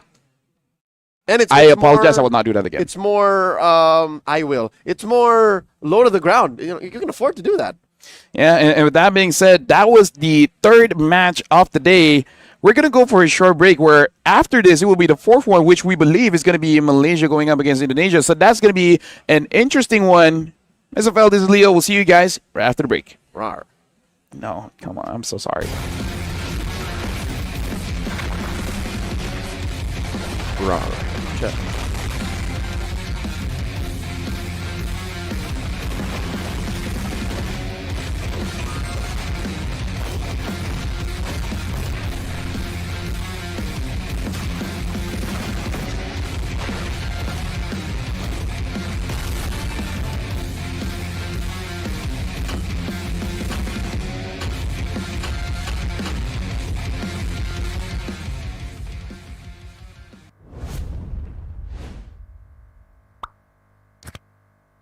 A brand new mode is coming to MLBB.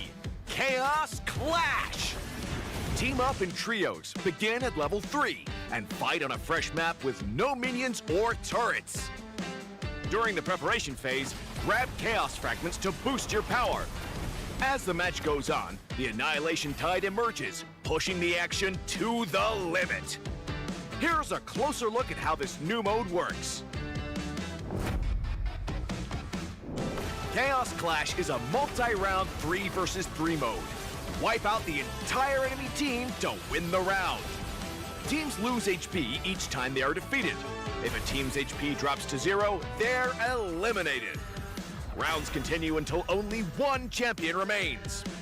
When there's an odd number of teams, one team will sit out the round. After certain rounds, heroes automatically level up and earn gold. Use this time to buy equipment and boost your power. All full equipment except boots costs 2,000 gold. From round 11 onwards, teams earn bonus gold.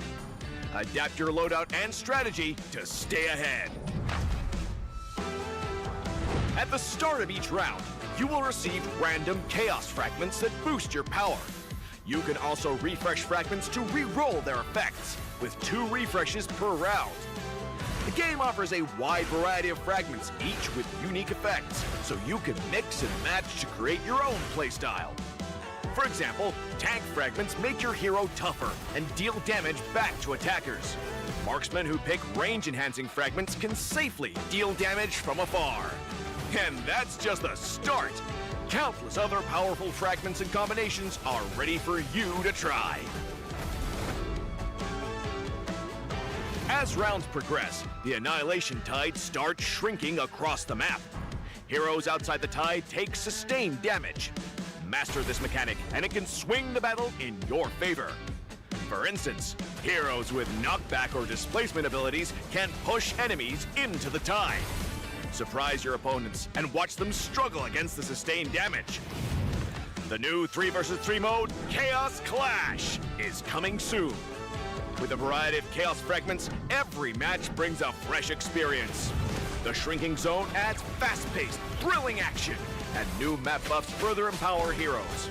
Exciting, innovative, and powerful new strategies await. Are you ready to try them all?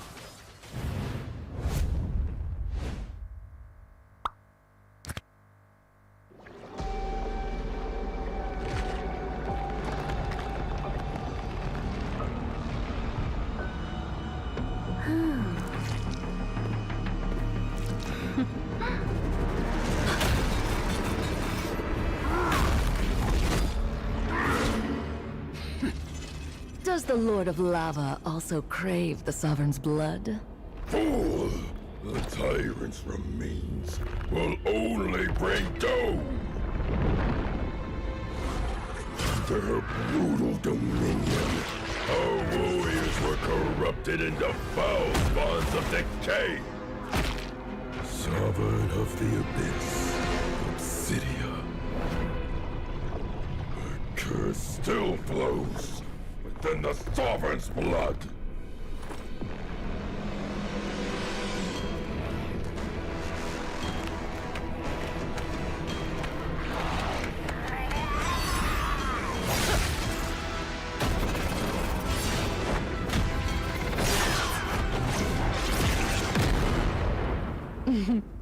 Such loyal little puppets.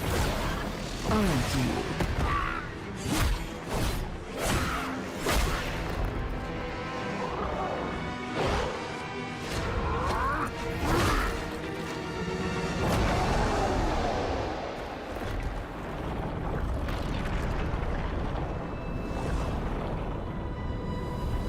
You are merely a puppet, no different from my spawns.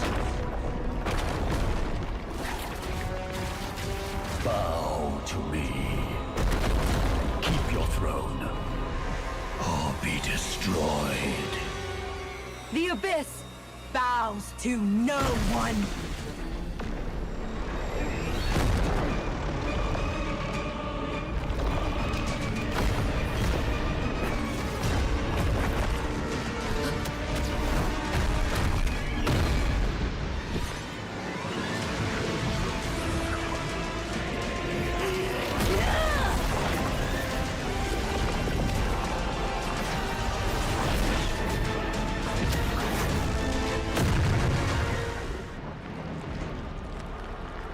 For the Abyss!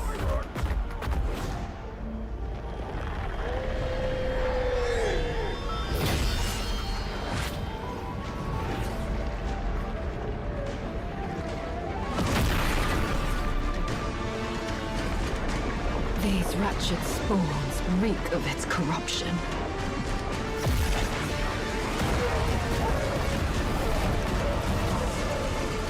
Your sovereign has a god to kill.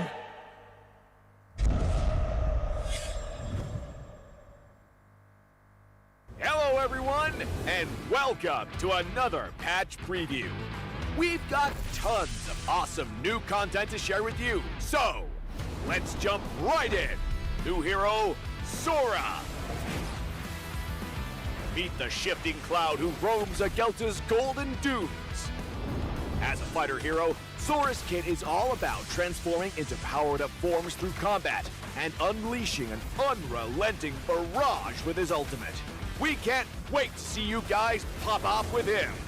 This year, we've been constantly improving the gameplay of roaming and EXP lane, and it's been awesome seeing some OG heroes make their comeback. Later, we'll be rolling out balance changes for the upcoming M7 Championship, recognizing the unsung roamers, rewarding skillful plays, and keeping the meta fresh.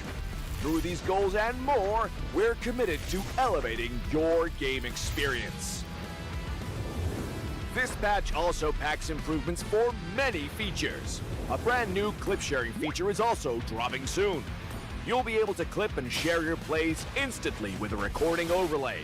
So, get ready to show off those stylish skills to all your friends. That wraps up our new patch preview. Hope everyone will enjoy all the new content. And until next time, we'll be seeing you in the Land of Dawn.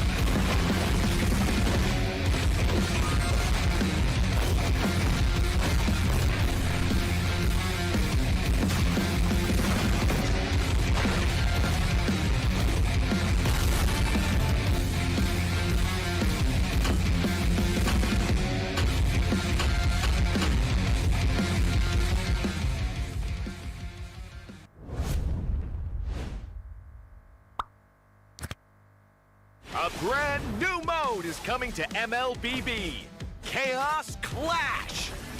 Team up in trios, begin at level 3, and fight on a fresh map with no minions or turrets. During the preparation phase, grab Chaos Fragments to boost your power.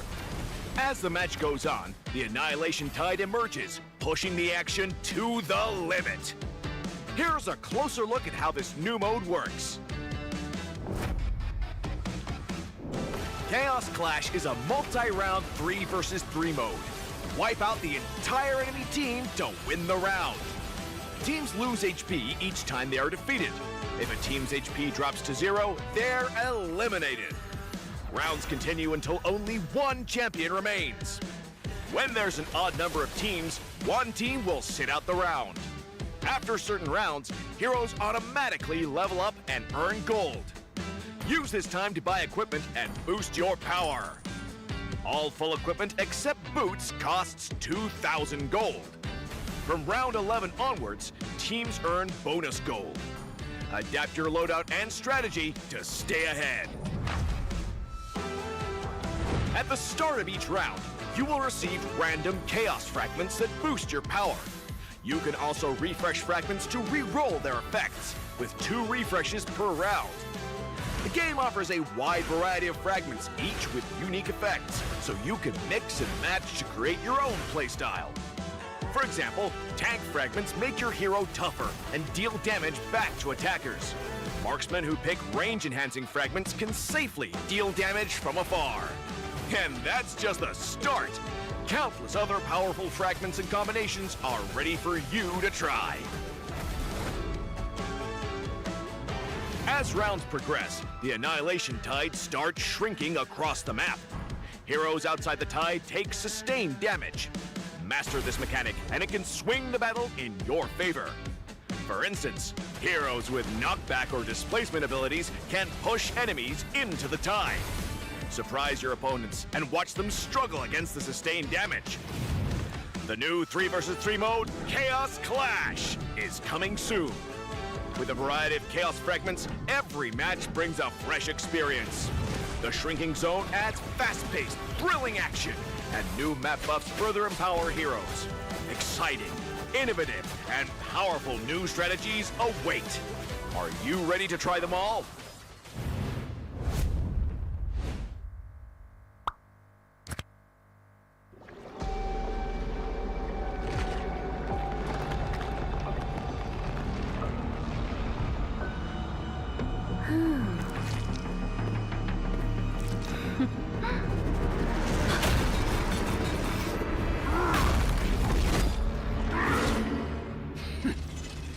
the Lord of Lava also crave the Sovereign's blood? Fool! The tyrant's remains will only bring doom! Their brutal dominion, our warriors were corrupted into foul bonds of decay! Sovereign of the Abyss, Obsidia. The curse still flows within the Sovereign's blood!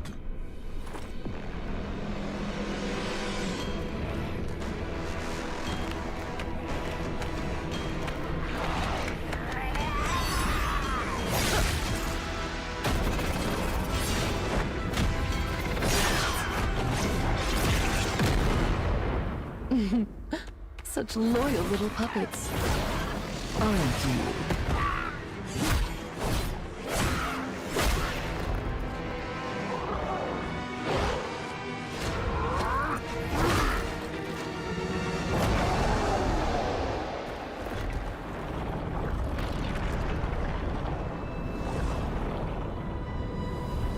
You are merely a puppet, no different from my spawns. Bow to me. Keep your throne, or be destroyed. The Abyss bows to no one.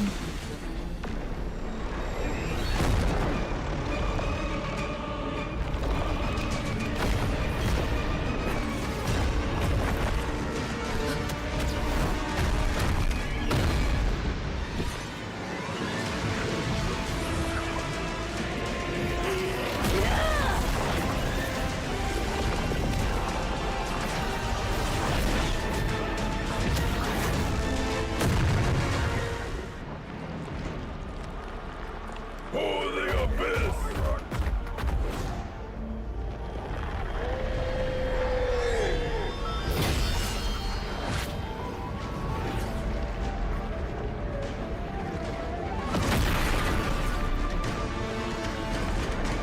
These wretched spawns reek of its corruption.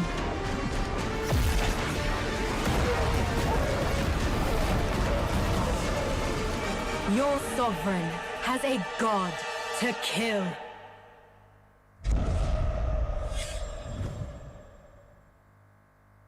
Hello, everyone, and welcome to another patch preview.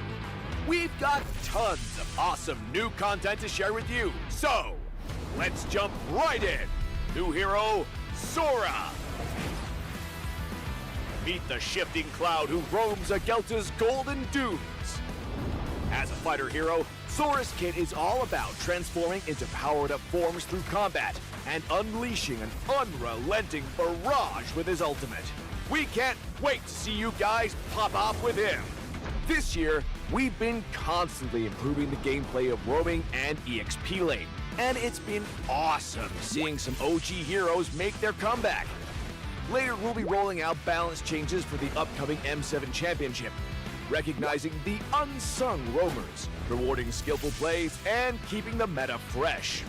Through these goals and more, we're committed to elevating your game experience.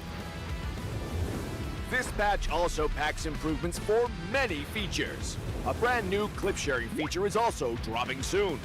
You'll be able to clip and share your plays instantly with a recording overlay. So, get ready to show off those stylish skills to all your friends. That wraps up our new patch preview. Hope everyone will enjoy all the new content. And until next time, we'll be seeing you in the Land of Dawn.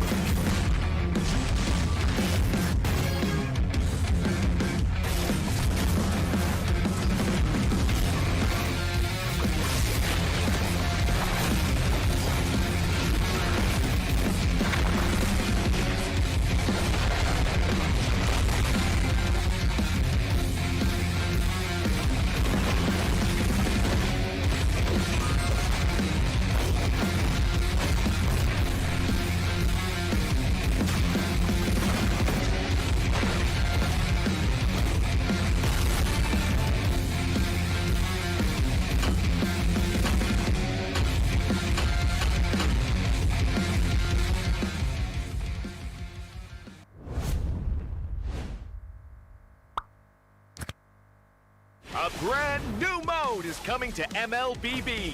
Chaos Clash! Team up in trios, begin at level 3, and fight on a fresh map with no minions or turrets.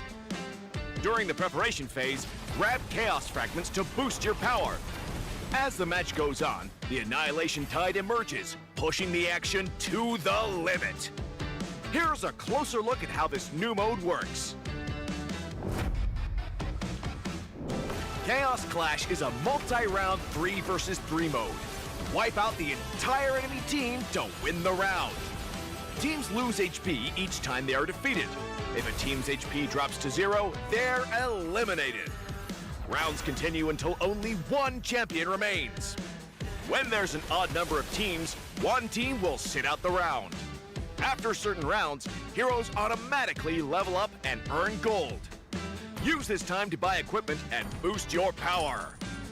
All full equipment except boots costs 2,000 gold. From round 11 onwards, teams earn bonus gold. Adapt your loadout and strategy to stay ahead. At the start of each round, you will receive random Chaos Fragments that boost your power. You can also refresh fragments to re-roll their effects, with 2 refreshes per round. The game offers a wide variety of fragments, each with unique effects, so you can mix and match to create your own playstyle. For example, tank fragments make your hero tougher and deal damage back to attackers. Marksmen who pick range-enhancing fragments can safely deal damage from afar. And that's just the start. Countless other powerful fragments and combinations are ready for you to try. As rounds progress, the Annihilation Tide starts shrinking across the map. Heroes outside the tide take sustained damage. Master this mechanic, and it can swing the battle in your favor. For instance, heroes with knockback or displacement abilities can push enemies into the tide. Surprise your opponents and watch them struggle against the sustained damage. The new 3 versus 3 mode, Chaos Clash, and new strategies await. Are you ready to try them all?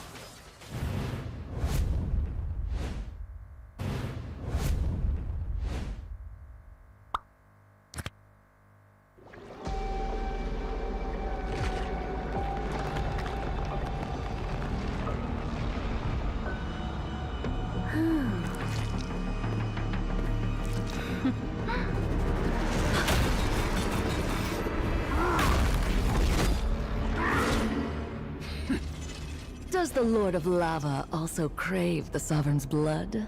Fool! The tyrant's remains will only bring doom! Under her brutal dominion, our warriors were corrupted into foul bonds of decay! Sovereign of the Abyss, Obsidia. Her curse still flows within the Sovereign's blood!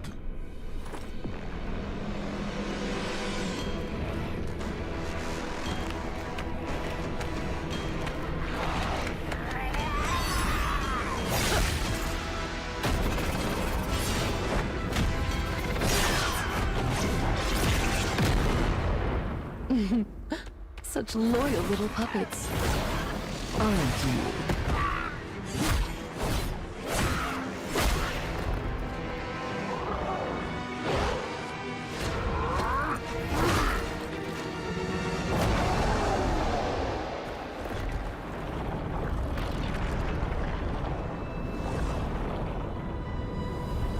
You are merely a puppet, no different from my spawns.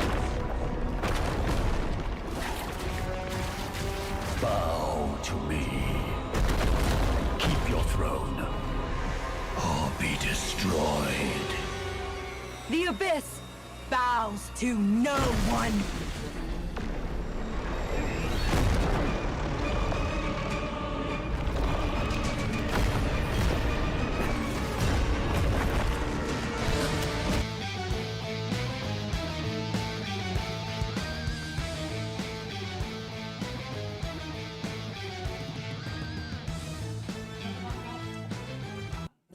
Is it Bird 5-star or Bird Star. No, it's Bird 5-star.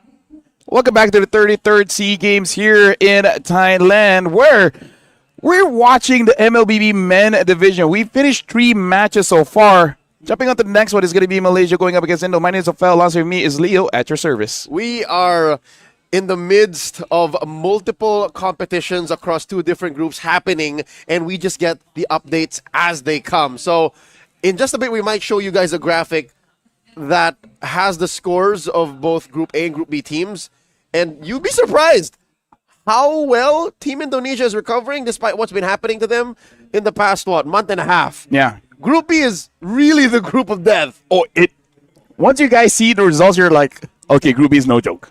Even Singapore. Yeah, no. They scored 1 against Malaysia. At this point, I feel like it's mostly saying that Laos has lost to everyone except for one in the group here, because I believe they have suffered 3 losses. Laos lost the draw, I'll tell you that. Yes, for sure. And I think it's just Singapore, because Singapore is going to be the final match against Laos. So that's the only team that Laos has not faced against. But I think it's safe to say that Laos is not going to be moving on. Singapore, though.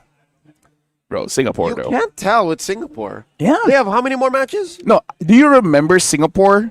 People are like, oh, they're not going to do all that well. And then one international in Riyadh, and all of a sudden they're top 4. Yep. With Diablo in that Benedetta form. Yep. Mid-Martis. That was a potential for a mid-Fanny as well, but never let through. That's the thing. Singapore as a meta, as a contributor to MLBB esports is always in flux. You're never sure what they're up to. So even here in the SEA Games, you can't count out. And now we're already looking at the Malaysian players here, and looks like they're setting up, or if I may so humbly say, finish setting up. Because again, these are pros here in Malaysia as well as Indonesia. They might just come in, press a few buttons, and like, I'm done. We're good. That's all. I don't need much. I'm okay. I can press the screen, good enough. It moves when I say it moves. Okay. Kind of like you with Midnight. Yeah. Okay. Suit fits. Go. Speaking of, right now you guys are looking. Let's look at Group A first. Myanmar looking pretty good. Have played once. Is up on the standings. Thailand win 1, lose 1. Vietnam win 1, lose 1. Timor Leste loss. But Group B, Malaysia, they have 1 loss there, and Singapore has 1 win. Okay, LaFell, Put 2 and 2 together. let me just. What if? What if? Nightmare situation for Malaysia. Yep. Indonesia's 2-0 Malaysia. Yeah, because again, Malaysia's on top of the world right now. Y'all just won the last big international, right? Yes. So what if Indonesia sweeps them? Singapore Gets points off of Laos. correct. They both stay at 3-3. Who And wins then- the head-to-head? Oh yeah, 1-1. that's why I call it a nightmare situation. I don't know what's going on. What's the tiebreaker for that? At that point, I'm pretty sure League Ops is like, don't do this to us. Dust off the rule book. We prepared for this.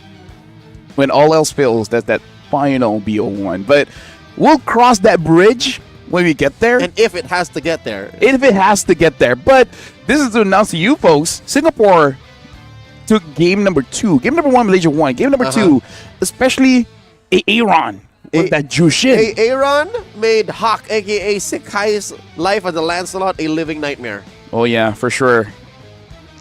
I think they're already looking at that game. They're like, hey, what happened, Hawk? That wasn't supposed to be that way. Speaking of, just going to check. It's Buji. Okay. And I don't know who Buji is. You don't know Buji? Buji is this 20-year-old mid laner who's played for RSGSG, Homeboys SG, and Absolute Zero. You don't know him? Nah. All right. Well, apparently he's pretty mean as Sushin. Yeah, incredibly mean, in fact. But anyways, this is the standings for both Group A and Group B. For Group A, it looks like Timor Leste is going to have a rougher time. For Group B, Laos is out. And then at this point, if Malaysia loses to Indonesia, it's going to be between Malaysia and Singapore not making it out of groups.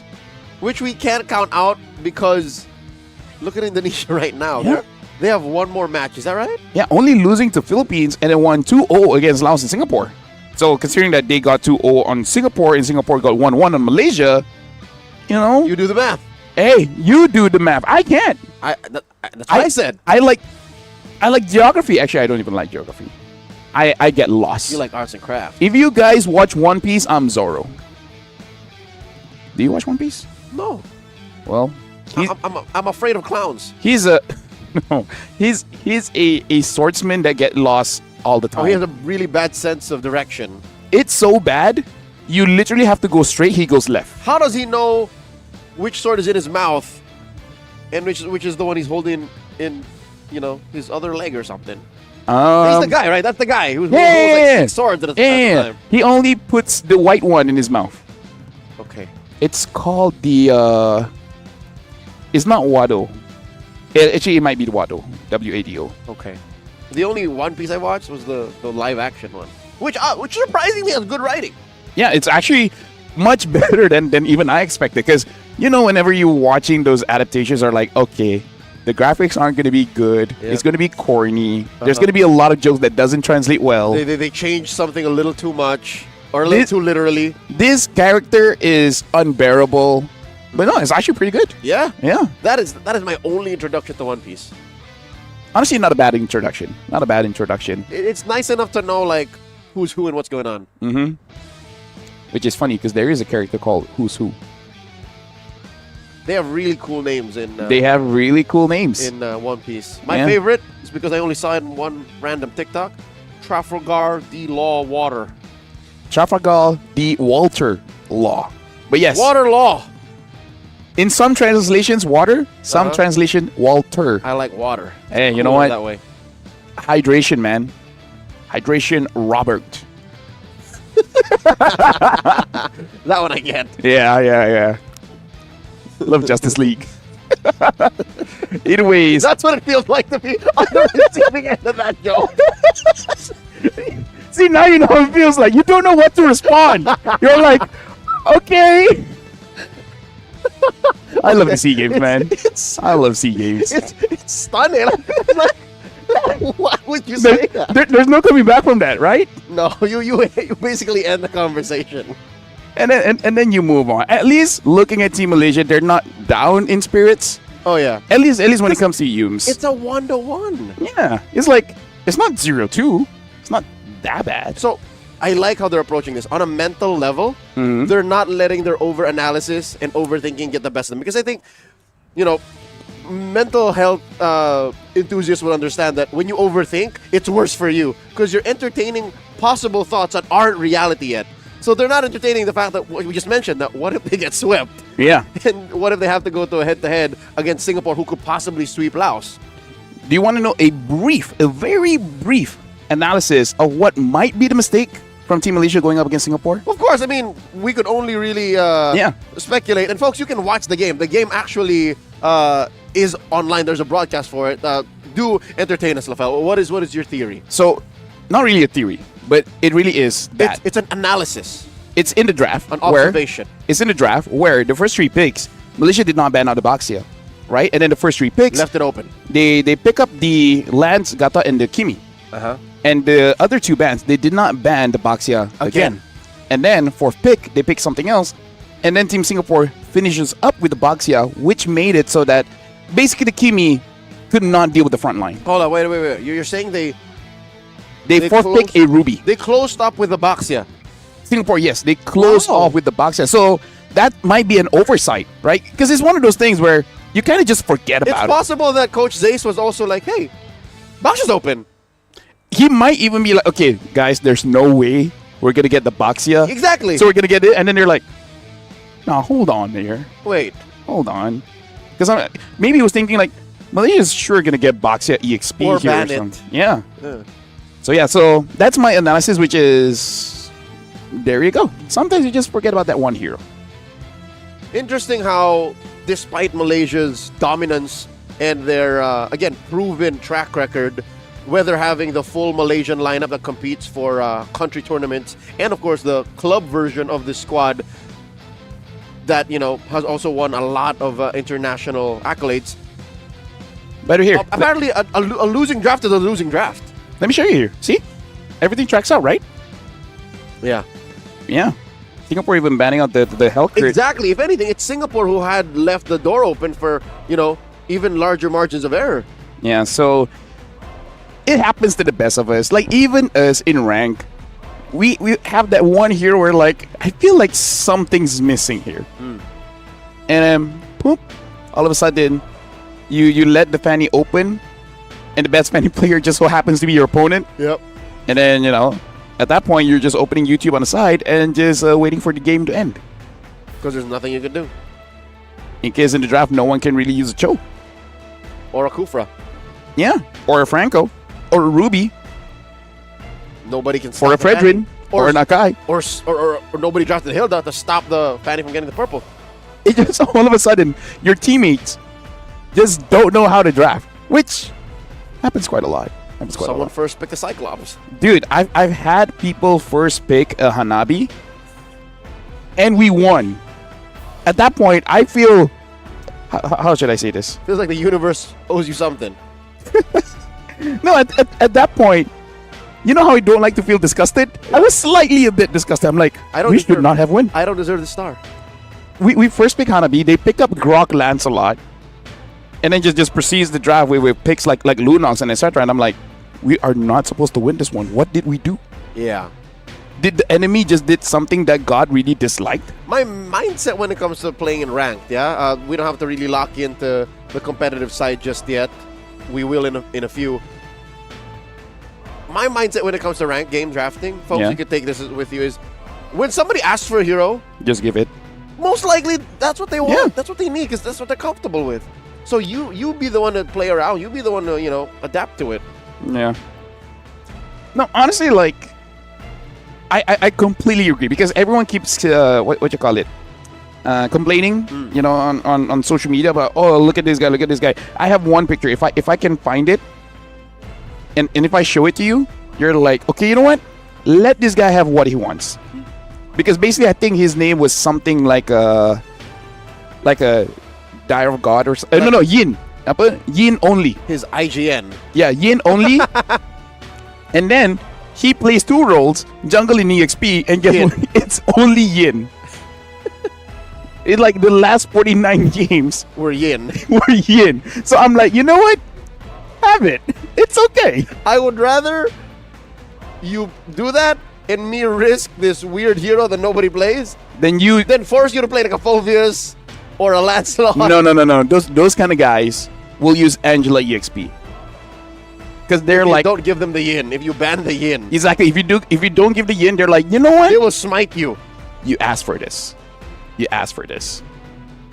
Well, look at that. If we zoomed in, we could actually see what's on the paper for the marshals. Oh no, someone's got to help out. Look at that. The fan has fallen. Someone's got to pick that up. And it stays there. And it doesn't bother them at all. I'm sure some folks online will look at that and be like, please pick it up. Like, it's triggering me. I don't like seeing it down as well, but And they still don't pick it up. It's just there. it might be getting in the way. That's my Yeah. my theory. Oh, yeah. Could be. Yeah. Because they're setting up the audio stuff, which has a lot of Wires. end cables Uh-huh. and sellotape, strings, Connections. connections. There you go. There's a lot of connections when it comes to audio. I'm gonna put away this Thesaurus now. You're good. Yeah.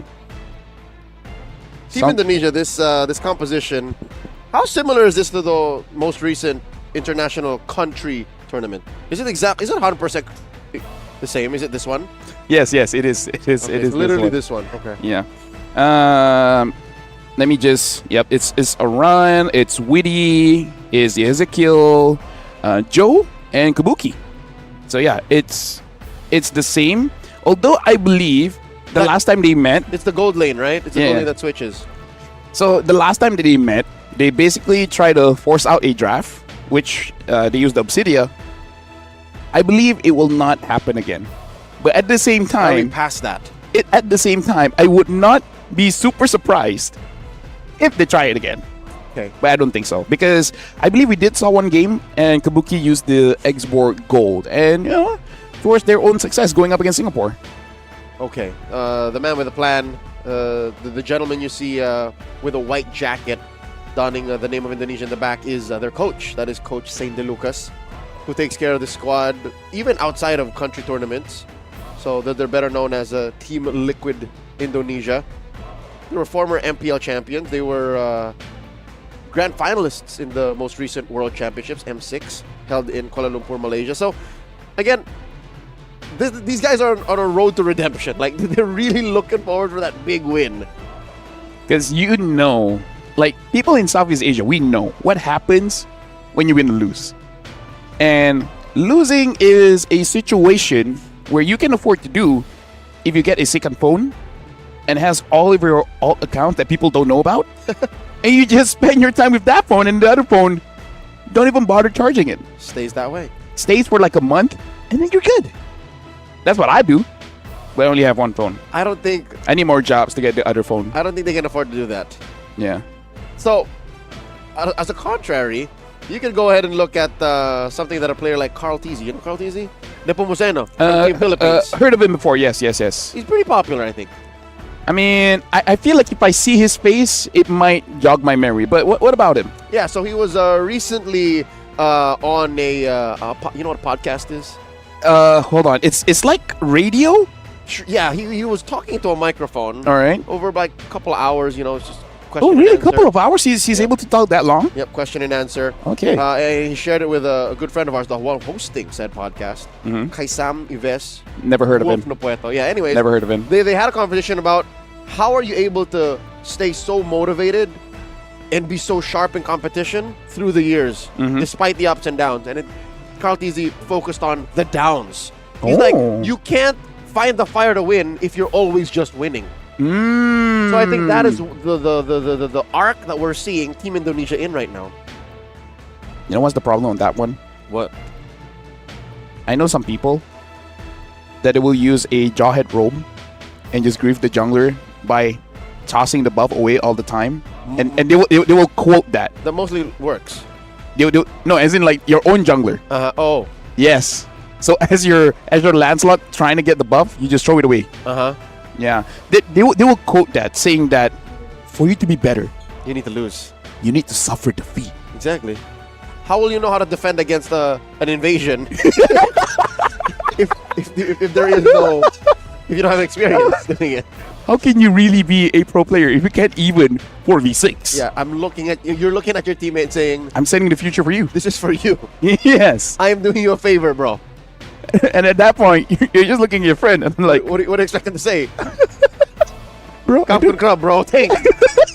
Thanks. Now I know how to defend against a jawhead injector on my buff. Now get out of my face. what I would say is like, honestly, if it's the enemy jawhead, I know how to deal with that. When is my own team? What am I supposed to do? I love how Moonton and our developers actually changed the game to disincentivize invasion. Yes. Because imagine like in the old days, you know how like my jungler and my roam work the same way in your side of the jungle. Exactly. Now it's like, no, the map is on my side. Come try. Yeah. What were we talking about again? Because we had a prior conversation, but I'm talking about the ups and downs for Team Indonesia. yes. And how losing helps you in the long run. Yeah. Hey, so yeah, there you go. They're gonna get better for this one. Also, Malaysia, you better prepare yourself because Hey, no, Malaysia they're also, angry. Malaysia also came from an L. Grr. Grr. Yeah, there you go. Different roar. And it looks like they're laughing. They're donning the colors of a harimau. Rar. That's what you're trying to go for, right? Like those are colors of like a giant tiger. Yes, but the country is divided. Let me just say that. Oh, there's discourse on this. Yeah. But for me, I'm colorblind, so I don't know what they're talking about. Oh, is it about color? Or is it I don't about, know. Like, what? So is the tiger the Malaysian Look, animal? I don't. Yes. But I don't know what even is the color of a tiger. It's orange. Nah. What do you mean, nah? What do you mean it's orange? They're black and orange. Wait, what? What color do you think they were? We're going in expanding rivers, ladies and gentlemen. Thank you for saving me on this one. Yep. Dude, I need to check my colors. It wouldn't matter to you. You can't tell. Yeah, I can't tell. So even, you know what? I'll believe you. You know what? Out of anyone in the world, I'd believe you. You have to because Folks, in case you never knew, Tigers are black and orange. Yes, they are. And that's black and orange? It is now, yes. Yeah, then that's good. That's an amazing attire for representing Malaysia. It's perfect. It's I remember perfect. there was a time when it was red and black. Oh, wait. I think I remember that one. I think I remember that not one. the season that you competed in? No. The season I competed in, it was different because it was orange and black. Which it is now. Yeah, but different. Okay. I like the one that I had. It's not the same. It fits well. Ladies and gentlemen, we have confirmed the map, and the draft has begun. Here we go. All right, so Indonesia just locking down on Yumes, making sure that, or Kayum in this case, by betting out the Grok as well as the Gatot alongside with the Lapu. So going for Idrin as well. Malaysia betting out the Baxia. This time not going to make the same mistake. Nope. And betting out the Angela as well, which I can say, weirdly enough, is an Indonesian special. You know what? Specifically, batting against Idrin feels like passive futility. Idrin is the kind of player who, I think you'll back me up on this. Yes. Coach, you want me to play this? Coach, really? Okay. Momo cannot say no. Coach says, hey, I want you Joy EXP. And it's like, you know what? Sounds good. What is this, 2022? Yeah. Well, Malaysia, how are they going to end the draft here? They're going to end it with a Hilda ban. And now, in terms of first picks, quite a few. I wonder if Indonesia wants to take up something like a Kalia, considering... Sushin. Oh, wow. There you go, Kalia. It has been a while since we've seen Kalia open. Mm-hmm. So Kalia for Probably Christian Weedy. Probably they pick up like a Lancelot, Yuzong, or Kimi Land, something like that. Or if they want the Yisun Shin. Maybe the Yisun Shin is high prior to here for Do Malaysia. you really want a Lance that bad? Because it's kind of soft countered by a Kalia. It's only soft though. Yeah. Although considering that he did lose against the Jushin With a Lancelot. with the Lancelot, maybe this time he does want a Yisun Shin. Sorry, the previous one was the Lancelot. Yes. Sorry if I misspoke. They lost with a Lancelot. Yep. So we have here the guidance of Coach Arcadia. And he does go for the alternative Yisun Shin instead of the Lancelot alongside a Ruby, which again kind of spells out what they want to do with this. And they'll go for the Eve as well as the Uranus.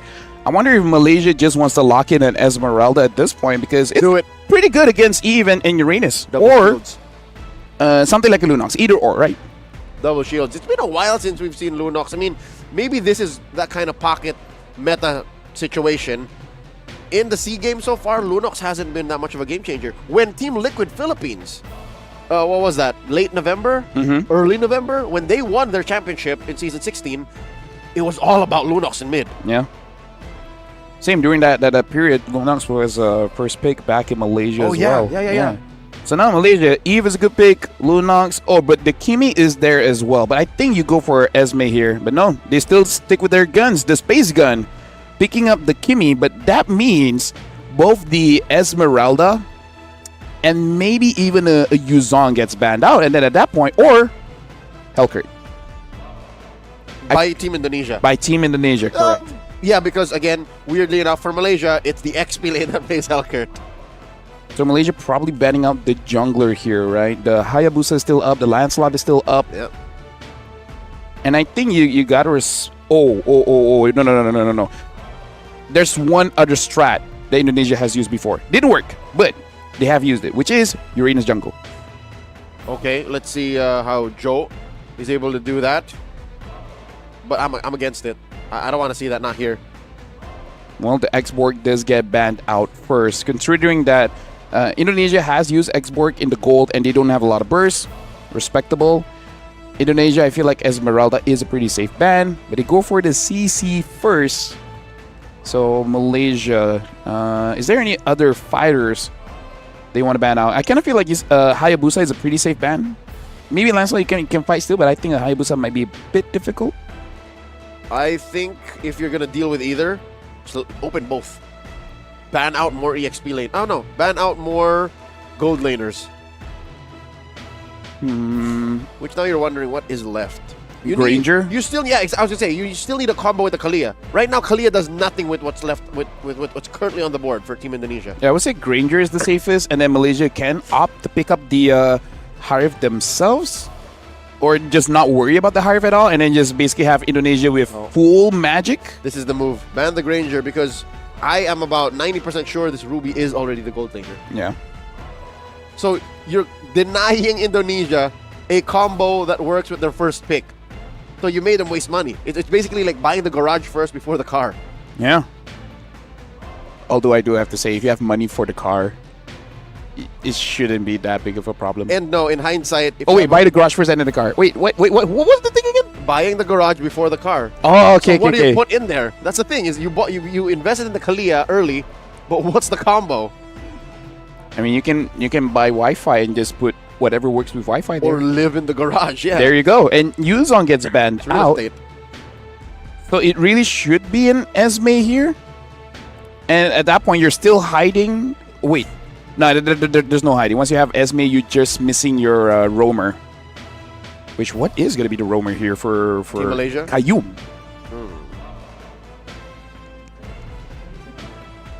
Wait.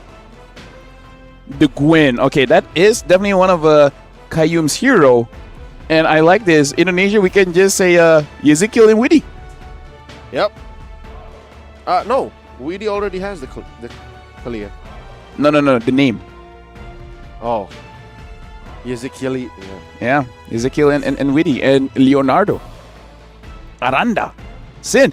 And there goes the Hellcurt. I feel like this is a gold lane Hellcurt again, plus the Lancelot. All right, confirmed. Indonesia taking a book out of Malaysia's page.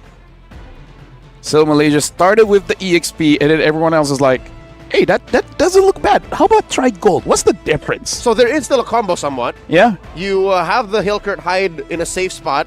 The Kalia kidnap someone, grab him with the Tsunami Slam, jump on with the Stingers. Question is, what is the Gwen going to do? Not a lot of easy targets here, right? At most, jump on the Eve a bit. The Hellcurt, if you can find him? If you can find him. And that was going to be the final pick here. You need a roamer. Or no, an XP laner. You need an XP laner. Esme is still there. Might still be solid, right? Esme, Purify, and there you go. It's the Esmeralda. It's the only hero really that can step toe-to-toe with Uranus and not regret it. Mm-hmm. So, here's the thing. I'm liking Indonesia's draft. I really do. Because even if it was like a recovery pick. Yeah. Even if it clearly went, oh, this is not our best option, but here it is. Oh, wait. It's Hellcurt EXP. Whoa. It's an Aranda. No, what? No, because that's... I mean, come on. Momo did it. So, as an EXP leader, you're like, hey, I could do it too. No, weirdly enough, in this current situation... Oh, wait. Yeah, Uranus goes up against Esme. Yeah, I actually like the... Oh, no. I actually like the Hellcurt into Kalia. Wait. Gold lane combo. Oh, wait. No. It's the opposite. Cause You're right. No, Esme is going EXP. Exactly. So you missed the whole combo. It became Hellcurt Esmeralda and Uranus Ruby. But what if the Hellcurt still has enough damage? By the way, folks, welcome to Malaysia going up against Indonesia here. This is going to be game 1. Again, like, Hellcurt is still a mystery. What if the Hellcurt level 2 can solo kill an Esme? Something else to note, this Hellcurt is rocking Concussive Blast. And he cuts the wave in hopes of clearing fast. Goes right through the wall. It doesn't get punished. And look at this. Hazik taking quite a bit of damage from Witty as well as Ezekiel. And both the mid laners here in Malaysia, Hazik as well as Qayyum, taking quite a lot of damage. And all the while, look at Aranda. Basically trying to scout out, see any free farm that he can get. Basically just being a nuisance. Yep, he's allowed to do this because his Darkness passive allows him to move faster, regen HP when he's out of vision. So he can really just dip in and out. As we're talking about a passive, it makes more sense why he should actually be in the EXP. I guess. Right? Because you leave the lane. Yeah. And then you check in, rotate back. See, as he's out of Idrin's vision, he's able to regen up and then get back into the fight. You know what? You're slowly pulling me over to that side. Yeah. Hazik having a difficult time. Aranda sees him jump in. Very close. It's a rope off the bait. Aranda almost bites it, flickers out. He got to purify, right? That's already quite big considering that your team does have that Kalia. Yep, so 1 for 1 when it comes down to resources. Chandaro. Chandaro. Chandaro. Okay, so that is on Hazik. The Kimi cannot overextend, cannot put herself in harm's way for this first turtle. Spawning in the upper quarter. So that's what Team Malaysia is doing. They're kind of buying time to be able to be first to this spot. Weedy does not have the Tsunami Slam though just yet. He has the rest of his kit, which is still solid, respectable CC. Speaking of Dan Leo, man, looks like we might see a 5v5. And here the start, Leonardo taking a bite of damage, but Witty killed Hazik. Falls. That's a man down. Another traded out for 1 for 1. Leonardo falls. And Chin able to lock down the turtle, and that's another kill. Huck falls. Dude, Aranda 1-0-0. Lefelion, what was that? Dude, this is Malaysia against Indo, man. These are fights. These are countries that prefer to fight. You give me an opportunity, you open the window, I'm gonna go in. Give me an excuse. Exactly. Give me an excuse. Hit me first, so I can tell my coach he started it. What was I gonna do, coach? What do you expect me to do? Falling Star Moon, point blank. Aranda dashes through. For an XP laner, I gotta say, for an XP laner, Helker is so mobile. Yeah. He's like, the more you see it, the more it makes sense, doesn't it? Yep. Because again, as a gold laner, you're not able to rotate out. Tsunami Slam on the 1, forcing the relocation, the dash out by Kayum. Adrian forced out to use the Purify.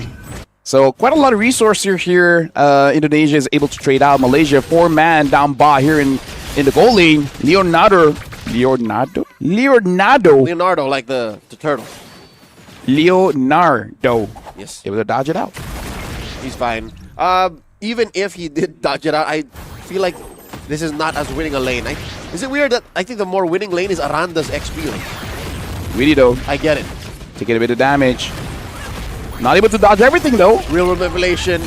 Put up maybe a second too late. Kayum falls. Tin finds 1. They're pushing Hazik back. A roamer for a roamer. 1 for 1. And look at Aranda. Goes back to the Eastern Shin. Takes him down. Ha goes down again. That is not a trade. That was all Indonesia. Momo and Coach Arcada, what have you done to the world of MLBB? You allowed this. This was on you. You made this happen, Idrin. Now caught up. Yezgil barely alive. These are the shields you were talking about earlier today. Idrin gets popped. He tastes the blade of his own creation. It's getting more and more into a reality here, Leo. Indonesia, there's a chance they can win this against Malaysia. There's the Mountain Shocker thrown out. Weedy nowhere to go. Didn't even get the flicker out. No trades. Malaysia just punishes Indonesia for overextending. Yeah. And Aranda 3-0-1 with this concussive blast.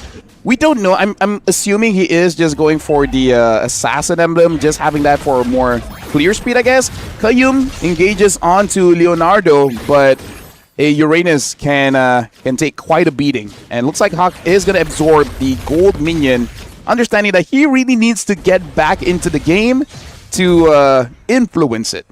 Yep. That's why I think Malaysia's sending more bodies up there. This is the XP laner and the gold laner sent up. Kayum gets knocked up here. Tsunami Slap displacing Hawk. Sikais gets taken down. This is his 3rd death in 5 minutes. And you know the idea there, which is basically, hey, Kayum, escort him, get him as much farm as possible. Indonesia was on top of it. Kayum now as a Guinevere. If it was a Grok, maybe something. Yeah, Guinevere is just not very good at playing support. Guinevere is a fighting roamer. She wants to be on the proactive side. She wants to be the aggressor. They will be trading this top lane for the bottom lane, but that doesn't solve the fact that Indonesia are up 3 kills, 2,000 gold, and can basically do whatever they want because of how threatening Aranda is on this Helker. For Hawk to do good here, it's really on his team, right? Adrian has to become a problem. Elton has to become a problem. Once they are the problem, then he's like, okay, now you guys have given me space. I'm going to get my farm. And boop, bop, beam, boom. 4 items, I'm good. Shaka, shaka. It's going to take time. It's going to take time. And they find 1 big knockup on Aranda. Given that was 3 members of Malaysia putting hot fire on this Helker to take him out. Is this a hope for a turtle? Maybe, because here's the thing. You kind of can't complain. Any picks you get off of the map, it's good. Leonardo goes on to Hawk. Hawk taking quite a bit of pressure here. Leonardo, you're a Uranus, but you're not immortal. He does use the consecration already. Chin secures a turtle. 3 going over to Team Indonesia. RWM, oh, he suffers. Oh, he took too much. Malaysia is recovering for sure after the kill onto Aranda. Playing around S5, and this is how you recover going up against Indonesia. They do want to fight, so in a ways, you got to fight fire with fire, but a different kind of fire. Okay, they got 2 men on Aranda. He dashes out of there. I think Malaysia figured it out. Yeah. I think they said, hey, don't let Aranda surprise you, and we can win. And maybe Qayyum shouldn't be the one escorting Hawk. Should be Elton. Yep. Ruby is pretty good at protecting people. Has better on-demand crowd control compared to Qayyum. And Qayyum can move around fast enough anyways. He has spatial migration. Can randomly pick fights if he dashes into a bush that he's not ready for. So yeah, I agree. Let Elton do it. It's just, the problem is, those are 2 heroes, 2 positions that kind of need the farm. Yeah, but this is what you're afforded by when you trust your jungler, right? Essentially, Elton's like, you know what, I'm a Ruby. I'm all good. If I have cooldowns, I'm good. I'm going to give the farm over to you. Speaking of which, around the second item is going to be that Demon Hunter Sword. Meaning to say, if Idrin is not careful, and Elton is not careful, especially because he's sacrificing his farm for Hawk, Yeah. he's going to get taken down. Is there anti-heal or anti-shields on Aranda just yet? No. Because I think Idrin is going to be the main threat for him. Him or Qayyum, right? Because Qayyum can crowd control Aranda, deny all that. If he has a way to stop the extra shields from Qayyum and Idrin, then he's on the way. Should be a Sea Halberd soon. I believe it's all on Ezekiel at this moment. So going one. As long as he's there, is looking good. Sin able to get the, hold on, the catch coming through. Tsunami Slam, Real Manipulation, Mount Shocker already spent. Down goes Yanskill. Where's the damage? Down goes Hawk. Elton running away. It's all Aranda, baby. That might have been a miscomm because Hawk and Elton were on the same page. No, everyone else was not really. That's a weird split. 2 and 3. 1 and 4 is fine, but 2 and 3 is disastrous. Leonardo, still alive. Stacks up on his passive. Might have taken a little too much damage. He's okay. Qayyum with the jump. Finds him. Weedy survives. And look at Hazik taking too much damage. Aranda! Oh! He dodges it! And Aranda looking to trigger that passive. Sin secures the Lord. The I'm offended onto 1. Weedy flickers out. Weedy is safe. Indonesia happy with the win. But again, both countries here, Sin gets taken down. Leonardo is surviving because he's a Uranus, but Malaysia and Indonesia really making it worth the watch here. Both teams trading blows. And Malaysia, when you feel like they're down, they somehow figure out a way to come back. And honestly, it's kind of up of Qayyum. He's getting these picks, and it's really just up to the team. Like, do you have enough damage or not? Well, I'm not used to this kind of tempo or pacing. The map is literally just 4 and 1. Leonardo is setting it up, and then Aranda and Sin just come in. This is kind of worth it for Malaysia because look at Hawk. He has more farm than Sin. Despite everything that's been happening. Exactly. So weirdly enough, how is that working? Is this because Elton? Exactly. Give over the gold minions over to Hawk. Give over the jungle. Give everything to him so that he can equalize. My sweet prince. Because you know that Qayyum can get a catch. You just don't know you have enough damage or not. And if Hawk's the main damage dealer, makes sense. Oh no. Real manipulation plus Tsunami Slam. Qayyum. That's a wrong target. You don't want to do that to a roamer. Weedy put on a half health. Leonardo just standing right in front of them, the Lord marching up. This was all a distraction. I think Indonesia just really wanted Malaysia to commit so that they can push turrets. You got to be careful. Randa there. He waited for an angle for the flank to come in. Malaysia is going to protect their base from this Lord, though. Leonardo gets pulled in. Use the Purify. Is surviving so far. But looks like not for long. Leonardo, Hazik gets the kill. But all the while, Indonesia gets mid-turret.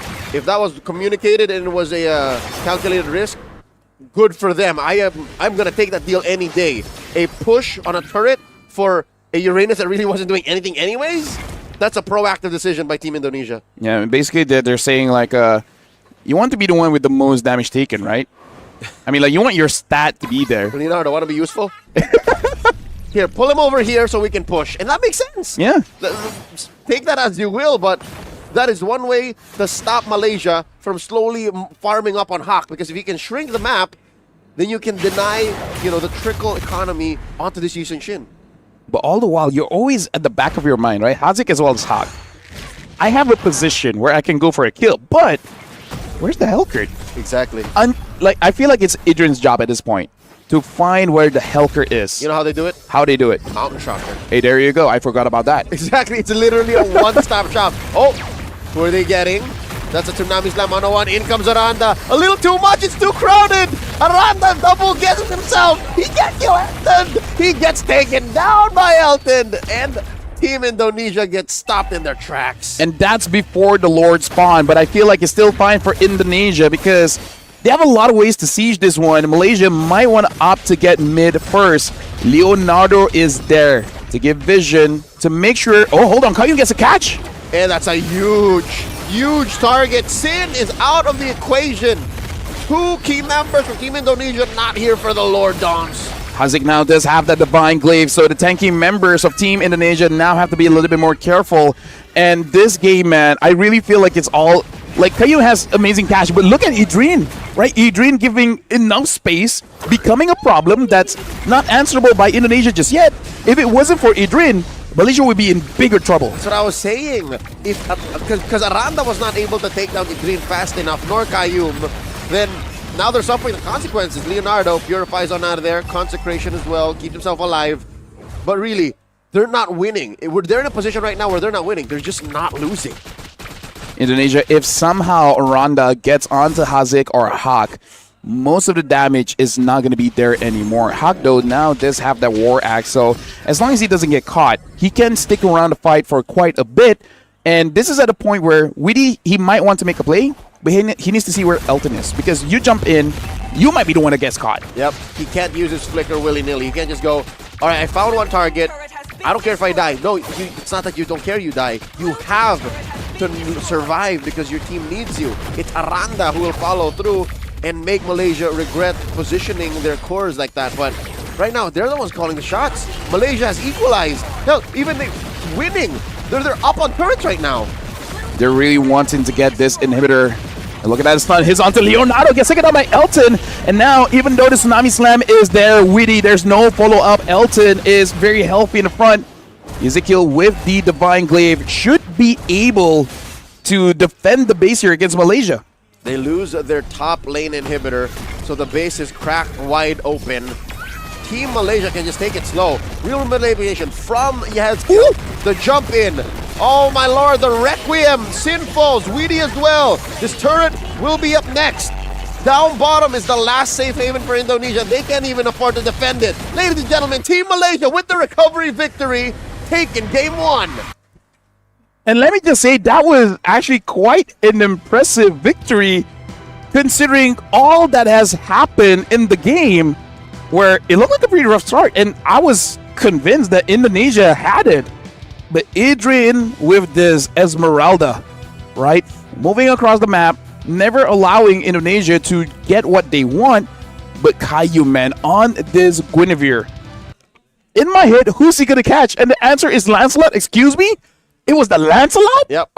You're not wrong to say that Indonesia might have had it, yes, but they could not answer the inevitable power spike come the late game from Hawk. And they could not have Aranda do both, take care of the map, and stop Hawk from doing that. So I guess they just made the call. It's like, it's too late. Let's just try to take care of the map. And then too late, Malaysia was in control. And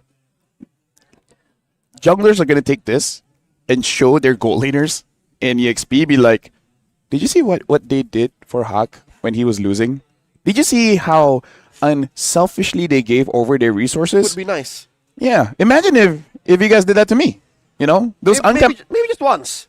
Those uncomebackable games, maybe. You know? You want that star, don't you? You want that 100, right? Or are you happy with 20? You happy with 12?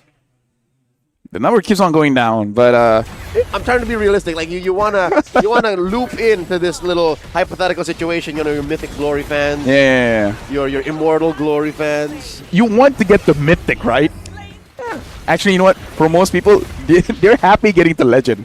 Because Epic is a different universe. Epic is where you go like, oh, Wait, this is not familiar. I just want to pick my hero. Why is it taking like an extra 3 minutes to get into the game? Exactly. And yeah, impressive coming in from Team Malaysia, but I think this solidifies it, right? Helkert is a threat. I EXP or Gold, meaning like he has his purpose. Okay, to put it into context, Sure. I think I put Helkert in the same tier as we put Leomord and Suyo now. Okay. Is that fair? I don't know about Leomord, but I feel Suyo, yes. Oh, really? Yeah. Leomord is a little lower then. I mean, he hasn't won yet. Fair. Yeah. Fair. So yeah, I feel like it's in the realm of Suyo. Maybe not top 3, but it's definitely in that niche where you're like, hey, this is an okay game for it. Because apparently right now Helkert is a lane winner, Yep. a disruptor, A map. It's also a map threat. map threat, and if you're okay, you might be even able to open up the map safely, at least for the early stage of the game. As the game moves on, not so much, but there you go. You know what?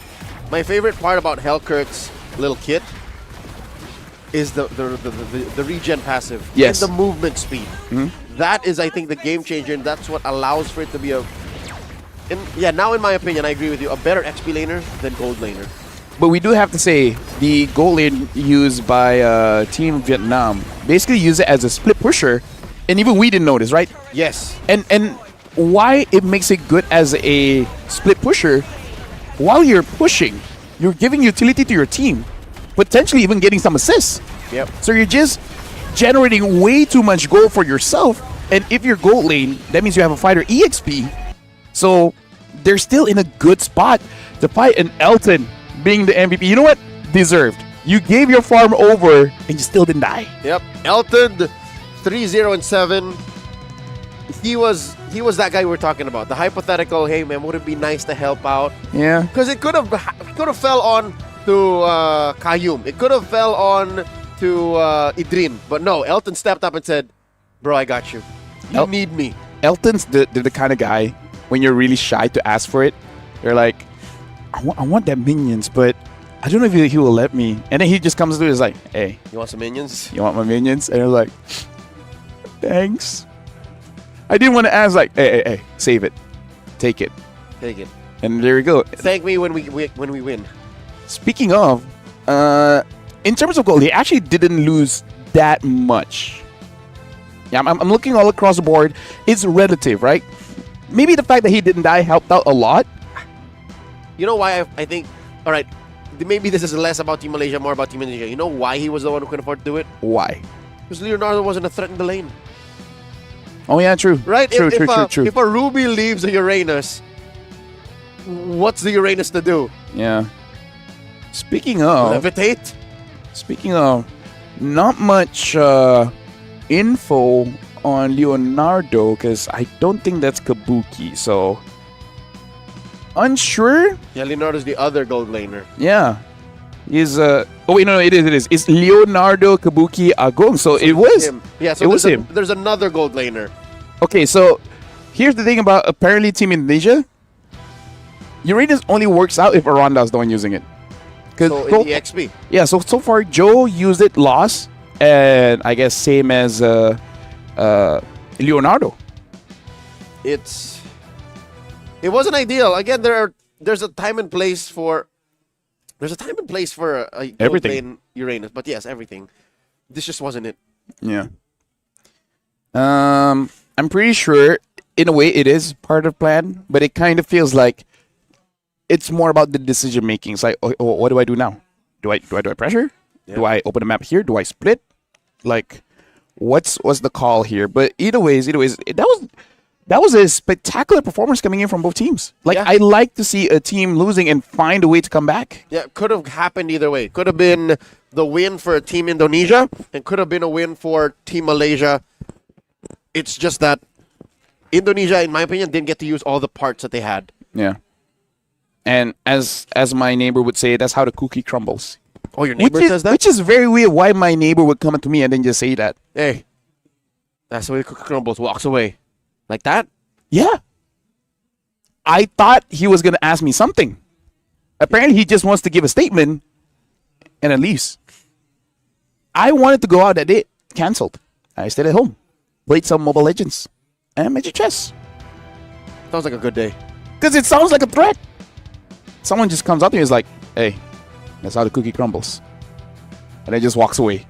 Speaking of, is this confirming that Philippines will basically be number one because they already have 5 points and looking at maybe securing one more? Who are they going up against now? Let me just check real quick. Yeah, I think just doing the math, our tournament officials have concluded that no matter what happens in their next matches or other matches in the group, Team Philippines is secured. Yeah. I think it's the same situation for Group A. Yeah. Myanmar is the team to skip the semifinals or the quarterfinals to make it straight into the semis. That's a full best of 5 you totally just skip. Timor-Leste is 0-4. At this point, I think Group A is done. I mean, like, there's more matches, but still, I feel like we've come to a pretty solid conclusion. Because I don't know mathematically how can Timor-Leste get out of the situation they're in. I guess our tournament officials do see it. Yeah, because it's not blacked out, yeah. Yeah. So there is still a world where they get 2 points, and then, there's a tiebreaker for the third. So, looks like for Malaysia as well as Indonesia at this point, they're just making sure they get out of groups, which is always the first step, right? Like, at least you get to play tomorrow. Yep. Although tomorrow the women's team is going to be playing. Tomorrow's tomorrow. Potato, potato, tomato, tomato. Same animal, different beast. Never heard that one. I'm going to use it when I meet my family. You're welcome. Yeah. It's on the house. Next one's not free. Speaking of, next one is going to be Malaysia against Indonesia. This is game 2. That one for sure is not free. I think Indonesia learned their lesson. Yeah. But what's the lesson here? Right? Is it like Leonardo? Leonardo, you can use a fighter, just not that one? In my head, Uranus is not a fighter. I think... Give him a war axe. And then maybe... That's a wasted slot for Uranus. Fine, a concentrated energy. The lesson is use all of the... Or ban Esme. Because we talked about the Esme. Yeah, what was that term? Do you use all of the cow? Use the whole cow? Is that a thing? When you're cooking, you use the whole cow. Because here they had a whole dish, right? Yeah. But that gold lane just wasn't it. Like, tell me one moment from game 1 when you said, "Oh, that Uranus though." None. Exactly. None. So imagine that you're an MPL champion, you're an MPL veteran, and they give you a hero that does nothing in your lane. Yeah.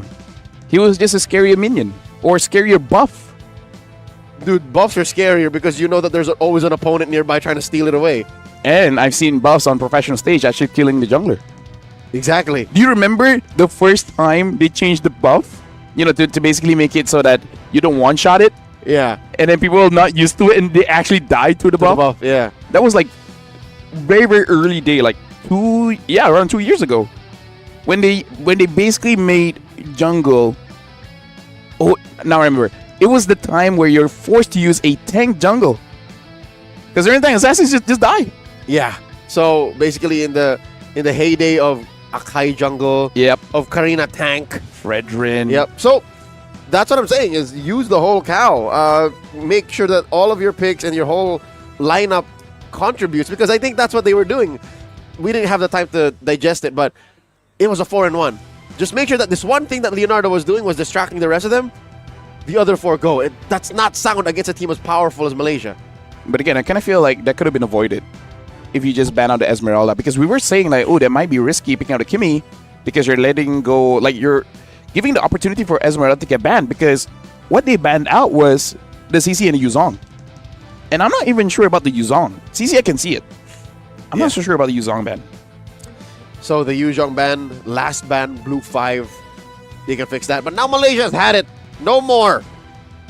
Quit it. They ban out the Hellcurt as well. This was prior a Grok, the same slot shared with the Angela. Yep. Probably Adrian and Coach Ark look at each other as like, no more. Yeah, no more. Stop it. Yeah, it's like we did it once and now everyone is overdoing it. It's like, guys, this was supposed to be our thing. Stop. Speaking of stop, Indonesia still want to make sure that Qayyum does not get his hero. Betting out the Grok, betting out the Gatot. And Qayyum, considering that he went through the pool when the Cho was still up, even pick safe like the high loss is up, it picks up a Guinevere. Kind of shows to me that he's unbothered by this. Or maybe he is bothered, but he's not showing it. It feels like a practice in futility because Qayyum can play anything at this point. There's a CC. This was prior a Lapu-Lapu. So Indonesia's giving Malaysia an interesting query. Zushin open. Baksha open. Baksha, you gotta go Baksha. Shin open. What's the play? Kalia open. You gotta go Baksha, man. You gotta go Baksha. Considering that Qayyum has quite a few heroes. And even Hazik, he's mostly using the Kimi. Of course, he can use the Jushin, but I think Hak is kind of the... Oh! All right, changing the script here. A Lapu first. How often does this happen that Idrin gets his prio? Unless, here's the thing. It might not even be Idrin, Thailand has set up the meta, man. It might actually be Elton. It could be. We've seen a good chunk of Lapu-Lapu throwing to the gold lane. Kalia gets picked up again by Witty. Now, Malaysia, at this point, they pick up jungle, Kimi. Right? Doesn't matter Haya, lands, whatever, but with a Kimi. I wonder if they want to change up the plan by picking up that Ruby, because, again, Ruby was the MVP for the previous game and made it so that the Kalia had to hesitate, at least a little bit. But no, they go again. This is their standard jungle, Kimi. Malaysia secures Hawks Lancelot after shaking off the bad juju from that last game they played against Singapore. Plus, again, Hazik's Kimi. Nothing to go wrong. Nothing wrong with just picking what works. While Team Indonesia, they secure the Farsa. Considering that Indonesia, they are willing to put Uranus in the gold. If you're in Malaysia, would you be like, just in case, let's bet on the Baxia? Because they lost against Singapore because of that. It might be the same Singapore situation. It's like, wait, hold up. Yeah, because you It's can open. put it in EXP or gold. Yep. And no, the thing is, it's different from a Uranus because at least you're providing that life bait. Yep, there's anti-heal. more you're doing. That's arguable, though. Who contributes more to a fight, a Baxia or a Uranus? Baxia. Easily. But if the Uranus knows what it's doing, or if it's given the space to do what it wants to do. Either way, it's Ruby. That's arguable. Ruby does get banned here. Pretty solid pick. But again, Malaysia still hiding where this Lapu is going. Like you said, could be Elton. So for Malaysia, I feel like just to be safe, ban out the Baxia and then see what else you want to ban out. At least in blue 4 and 5. Mhm. Because Indonesia is going to be first to pick. Because Yeah. I feel like Indonesia is crazy enough just to pick up an EXP Baxia to deal with either the Lapu or whatever. It's not as crazy. We've seen a couple of XP lane boxes before. Yeah. The likes of, also former SEA Games competitor, gold medalist, Canon. Oh, look at that. He played a XP lane Baxia too. But here's the Guinevere banned out. Qayyum, what are you gonna play? Cho. Sure. Yeah. Yeah, Cho's good. Yeah. If you really want to go down the pool, honestly, looking at this draft, a Minotaur might not even be that bad. Hey, what? A Minotaur? Yeah. With a Flicker, you can engage onto the YSS, the Kalia, and the Farsa. Right? Yep. You can force out resources out And you thank the Kalia for putting you where you want to be, in the middle of the whole lineup. Okay. And the Hilda, forgot about it. I legit He has a Hilda. look at Indonesia and you're like, bro, they Hey. gave us the Hilda. About a year ago, Aran was one of the first to reintroduce Hilda to us, even before all the patch notes, even before the changes. So he's feeling at home. So how do they respond here? Right? Seeing a Hilda, going into EXP, they have the option to flex this Lapu around. But then what's going to be the roam? I feel like that's the biggest question, right? It's really just about that roam. The Cho is there still, which is going to be quite okay to deal with the Farsa as well as the Yisun Shin, but is that the problem, right? Considering that you have a Lapu and a Lancelot, that might not really be the problem. What if it's Malaysia who picks the Baxia? Baxia Rome is a little better. Now we're talking Atlas. What? Atlas. I can't remember the last time I saw Atlas. I do. It's been used in Malaysia, so there you go. Oh, it's pretty popular. Okay. Not pretty popular, but It just happens. oh no, I feel like Indonesia won the draft here. There's an X-Borg alongside this Atlas. The closer for Team Indonesia, the Valentina. What's it stealing? Fatal Links. No. 100% the Last Insanity. Oh. 100%, because this is basically neutralizing the X-Borg. Okay, so it's like Fight, fire, fire. It's like throwing literally, but it's like throwing a Valentina into a Lucas.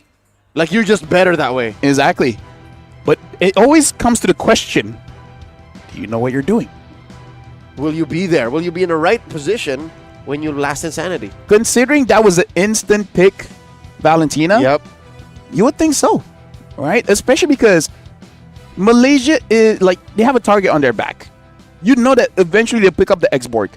I think Indonesia was banking on it. It's like, trust, coach. They will pick up the X-Borg, give me Valen. And we will answer. And Malaysia, they were in a false sense of security because they saw the Farsa. Yep. There's no way. But there is a way. Gold lane Valentina being run by Team Indonesia in the hands of Leonardo. A lot of action in mid already. Welcome to game 2. And now Kayum on this Atlas. Let me just let you know. Okay. Hold on, Adrian, taking quite a bit here Continue. from Aranda. So the long and short of it, the Atlas can get a good setup, but you don't have to do that anymore because the passive has been buffed enough that the passive is good enough to start a fight, but more importantly, it's a legit frontline now. The Atlas, the changes, the buffs that he received like, 2-3 patches ago, makes him into a solid frontline. Maybe not the best, but serviceable. It's a pretty unique kit he still brings to the table.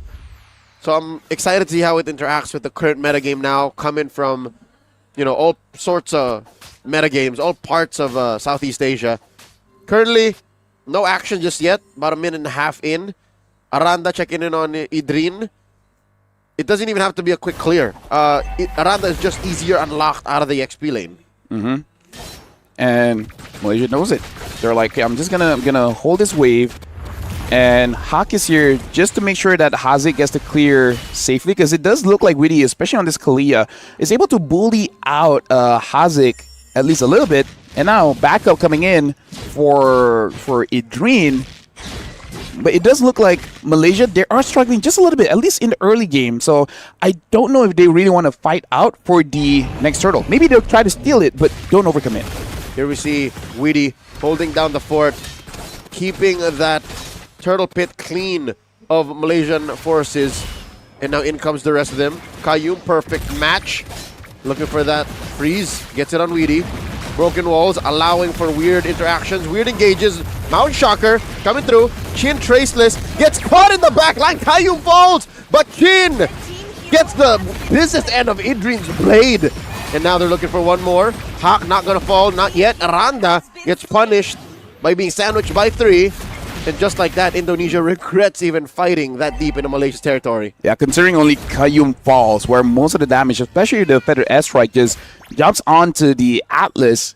I'm honestly surprised that Hawk actually survived that, considering that he took quite a bit of damage, and he got some heal. Unsure where the heal came from. Maybe it's just from his regen, but that heal was enough to make sure that the pursuit coming in from Indonesia was not going to be enough. He's able to sustain, get inside the turret, get some protection, and it's all good. Again, it's one of the reasons why the Lancelot is such an in-demand hero. Firaga armor pop, Lafel, this is what you're talking about. Yep. You're just a better X-Borg than the X-Borg. And all the while, you're not losing Firaga armor. You're not even losing HP. Because Valentina does not have that mechanic. Exactly. So you can't even stop it. You just got to see it happen. Unless, of course, you have enough damage to just burst her out. But, cross that bridge when you get there. This little advantage that Leonardo has in the XP lane, or the gold lane rather, means nothing to Team Indonesia because they still lost out on the turtle. So they have to convert it. We saw it in action. Yes, Leonardo, this is a good pick against the X-Borg, but what does it mean? What is he going to do? Adrian is playing this lane quite well as well. Not being super aggressive because he understands he doesn't have to be, right? Once you get the items, your job is to jump on to Sin. And then if you can do that, it's worth it. Which he did. And now, that's a Fatal Links on the Witty. Gets taken down just like that. Hey, a singular Fatal Links, worth it. Free pick off. Yeah, I gotta say, Fatal Links on the 5 is still difficult, but with the Frigid Breath, you can freeze the opponent, so you can actually get a pretty good catch here. Kayum 0, 1, and 2, and look at top here. Leonardo is actually having a good trade, but he gets caught with the Traction Pulse. And now Beyblade battle here, dodging the damage. Leonardo was able to survive the gank. Go shoot! As he gets punished, did not see. Hawk hiding, gets punctured onto. And they're looking for one. Tsunami Slam. Elton gets popped. Yezkiel pops a feather airstrike of his own. Now Hazik looking to survive. Not going to happen as Weedy gets a double, takes him down. So a reversal. Indonesia basically regretted the earlier engage.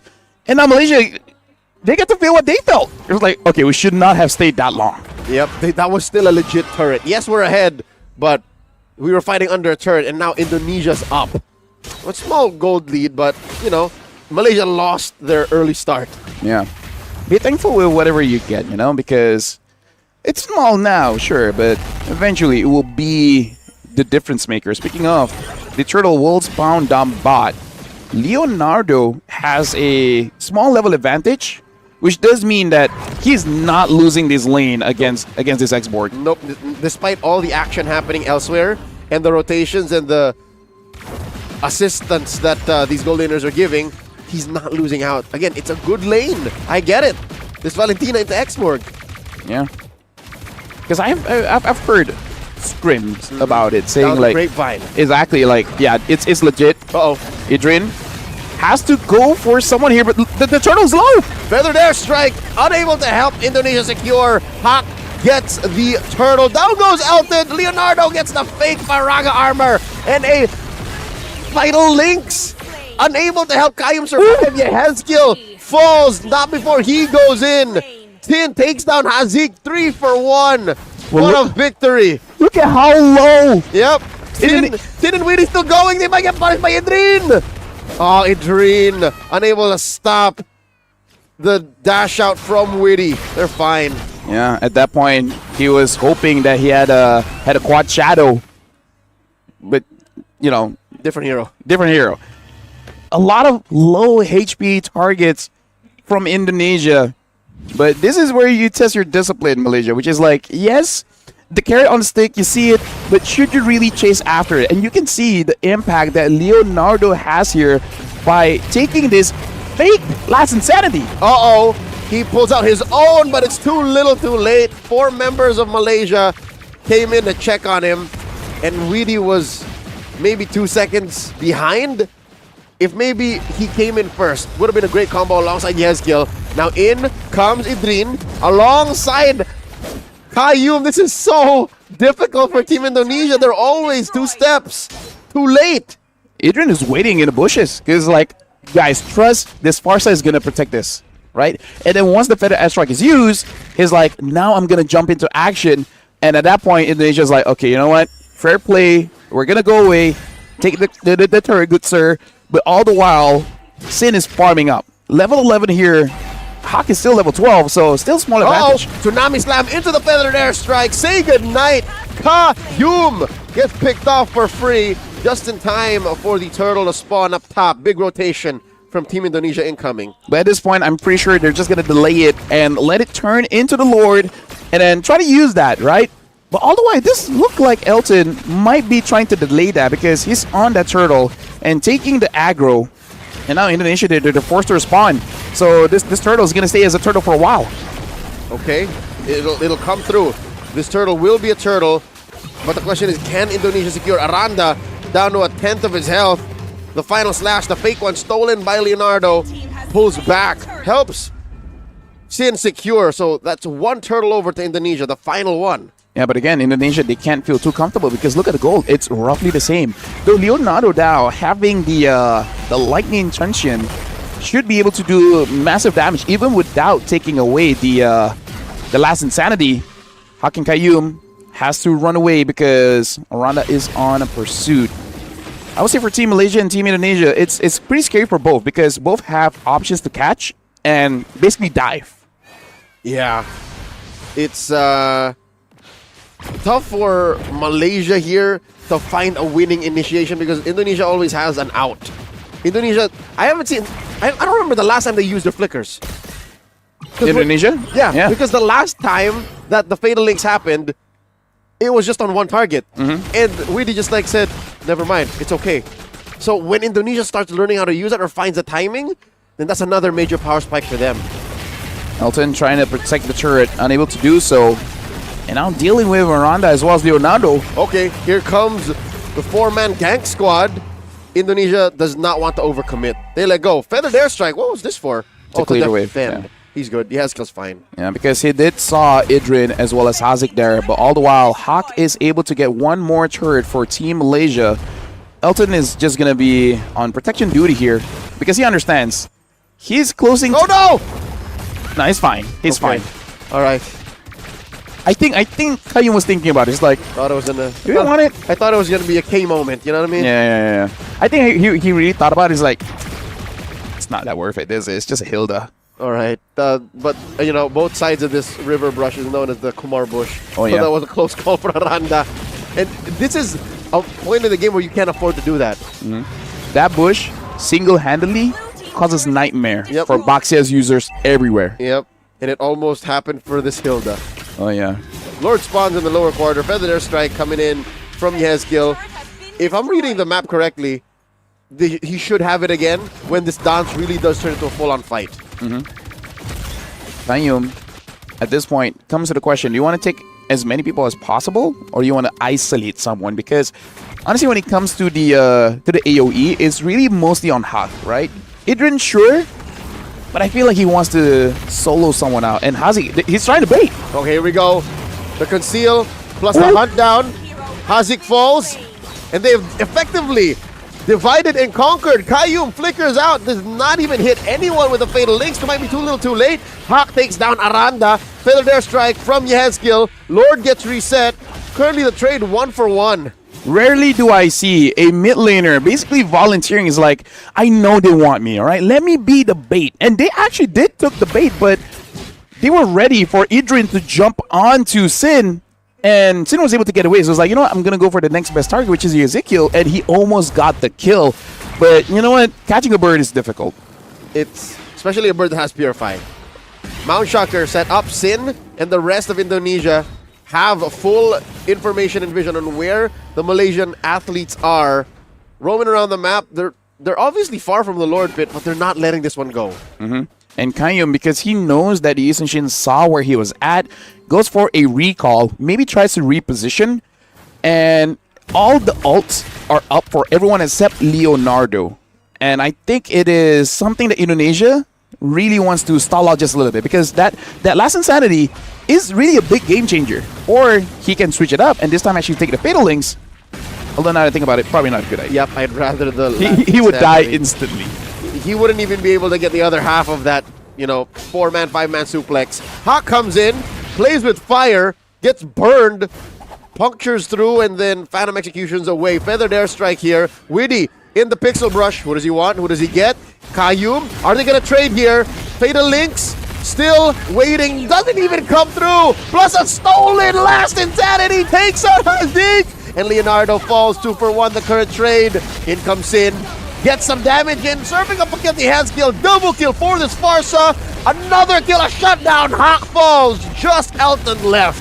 And Elton, I don't know if this is the right call, goes for the last Insanity, gets Ezekiel, and able to clear the minions a little bit, but Randa is here. But the immortality gives him a little bit more confidence. Indonesia is going to take this Lord and almost got a wipeout. Team Malaysia, I feel like even they did not consider the amount of damage that Indonesia was able to output, but Malaysia gets the inhibitor. So, semi-worth? Nothing is free. And you know what? In all context, that was a Pyrrhic victory. Indonesia had to suffer so much.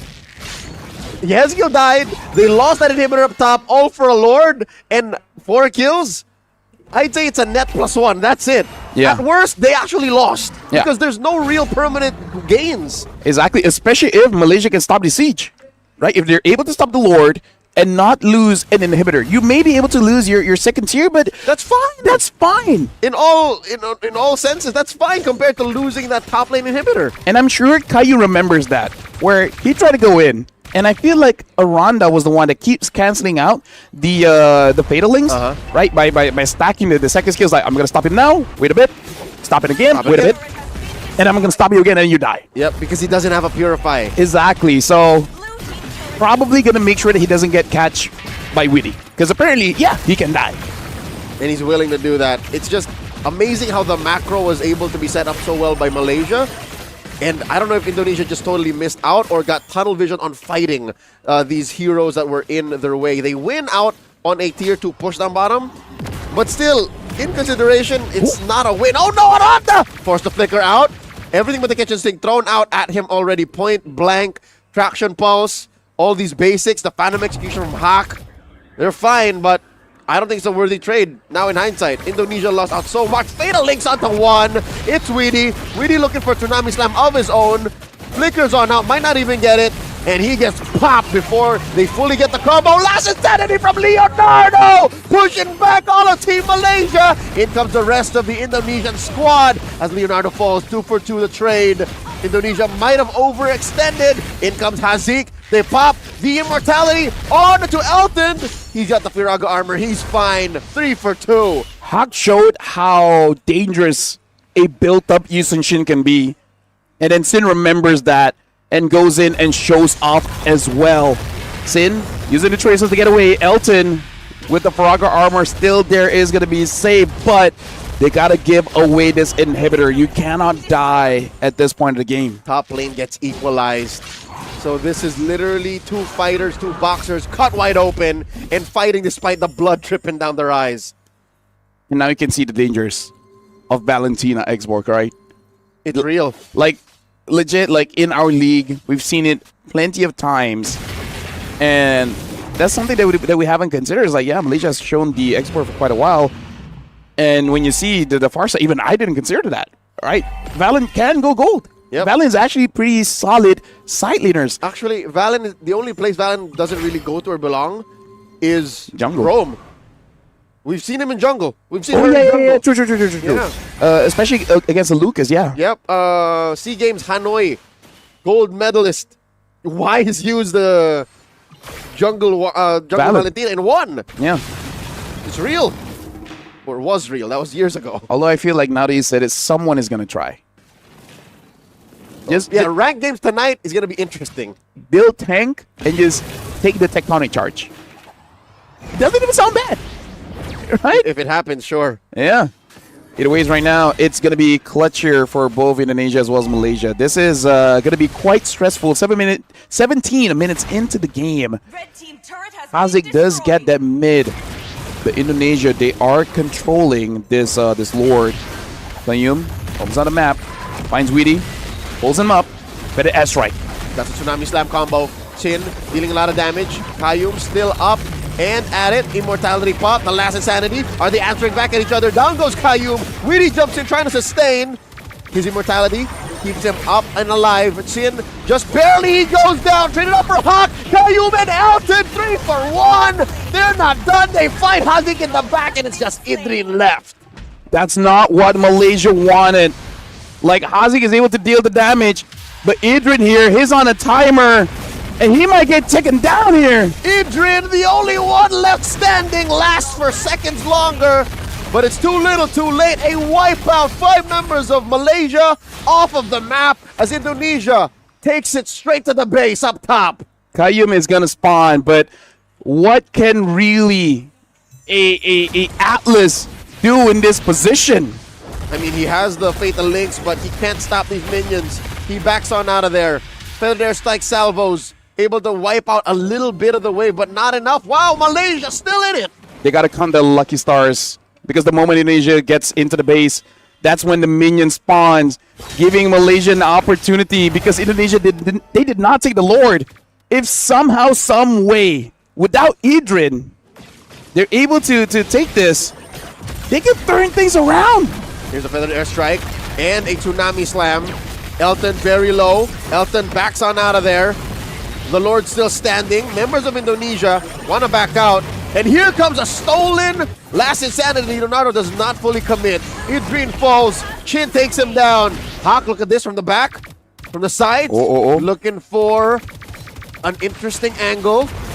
Does not commit to it. Dude, Weedy is going to be the star here for Indonesia. You catch Hawk, you win.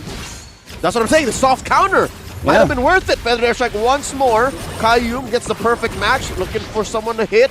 Does not have the fatal links just yet. Mount Shocker exposes all of Malaysia's positioning. And Yehezkiel almost goes down. A lot of damage from Hazik still. Elton is here, but he gave away the last insanity. And now Hawk goes in. Weedy falls. Leonardo with a last sanity of his own. Down goes Kaiyum. Hits him. Feathered airstrike. Immortality. Down goes Leonardo, the original. Gets him. How is the game not over, Leo? Many a times I thought Indonesia would have been able to end it. But somehow the tenacity Malaysia is showing, saying, I'm not going to go down, I'm not going to give up. And now Hawk taking away the purple buff. Sin is becoming a problem. 7-2 and 10. If he gets taken down, that's Malaysia's go time. Yep. If Sin suffers a death, it's surely over. So they have to protect him. Leonardo and Witty, about 15 seconds collectively before they spawn. It's a question as to why Malaysia isn't able to fully commit. Exactly why. There it is. Because Kaiyum's not here. Yeah. They're still afraid. Oh, Sin put down a less than half health. Oh, he needs to back out of here. Panic Mount Shocker. Oh, they're going to have to let go of this Lord. Lord for Malaysia. Dude, what did they do? What did Malaysia do? Because I know they fought. How did Hawk avoid that many damage in those Lord dances? Because the only way Malaysia really backs off if he takes too much damage. And despite all the explosions going around, he was able to dodge all of it. He just knew that the damage Indonesia was bringing out was the kind of damage that needed to be on specific targets. So you're right. By dodging it, he's able to make null and void Indonesia's efforts to burst the lineup down. Kaiyum died, yes, but he's the one who can afford to take it. Interesting how Hawk picks up the tank potion. That's how he knows that, hey, the name of the game is damage. Yep. If I can mitigate that, I can make fights last long enough for Indonesia's combos to not matter. Malaysia now with the Lord. 21 minutes in. I don't think they can end. Aranda coming in from behind. For the airstrike used to clear the mid lane. But the Lord still marching up top. Hawk sees Aranda. What's gonna be the play? They're in through the top lane once again. The stolen last insanity comes through. Chin dashing around. Oh no! That is Leonardo slain! Mount Shocker already used two. Lord still standing. Mid lane not taken care of. Feathered airstrike the answer by Yehezkiel.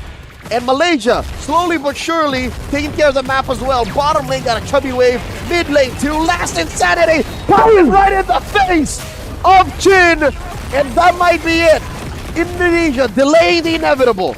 And now the minions are pushing in. Aranda is trying his very best to delay this. Hazik gets a kill onto Witty. Aranda has to get away. The minions are in. Hawk is there. Ezekiel tries to get a kill. Team Malaysia knows it's over. Game 2 and the sweep goes over to the Tigers of Malaysia. But how? What was that game? It's a practice in patience. It's a practice in man-to-man defense. It's knowing what you got and deploying it at the very last moment. That's the patience that Malaysia has that I think ran out in the tanks of Indonesia. Right now, Group B, it's kind of all over the place at this point, right? Like, In a good way. yeah, League Ops, like, I'm sorry, but there's a lot going on, right? Now we have to see, with Malaysia winning 2-0, with Indonesia not getting a point, if Malaysia gets to the second spot, I'm thinking about Singapore. If they get a 2-0 onto Laos, like, Now it's Indonesia's problem. exactly, like, and what? That was a good game. That was an amazing it's a game. game that would be so nice to dissect if we have the time. Yeah. It's just we have a competition running, but if you had the time, there's so much to break down from moment to moment, fight to fight. Because many of points of the game, you could have said, this is where they lost. Because imagine this. If the timing was different, the minions didn't spawn. Yeah. Indonesia won. If the members of Team Malaysia were out for like maybe 3 or 4 seconds more, Indonesia wins. Indonesia wins. There's a lot of what ifs in that situation, but one good thing came out of that game. What is it?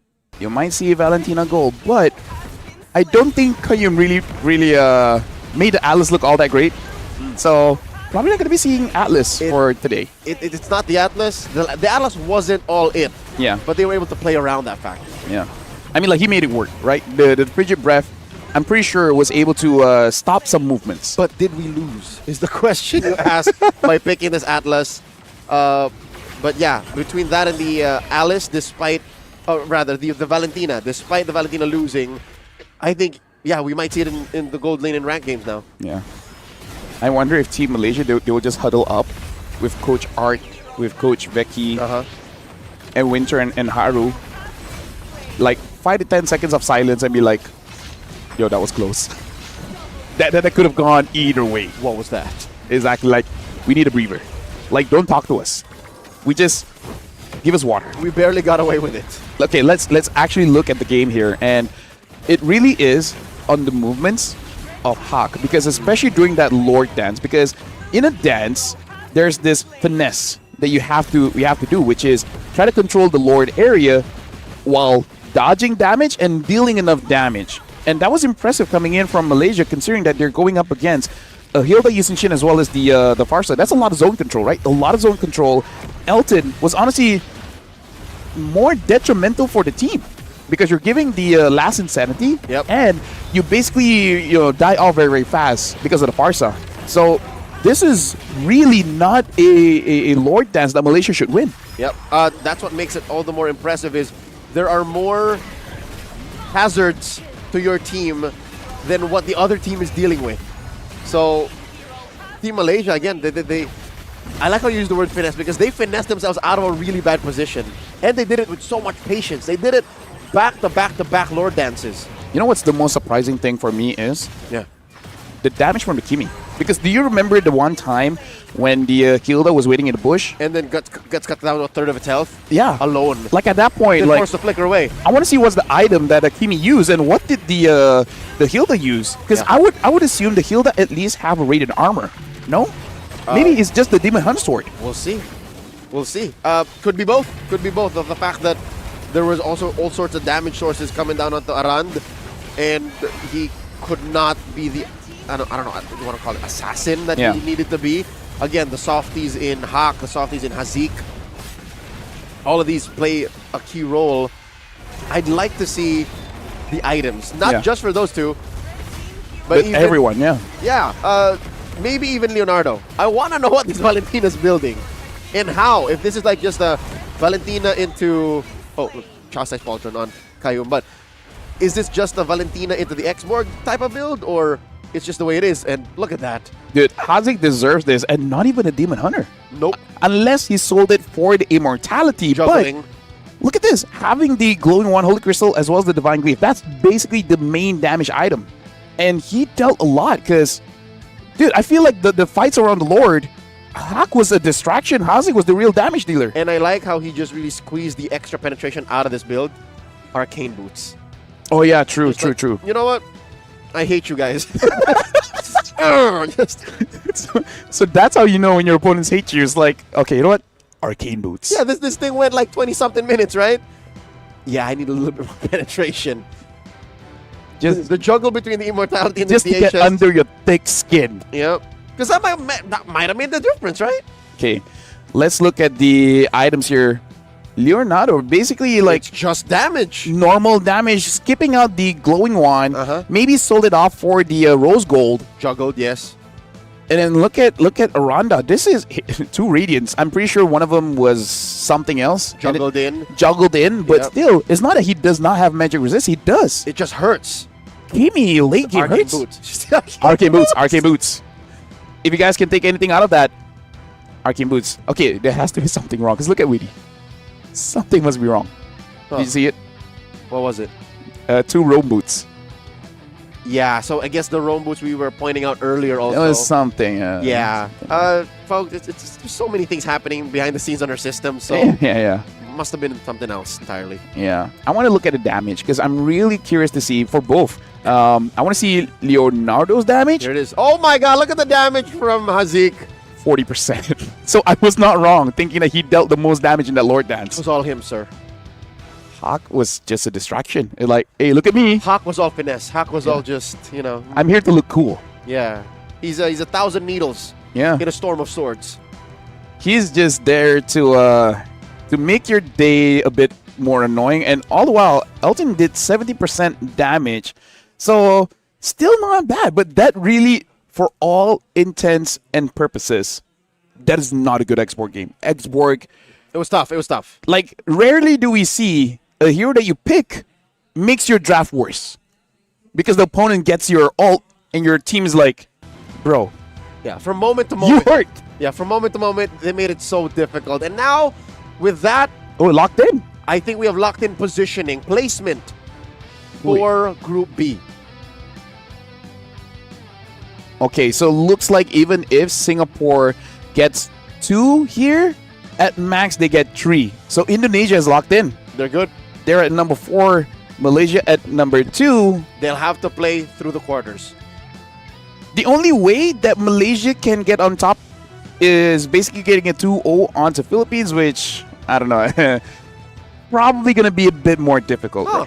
Okay, currently these are the places. Yes. But There's one more match. if Malaysia wins 2-0, they get 2 points and Philippines stays at 6. So technically Malaysia can get on top, but easier said than done. Yeah. Considering how difficult of a game that they went through against Singapore and Indonesia. All right. Group B is the group of death, and you guys saw like one match there. Yep. That was intense. Okay, nothing is confirmed just yet. It's just currently with the points given, that's where that's how the cookie crumbles. That sounds threatening. I'm I can't walk away.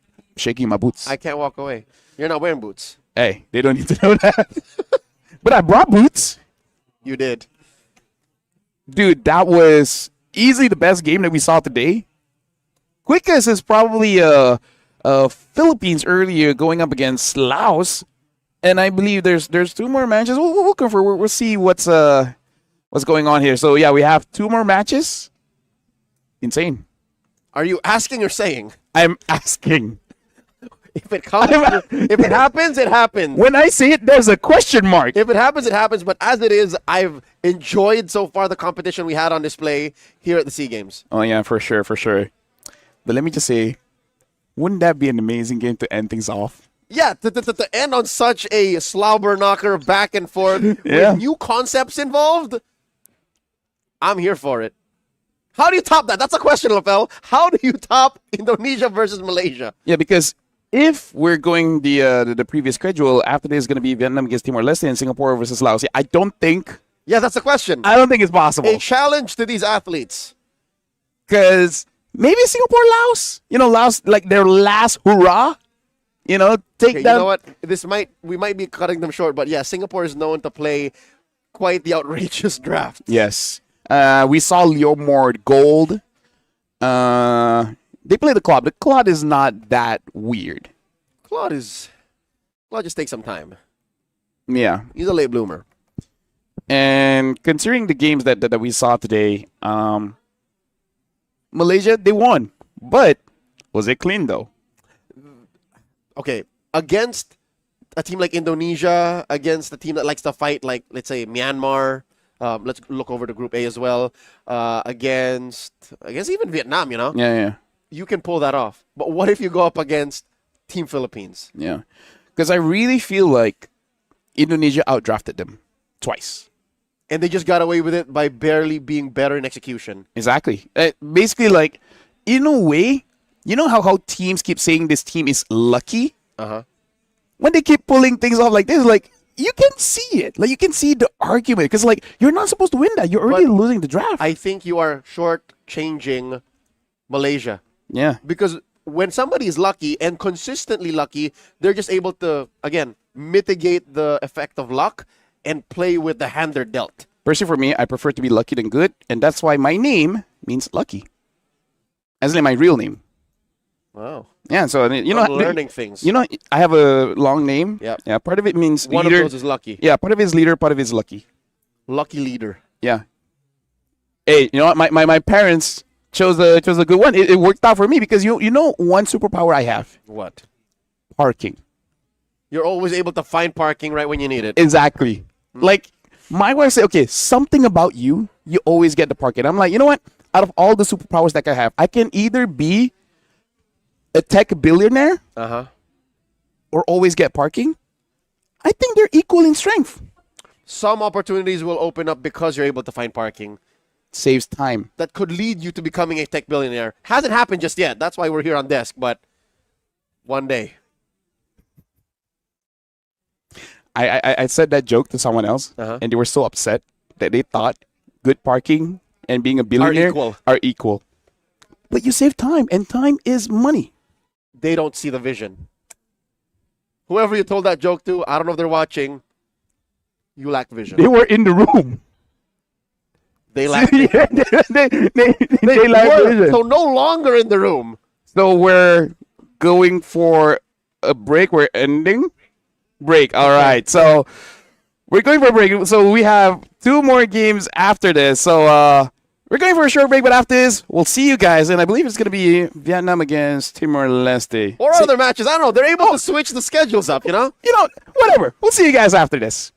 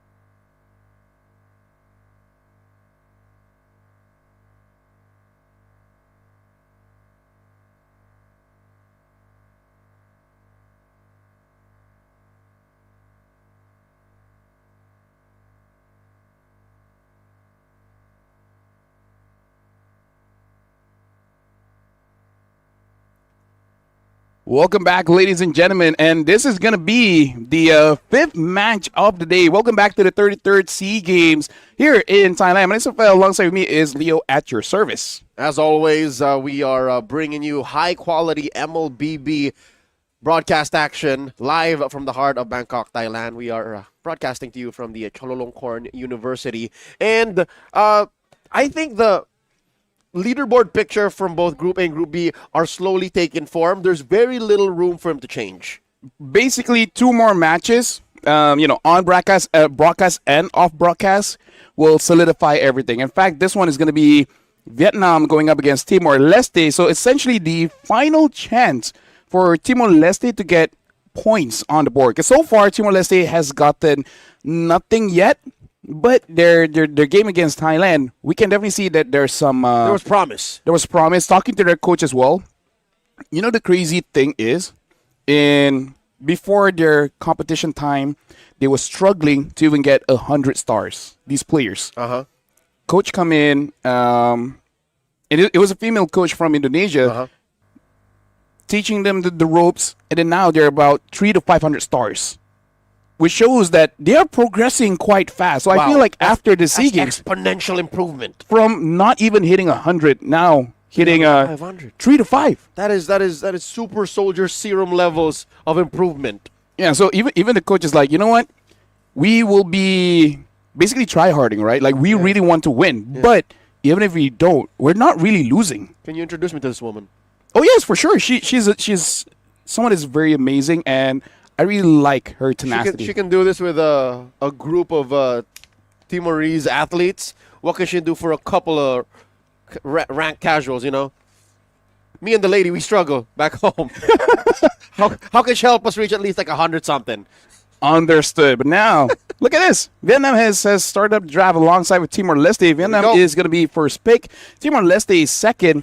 And already betting out the Lapu Eve as well as the Lunongs, for Timor-Leste betting out the Assassin. So I wonder if this is going to be a pocket meta of SEA Games where Lapu is such a threat that it's basically first pickable. And Idrin from Team Malaysia going up against Indonesia, I really do believe without that Lapu, Malaysia would not have able to come back from that one. Yep, and that's the angle of attack for Team Vietnam. A majority of the squad coming from Saigon Phantom. True challengers, contenders, from out of the VMC.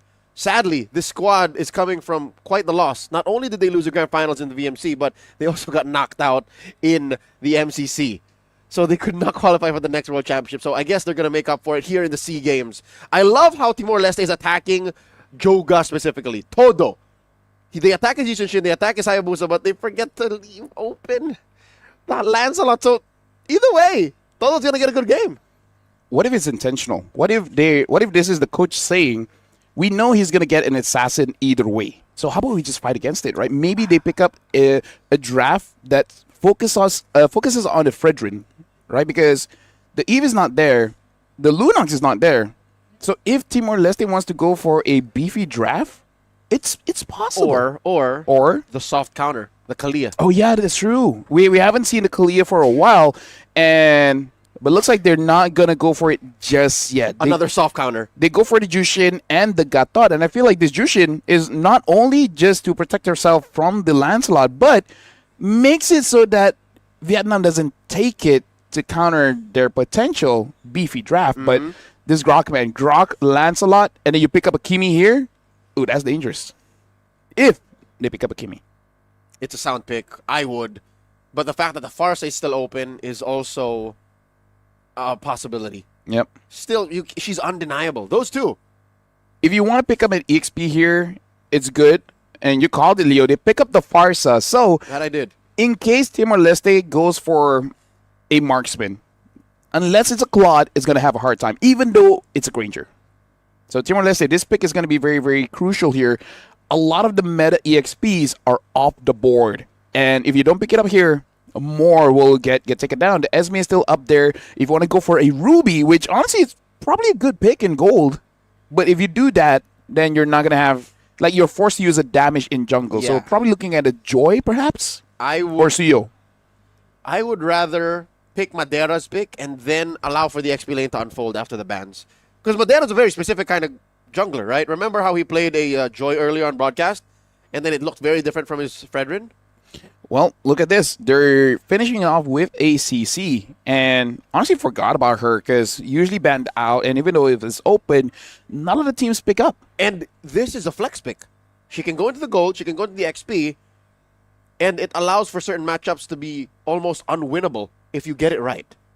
And basically, Timor-Leste is creating a draft where, say, you don't get to move Jushin, the Gatot, and the current call coming in from the CC. I mean, CC and Gatot is a combo in itself. Yep. Add on with that Jushin. This is already looking pretty good for a lockdown comp, but you got to set up. What's the payoff? Something tells me Timor-Leste would hope and pray the Fredrin comes through the draft. Yep. Red 4, take the Fred. No, actually, it doesn't matter. No. Red 5, you can take the Fred because there's no way Vietnam's touching it unless they ban it now in Blue 5. I feel like it's okay because you want to see the entire draft before committing to a carry, right? Because you might consider, do I want the Granger? Do I want the Harif? Do I want the Claude? Do I want the Natan? Probably not because of the Farsa, but you know what I'm saying, right? So they ban out the Xborg as well as the Ruby. These are gold lane bans.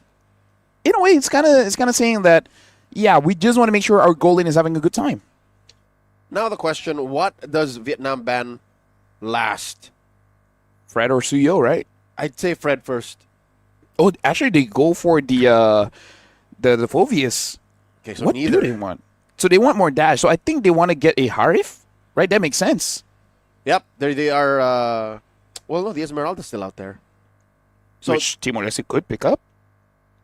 and then Fredrin, but that's way Not enough damage, yeah. It's the wrong kind of damage profile, and it's like way too slow. You're right. Yeah, the only one is Suyo if you want to go that route. But even then, Suyo probably doesn't deal enough damage, I feel So like. not alone. Like, basically, as a Suyo, you're slowing down opponents more than you're trying to ramp up yourself, right? So, Timor-Leste, about 10 seconds away from their Red 4 pick, do they reveal their jungler? And it is going to be the Fred. So, we are on the mark with the bans, understanding what they're going for, but what's going to be the payoff? Because if the CC does go gold, I'm just worried it's not going to be enough damage unless they have a very cheeky auto attack kind of fighter. Later on, it doesn't matter EXP or gold.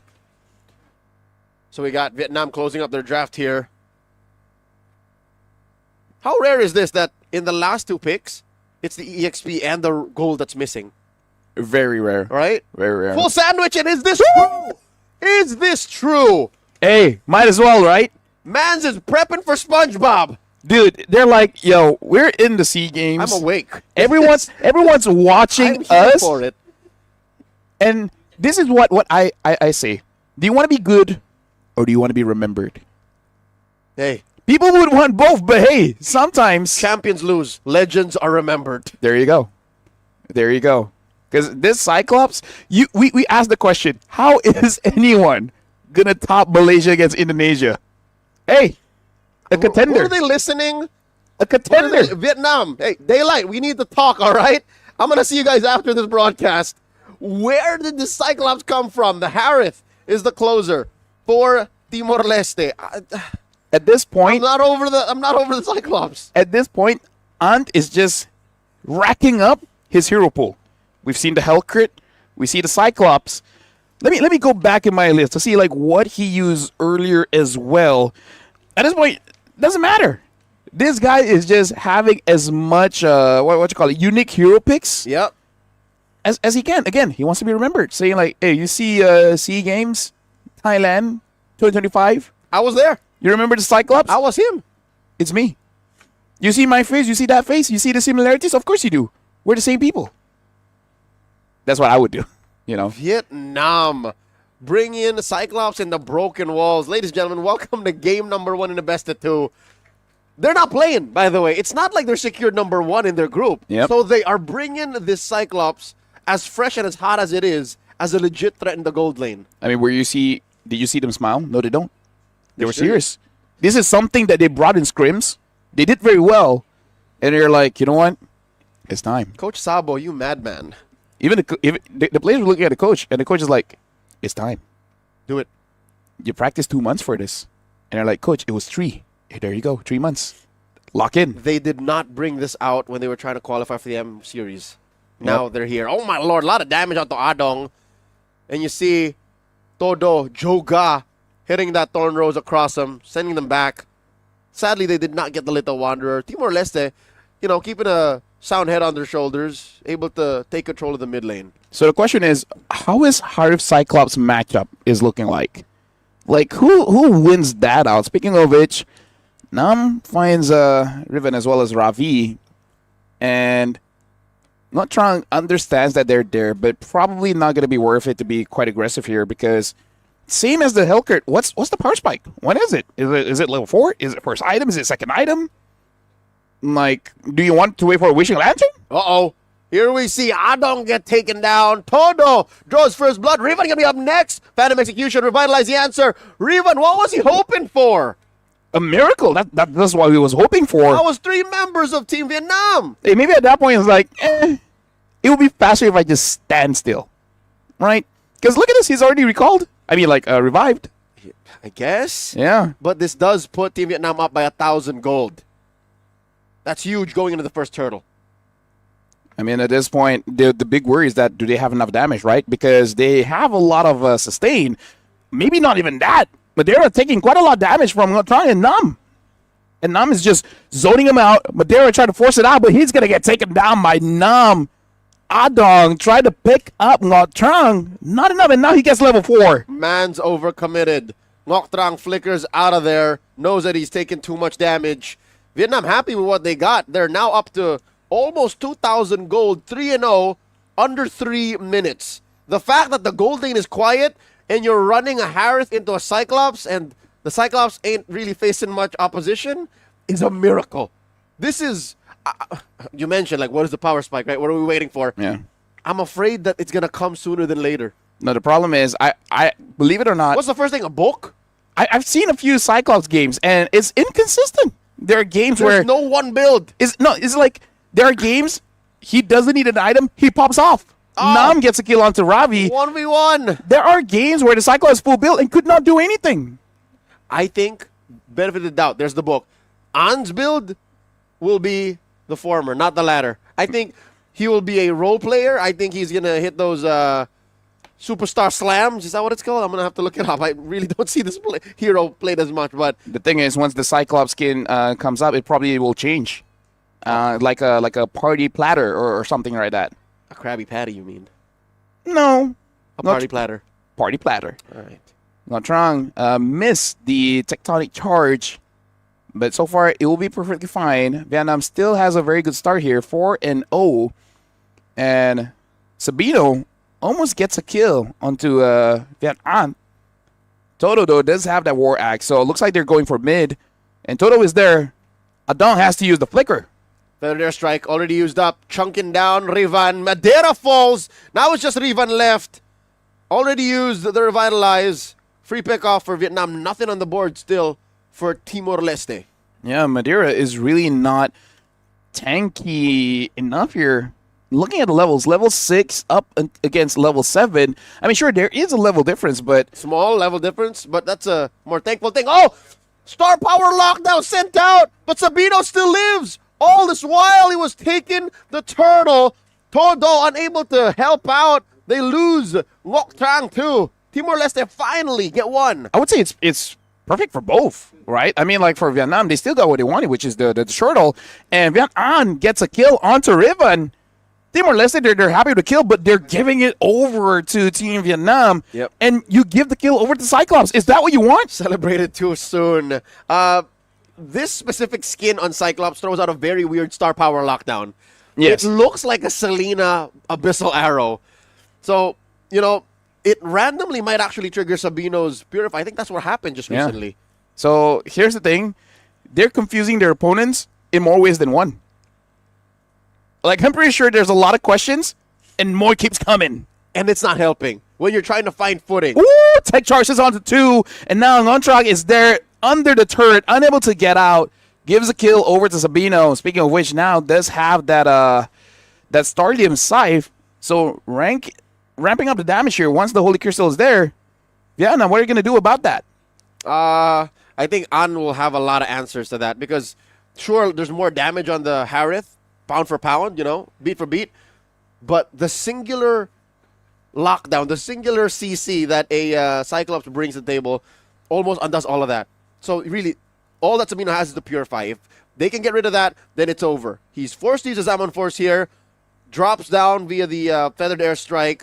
I think that and the rest of Vietnam are taking it slow now. They understand that Timor-Leste is not taking this lying down. So they're just going to try to attack the map. Nam takes his tier 1 down bot. So dealing with the Harif, you just got to throw a couple of stars at him. Yep. Well, one big star, the one with the power lockdown. I mean, the sun is the star, and I don't think I can survive getting hit by a sun. I don't think anyone can. I mean, you know. Living currently or Hey, not. enemy begs to differ. Either way, right now, the turtle... Superman is an enemy? Okay, now that's a debate. Turtle very low. In comes a tech charge. Able to shut down Madeira. Plus a feathered airstrike. Putting down a half. All these members of Timor-Leste. AOG, no one home. Big passive, putting Ravi up against the wall. In comes Sabino from the back. Nam flickers in, looking for a target. Power of Wildness taking down Ravi. Adong falls, so does Rivan. No casualties for Team Vietnam. Timor-Leste can stay in the fight for long, but they can't deal the damage. Sabino with the Zaman Force tries to get onto Todo, but still, he just has to run away. He can't survive this. Not a feather airstrike forces him out. Madeira could not get his buff. So now this Fedrin is getting choked out even more. Joga, Grand Theft Purple. What an intense sequence from top to mid. By the way, what was I going to answer for your... Yeah, because you thought, because I asked, Superman is an enemy? That caught me off guard. Why? My brain stopped. It's like, wait. I've heard of the question before. Yeah. I don't know which side I stand on. You got your whole existence got questioned by a simple statement. I'm just a simple caster. I'm here to watch the games, not to answer philosophical questions. Speaking of which, right now, Ravi does get hit a little bit. Look at Toto, goes all the way to the back line, goes on to Adong. Crimson Beacon used defensively, trying to stop Todo from cutting right through their lineup. There's all 5 members of Timor-Leste putting up a fight. Mind you, folks, they are down 7,000 gold. In comes Sabino, Zaman Force, compromising that. Madeira does not get the knockup. This is a win in my books for Timor-Leste. Nobody died, and they push Vietnam out. Now I see it as star power lockdown. The Hive can't spam his dash in the Zaman Force. That's what I'm saying. If he can't dash, stay there. Hive, be good boy, don't move. Nobody puts Baby in the corner. He can't do anything from that position. He's like, you're Sabino, no Sabines. Yes, Sabino. Either ways, that star power lockdown, if gets onto the Hive, like you say, without that Purify, yes, in a way, stops the damage, and he's essentially the only damage. And on average, you're able to get about 8 or 9 star power lockdowns off of a single Purify cooldown. True. It's not going to work. Ravi gets taken down by An. If Madeira did not dash on out of there, he would have died too. Another kill. An gets a double. Dude, right now, this Cyclops is starting to become a problem, and Timor-Leste, they're putting all their eggs in the Sabino basket, and normally that's not that bad of an idea. Hive is worth investing in, but there's just too many threats coming in from Vietnam. Star power lockdown catches Madeira, and they're gonna serve him up more. Rivan with the AOG, the retreat. Sabino falls again on the culprit. I am afraid to play rank tonight, dude. You know what? Shout outs to all the rankers out there, because I believe every single one is like, what do I use now? And tech charge hits onto 2 Robin, gets caught. Ribbon all alone. That gets an unstoppable. And at this point, Vietnam, this is their end angle. The Lord is marching down bot. Good set coming in from Gennard or Ngot Trang. 12,000 gold between these two teams. Massive Lord marching through bottom. Fat waves through all 3 lanes. I don't know what Timor-Leste else can do. Sabino has already died. Rivan has died 4 times. Madeira too with nothing on the board. Ravi's, they all basically have the same record except for Sabino. And Sabino can't move. I mean, that's the thing. Like, all spells have a very long cooldown. Not the star power lockdown now. The Earth and Rampant basically just pushes them away. Tech Charge gets dodged. Unstoppable for Nam. Madeira has to get out of there as Vietnam gets their other part of the third down bot. Yep. So inside the base, they find themselves against Timor-Leste. Feathered airstrike coming through for that. And they push Timor-Leste into the fountain. They'll have to take it slow here, LaFell. They can't force the issue. Again, the game and the map are built in a certain way that you can't really force a defense and a push. Now Sabino uses the Zaman Force already. Star Power lockdown, pins him down. Sabino falls! I thought they were done! And all the while, Vietnam, they're still continuing. Ravi trying to push them away, but the Fed airstrike trying to get a kill onto Madeira. Madeira taking quite a bit of damage from the Farsa.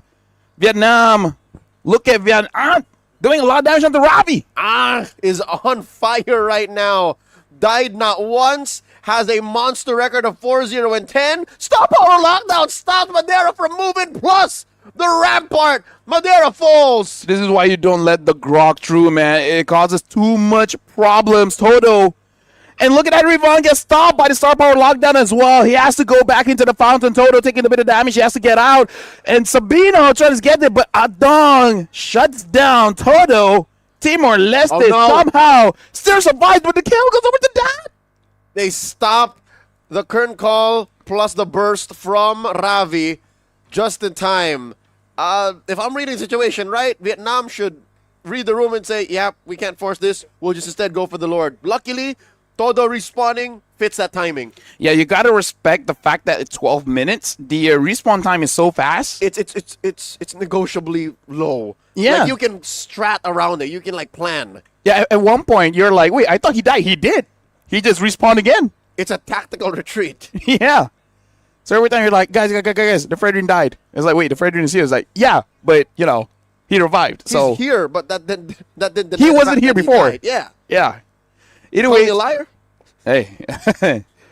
Yeah, a lot of things can be communicated during the game, right? 22 kills to 4. Get the heat of battle. Yeah, exactly. So 22 kills here. Toto just got the Lord. So at this point, it's inevitable. So nonchalantly. It's just nothing was happening. They were just managing the waves. Fan airstrike!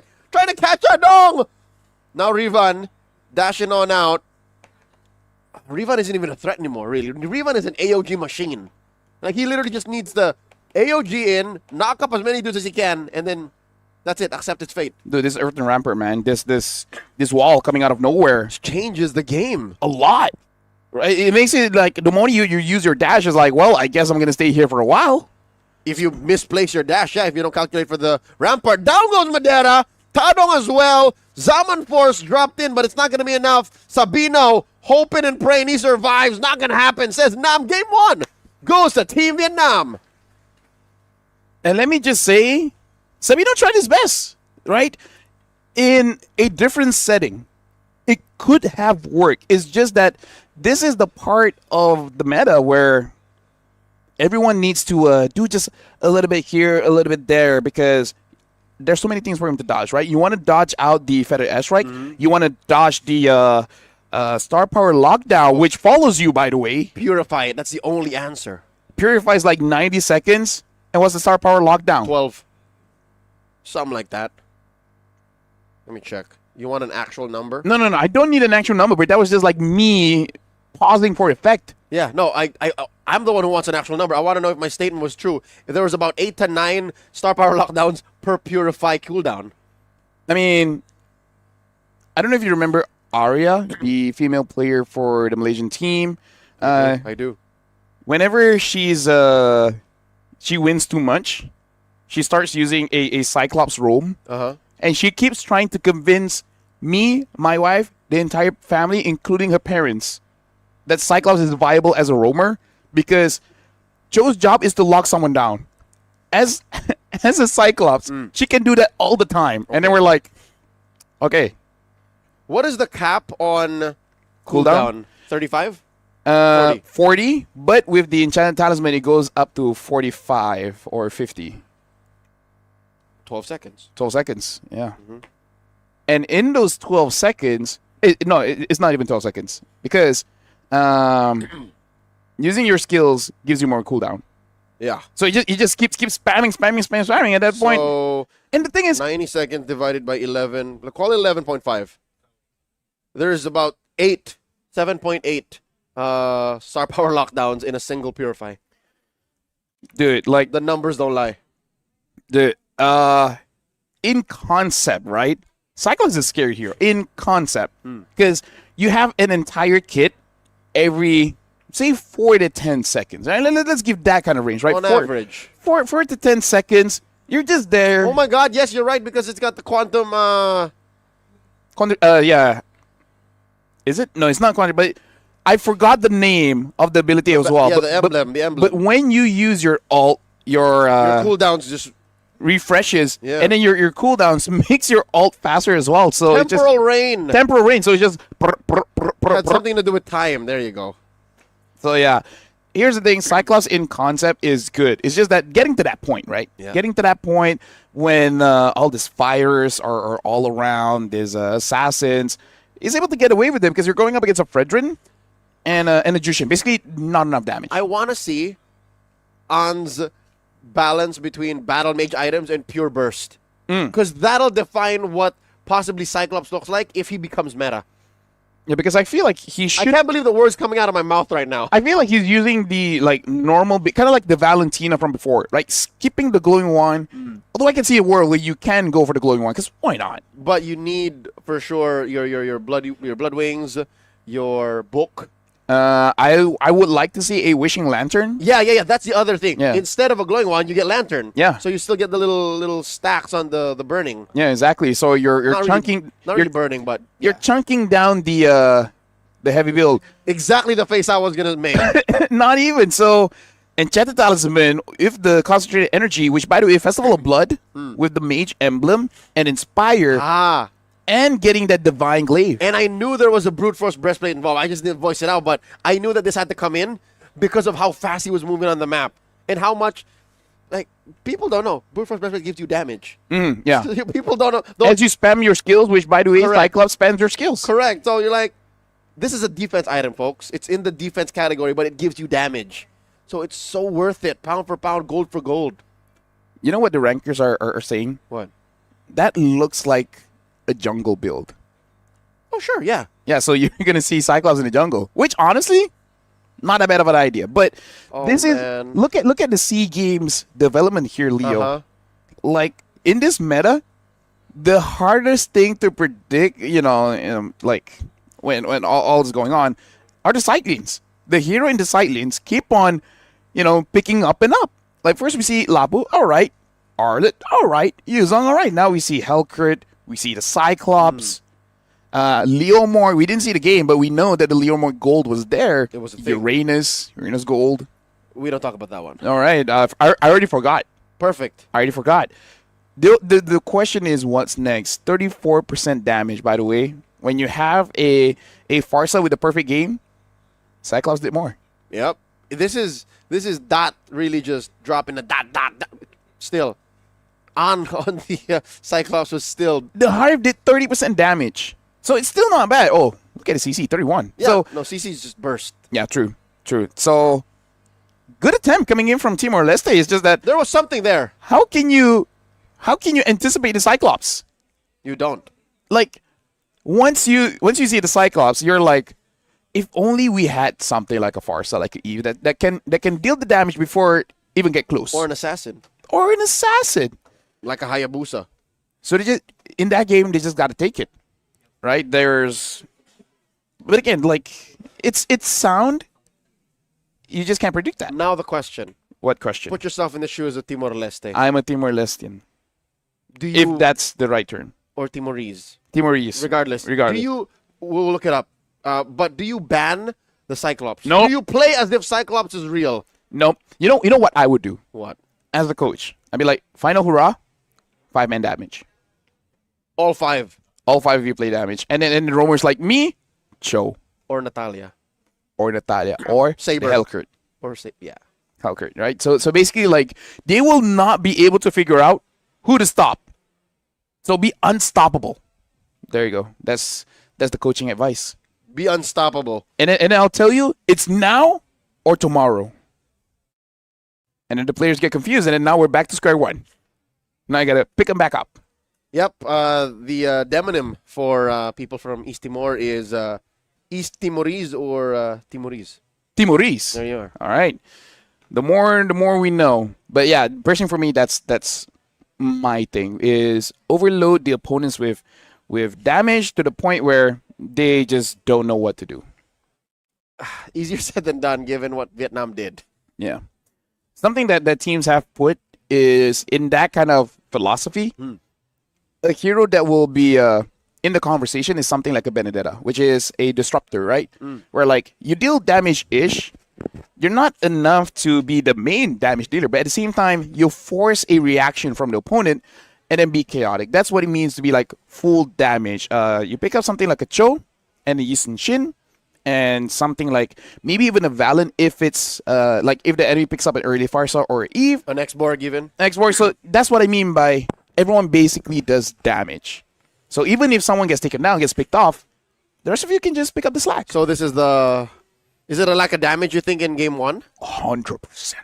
So 100. So the Gatot was short. Yeah. Jushin. Was short. The Fredrin. Was short. I get it. I see it now. Right? And even the CC in some regards, you're like, the only time she can really burst people down is she catches them with a curtain call. So Unbreakable. Tung tung. Yeah. Right? Fredrin, taunt, come here. And then Jushin's No. It's not like... No, he was more like... Right? And then Jushin like...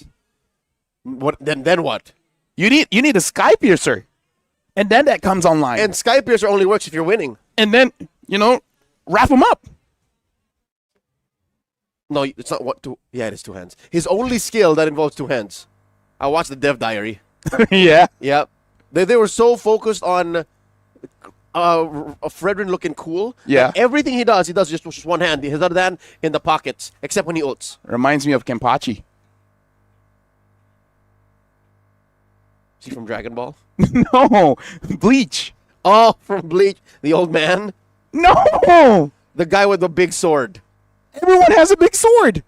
Who's Kenpachi? Oh, okay. I'll educate you later on. But basically, this guy.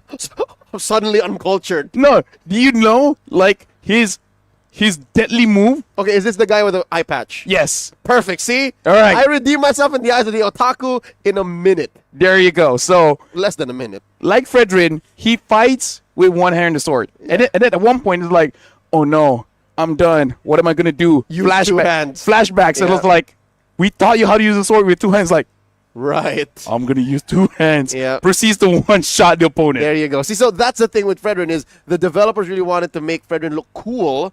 So everything he does in-game, he does with 1 hand except when he uses his ult. And then when he's really into it, he puts his legs into it too. And his back. 2 hands, 1 leg, boom. Are there different animations for Appraiser's Wrath? Is it a skin exclusive thing? What is it? Is it Neo Beast? You've seen the Franco and he used as a fanny? Don't tell me you've not seen that. Is this a model swap? You have not, yeah, swap? kind of. You have not, Yeah, I get it. kind I of, know. yeah, All right, yeah, I get it. I know. Like Angela with the choke kick.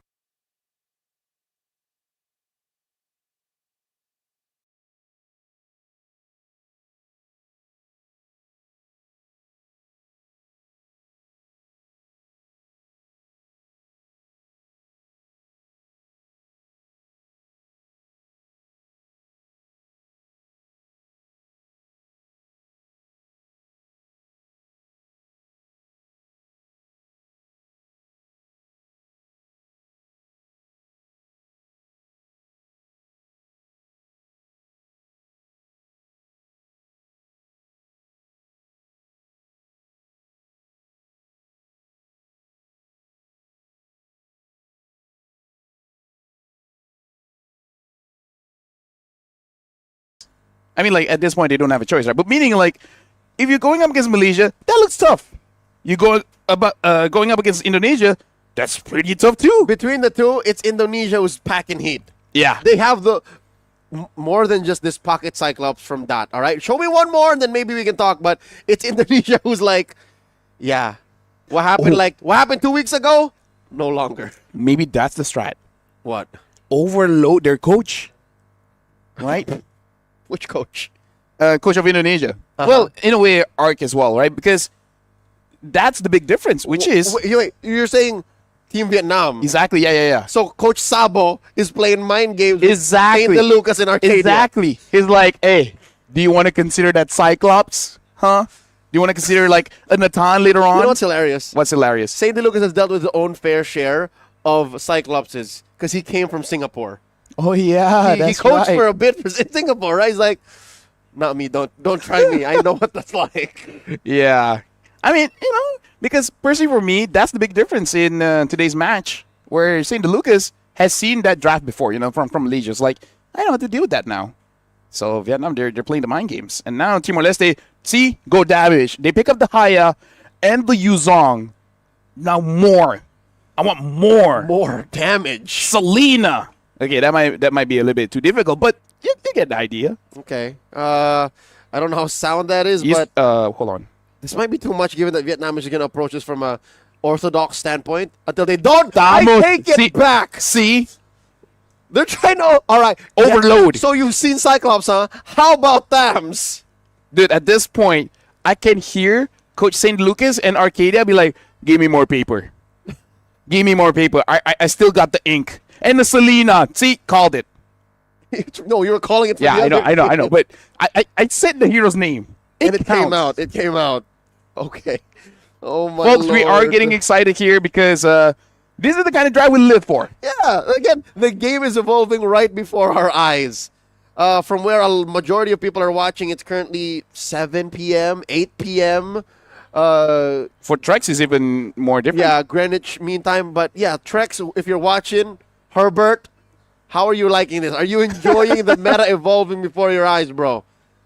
I'm sure he's watching. He's like, I don't know what's the next international going to be looking like. Valentina. Did I not call this before the draft even started? You did. You talked about how it's a solid answer, but I said I'm Timorese. No longer. You said, okay, now you are again. Yeah. But what's it stealing right now, dude? Tech charge. Oh, yes. See? Tech charge. This might be even a tank, Valentina. We don't know because gold lane isn't locked in, mid lane isn't locked in. So yeah, it could go either way. Going into the bans. If you're good at Selena, take that. Right? No, dude. It happened in the Philippines. Who was it again? Who was it? But it wasn't the main thing. Yeah, but it's possible. Yeah. You always have this mindset It's a transformation. It gives you the kit. Yeah, exactly. So you always have to have this mindset that what ifs will always be a true factor you got to put into the consideration. Yeah, again, this is the equivalent of using the whole cow. Yes. You're a Valentina. You don't say no to these possible ults. Exactly. All right. And probably telling the coach as well, because they might pick something up later. So I'm just going to pick it up now. That doesn't work like that. It's preventing the draft. They want an X-Borg, but now with the Valen, they won't take it. Oh, Trust. my Lord. Do you see this? 4 bans specifically targeted at Todo. What if this Tamos is the jungle? I was thinking the same thing, too. Right? We have seen there's a small pocket in time, I'd say about a year and a half ago, 2 years, where Tams was played in the jungle. Okay, now you want me to go more crazy? By all means. Freya. For Vietnam? Either or. Like in the gold. Like a gold lane Freya for Timor-Leste. More damage. More damage. Or they can pick up a Cho here and just really set it up even more. Just overload. That's the idea They can go here. Cho Red 4. Yep. Close off Freya. Or Vietnam can take it away because they're like, oh, I see this draft. I know where you're going for. I know Freya. I know Freya. Folks, in the global MLBB ecosystem, the Chinese region is known to play a lot of Freya. So, hey, I would love to see it bleed into Southeast Asia currently. And now we see why the Valen picked up. Why? So the X-Board doesn't get countered. Well, not countered by the Valen at least. It's so weird though, right? The order of these picks. All right.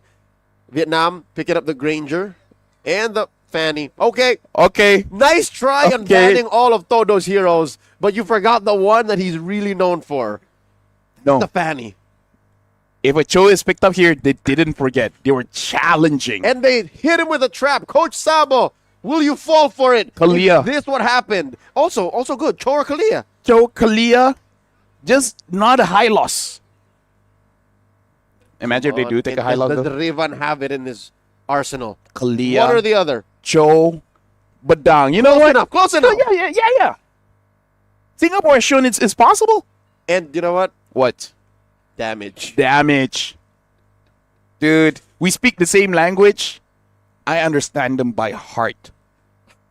I can feel their You're passion. Timorese. I'm Timorese. Wait, hold up. What was the other one? Kalia or Cho? Joe. Okay, Cho damage is the other option that has Yep. damage and counters a fanny. But yeah, I'll take the Badang Hey, getting punch hurts multiple times. multiple times, and he does not stop. I mean, he can, but either ways, For balancing purposes, he has to stop. folks, the Toms on the EXP, and now the gold lane of Xborg, which we've seen that matchup before going up against the Granger. Not an amazing time for the Xborg, but if everyone just keeps ganking gold nonstop, they will make this Xborg work. Ladies and gentlemen, welcome to the match here. Leo, it's been a long day. Vietnam against Timor-Leste, game number 2. Not long enough. We're playing on flying clouds. All right. So whatever risky gambit either team is playing with, it's fine. It's less punishable because you can get right back into the action. Check out Nam, Warcry, and the Vengeance. So really want to stay in the fight as long as possible. Look at Toto on this Fanny. Already showing a bit of freestyle, a little bit of damage onto Adong. And all the while, Ravi going up against Nam. Ravi is taking a bit of damage, but should be able to heal up. And now the Leto should go over to Timor-Leste because Madeira is there. Yep. He gets it. Gets the it. retribution, as you should. Puts him up by about 200, 300 gold this early on. Rivan, early building the The Rapid Boots, yeah. rapid boots. Yeah, so he wants to rotate. He wants to be a very active part of fights. As he should. As a Badang, like, your job is kind of just to be a nuisance. The setup is great, but even if you don't, you just push people away. It's enough. It tickles down your opponent's brain. Yep. And, of course, to catch the fanny. Yes, that also. That is his prime directive. You go find Todo, put him up against the wall. And look at this. Madeira is trying to see if he can get a catch anywhere. Looks like mid was not an option. Now going down bot. Look at the Xborg. The Fanny is all alone but able to get out. No problem. All right. Off to a better start, I'd say now. 2 minutes in, no deaths. Timor-Leste moving around like they own the place. Up by about 500 gold, give or take. So far, maybe it's because Vietnam drafted a little too crazy. I'll say it now. It is because they drafted a little too crazy. In game 1, it was just Cyclops that was off kilter. Now, they have like, 2 or 3 crazy picks. Oh no, big wall put up against Trang. Ooh. And there's an arrow thrown out. Black Dragon form. Ngoc Trang able to flicker on out of there, helping Timor-Leste to secure the turtle. And you see Vietnam hesitate there because they see the tech charge that Adong is holding on. I mean, sure, you can say the Valen is not tanky, but at the early part of the game, it kind of doesn't matter. Oh no, Ravi gets taken down here. First blood drawn by Nam. Todo. Nam very low. Madeira wants to finish the job. Gonna be a little too far. Nam does not survive as Rivan catches him. Shadow kill by Madeira. Quick stun by Rivan. Timor-Leste in control. And that is from the Rapid Boots. The early Rapid Boots making it so that he gets there on time. That, though, there's quite a bit of damage onto Madeira, but all the while, he'll just heal back up with the jungle creeps. So now Timor-Leste, looking at the kill score, looking at the goal, looking actually pretty good. Adong is still holding on to that tech charge, looking for a moment here. The only problem is that most of the members of Vietnam has a form of dash. So once you jump in, if you don't kill them immediately, they'll get out of harm's way and then just act like nothing happened. And that's tough. Currently, Vietnam aren't doing anything proactive. If anything, they're the ones getting caught. Look at this. Ngoc Trang gets popped by the duo of Sabino and Rivan. That's a punish from Todo. Unable to finish the job, Sabino lives. And that's, you know what, now I'm seeing just a little bit more. Before that, Adon gets the kill. Yep. Most of the damage came from Madeira. But now I'm seeing something else. But hold on, Ravi fights up top. This is what we mean by overloading each other with damage. Ravi actually almost takes down Nam, but escapes that just in case. Okay, now another one. Yeah. Okay, fist crack. Shut them out in the wall. Tech charge. So you answer back. You'd never need a wall because the wall is always there. It's behind you. So you have a Grok with extra steps. But No, the thing is, for Adong. Yeah, for Timor-Leste. I mean. Okay, Yeah. yeah. But again, you're winning anyways. If you're able to Yeah. get the tech charge on Adong, you're winning anyways. Todo finds Ravi. There's a nice shutdown. Ravi hasn't gotten any kills, actually. So that's just a little bit of a consolation for Team Vietnam. Turtle over Timor-Leste. Yep, 4 kills. Gold up by 1,000, and they're not stopping. Now they're getting more. This is the most aggressive that we've seen coming in from Timor-Leste. But Sabino does get stunned a little bit, but the burst damage from Vietnam is not enough just yet. And by the time they do have the items, Sabino should have a few tanky items, so this export might not get stopped. Yep. Again, Sabino is winning this lane. It's much more proactive than the Granger. And yeah, the Granger might get popped, and that suffers his second death. So close to his turret.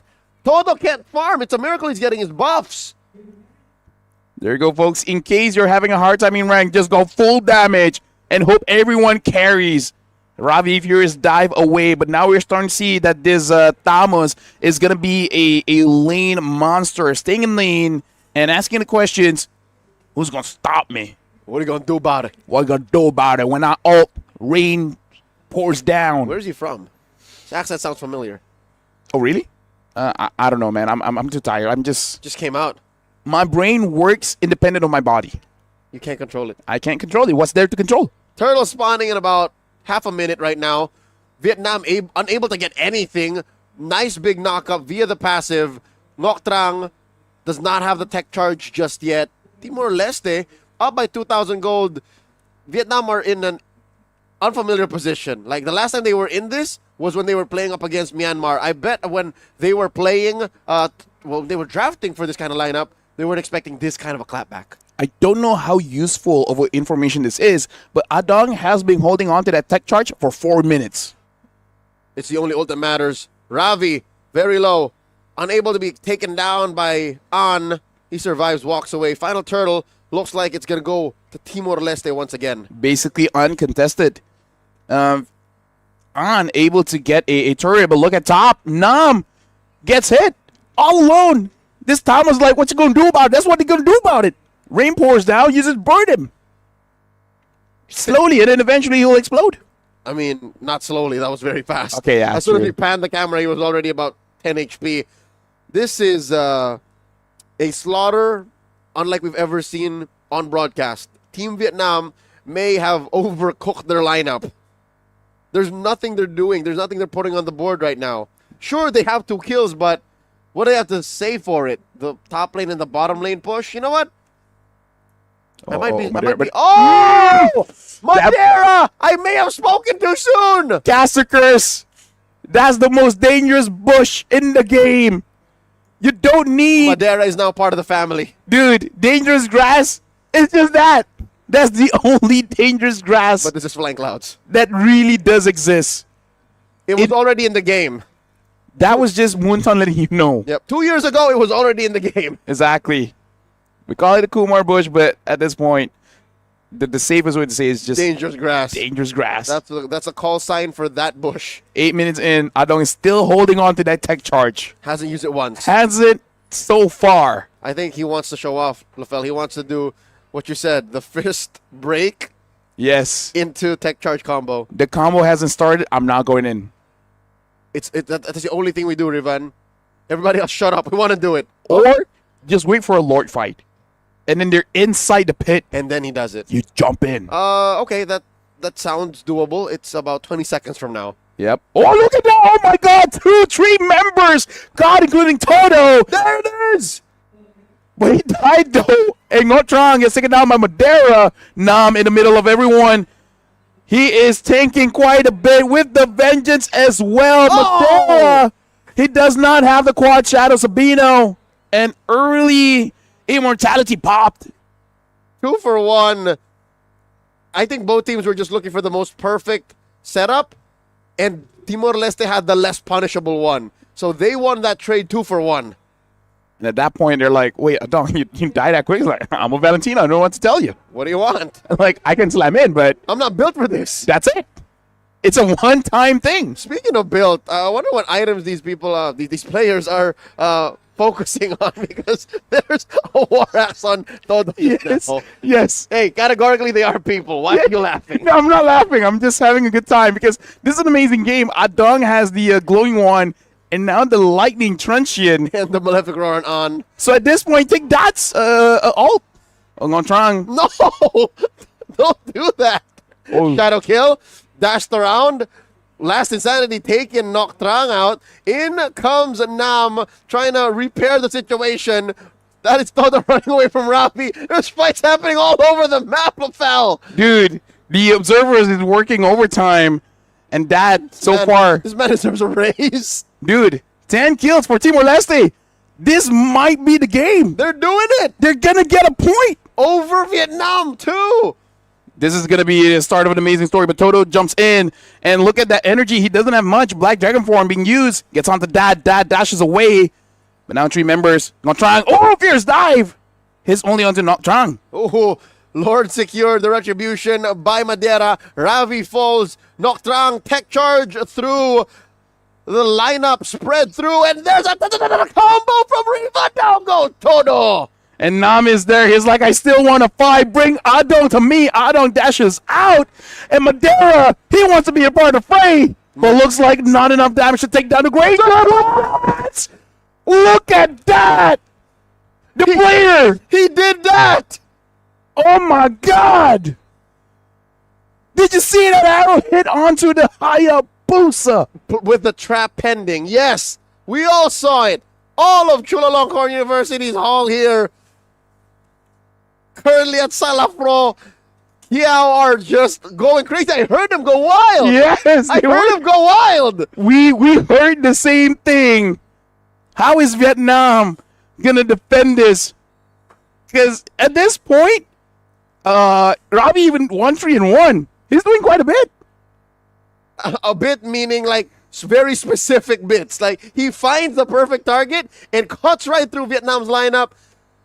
It's not like Vietnam has a solid ground anyways. It's so hard for them to zone. Hey, you'll see this Tams 1v5.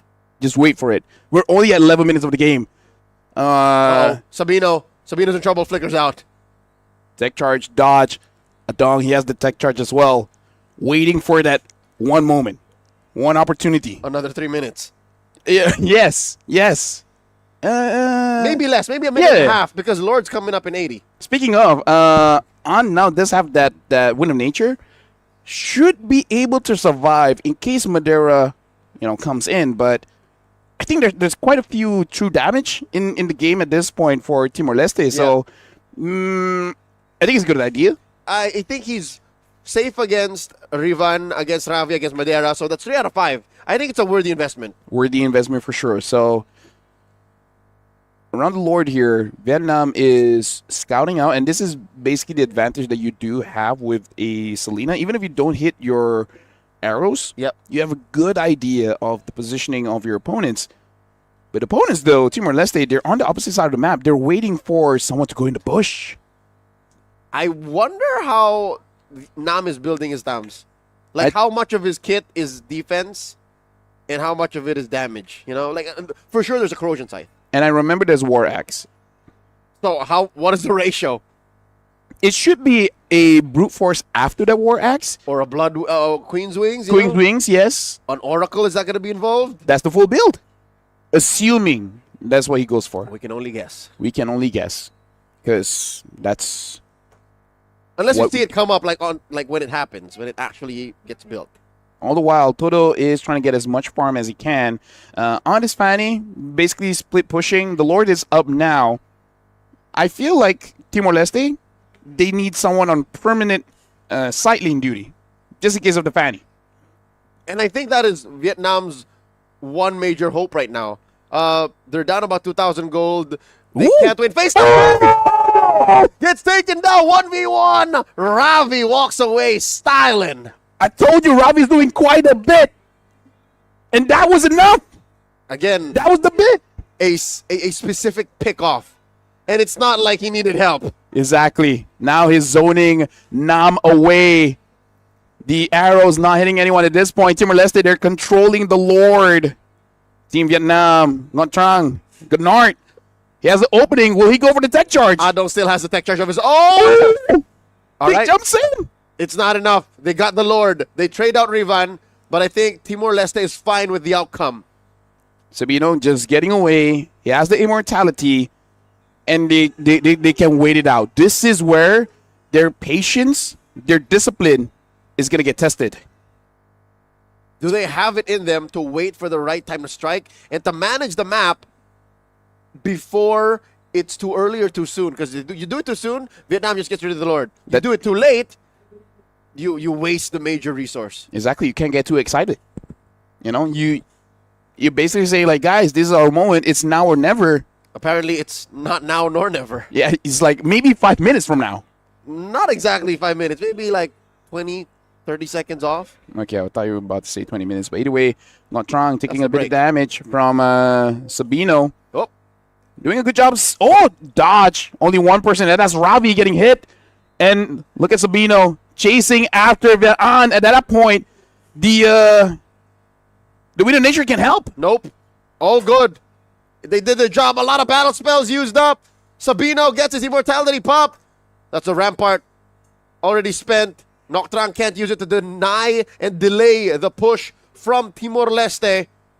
And we're at the point when no holy shields are standing, so Vietnam have to defend the old-fashioned way here. Well, that does have that Wishing Lantern. So a little bit of dot damage coming in from Vietnam should be able to help them out because the damage there just got to connect it. But speaking of damage, Sabino is doing quite a lot to the front line of Team Vietnam. And at this point, Toto on this Fanny, it is going to be very difficult because you might want to take someone out. But considering almost everyone from the side of Timor-Leste is a fighter, it's going to be so hard for this Fanny to execute a specific target. Not just any kind of fighter. A fighter with solid damage output. Again, we've already seen Todo get taken out 1v1 by Ravi. So they are all legit threats to this Fanny. I agree with you. Just about, 2-3 minutes ago, you said, hey, look, Timor-Leste has to send someone to take care of the side lanes. I am now sure that Vietnam are convinced that that's the only way that they can make it to the late game. At this point, Mikasa can take down a Titan, but Mikasa can take down a Dragon. Actually, I'm pretty sure the author will find a way. Actually, no, they're done. They're done. I was going to say, They're done. I'm sure Shingeki no Kyojin will have no additional chapters. So it all just comes down to this. And now in Vietnam, they are moving outside of their base. So this is not the worst of situations for them. 70 minutes in the game. When we hit around 27 minutes, at that point, it's anyone's game. Because you're not fighting for objectives. That's 10 minutes from now. You're fighting for kills. That's 10 minutes from now. How are we going to get there? Wait. I mean, time will elapse. Yes. You know, but, you know, for Vietnam, don't make it so that Timor-Leste can end. They have the Granger. They have the Selena. With the Wishing Lantern, it is actually possible for you to take down the minions before it gets close. But here's the thing. I've had this discussion before. I don't remember if it was you or someone else. Selena has good wave clear. It's just, it's not safe. I do agree. She puts herself in harm's way, and when you're playing up against a lineup like Timor-Leste, you're going to get bursted. But what if Timor-Leste doesn't do anything? What if they don't? What if they don't force a fight, or they force a fight, but it's botched? Basically They fumble. Yeah, they fumble, right? Like tech charge coming in from Adong hits no one. And then they all just panic and say, We have to call it commit. off, Yeah. call it off, yeah. No, instead of calling off, we dive even further, and then Vietnam's like, okay, we're okay with this. Let's go. And now look at the Lord. 2 bars left. Toto is coming. Can Toto do something here? Massive tech charge, another knock-up. Nam falls. And that's the only casualty so far. Lord still standing. 1 bar left. Sabino, Madera, in comes Dat. Trapped between 3. Flickers on through the crowd. Ravi holds on to the Lord. And the rest of Team Vietnam are sent packing. Look at Rivon taking way too much damage. And I believe Toto already used the cutthroat on the jungle minion. Timor-Leste is quite low here. Ngon Trang as well. Adong is safe to do damage. Toto jumps in. He's looking at Madera. And the Lord is resetting. Again. Todo still alive, but just barely. Ravi takes him down. 2 members out. Madera secures the tech charge. The Hail Mary playing Nocturne falls. It's all for Timor-Leste. It was a valiant attempt. If he's able to actually grab that for Vietnam, they can extend long enough to the point where, 27 minutes, we go for the fight. And at that point, is a test of skill, which, by the way, Timor-Leste demonstrates a lot in this game. Yep. All of the games they played today all culminate in this performance. This is the best shape we've seen Timor-Leste in, even more than their openers today against Team Thailand. So I gotta say, good luck trying to make it at 27 minutes because Timor-Leste is doing the opposite of nothing. They're doing the opposite of fumbling. They got the kills, they got the Lord, and they're knocking down on Team Vietnam's doors. And look at this. Toto tries to get a kill, and it looks like Sabino is dead. And got that shutdown. It's going to be difficult for Timor-Leste to end the game without their X-Borg. Unless somehow Vietnam gets out of their base and everyone dies. I don't think they're dealing enough damage. Sabino was such a key role player in dealing the damage that they need to. The kind of damage, true damage. In comes Adong. Ngoc Trang left out alone. He's still pretty chunky. I'll tell you now. Hey, this is what it means when you don't have an X-Borg, right? You just talked about it. The X-Borg is one of the main damage dealers for Timor-Leste, and without him, Timor-Leste is not that dangerous. Yep. So I guess they miscalculated how chunky exactly Sabino is. He's actually juggling. Look, he died without his immortality. He just rebought it now as he was about to respawn. So at least Vietnam, now it's 21 minutes. So 7 minutes away. 7 minutes away, but as long as Sabino doesn't make the same mistake, because that's basically the only time he's died this game, and that's where you see Timor-Leste struggling to really end the game. And if this extends further and further and further, it's really about who has a stronger mental stamina. That's the word. Stronger mental stamina to be able to withstand about 30 minutes of play. At this point, I'm worried that Rivan might be slowing down a bit. Yep. He's catching less. Catching less and a bit desperate because now he's moving forward, but he's moving away from his team. Like, look at this. He should be the one setting up, but he's the one on the long. See, this is why I say the mental stamina, man. Yep. So you're saying this. You're hypothesizing that sending the Badang away is a lapse of judgment. Yeah. Because I'd agree. In situations like this, I would rather send over either the Valentina or the Hayabusa. Unless somehow he actually is building damage. So and it's like he wants the 1v1 Todo. Exactly. Could be. Looking at the situation right now, doesn't look like it. Well, he's 1v1 in someone, and it's that. And he's taking quite a bit of damage from Ant. And, Toto comes in. Can he steal the Lord? No, he cannot. Madera still takes it away. Black Dragon form just forces Team Vietnam away. Nam 1v4 gets caught in the wall, gets damaged by the entire team of Timor-Leste. Sabino gets the kill. Toto jumping all around. The damage on is the Nam, able to get kills, get a double kill. Ravi jumps forward, forcing a fight. Timor-Leste, this might be the game-ending mistake. 1 by 1, getting taken down by Vietnam. Now 4 have fallen. They have a Lord, yes, but at what cost? Timor-Leste unable to take advantage of this major win, this huge resource, an evolved Lord, just taken control of by Team Vietnam. They close the gap. LaFell, there's just 1,000 gold between each other. Timor-Leste had no need to go for that fight, correct? They got the Lord. They got the Lord. And at that point, it's like, hey, maybe back off, right? Wait for the right time. Push with it. But this is the difference between a team that's been here, doing it time and time again, right? They know which situations to fight, which situations that you can afford to wait. Timor-Leste doesn't have that yet. They force out the fight when they really should have just waited, and that almost costed the game. It was lucky enough it's not 27, 28 minutes, because at that point, 40-second timers, 50-second timers. You know what?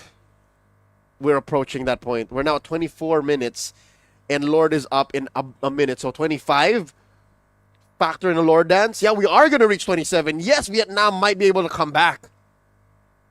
Timor-Leste They are so close to victory, they can taste it.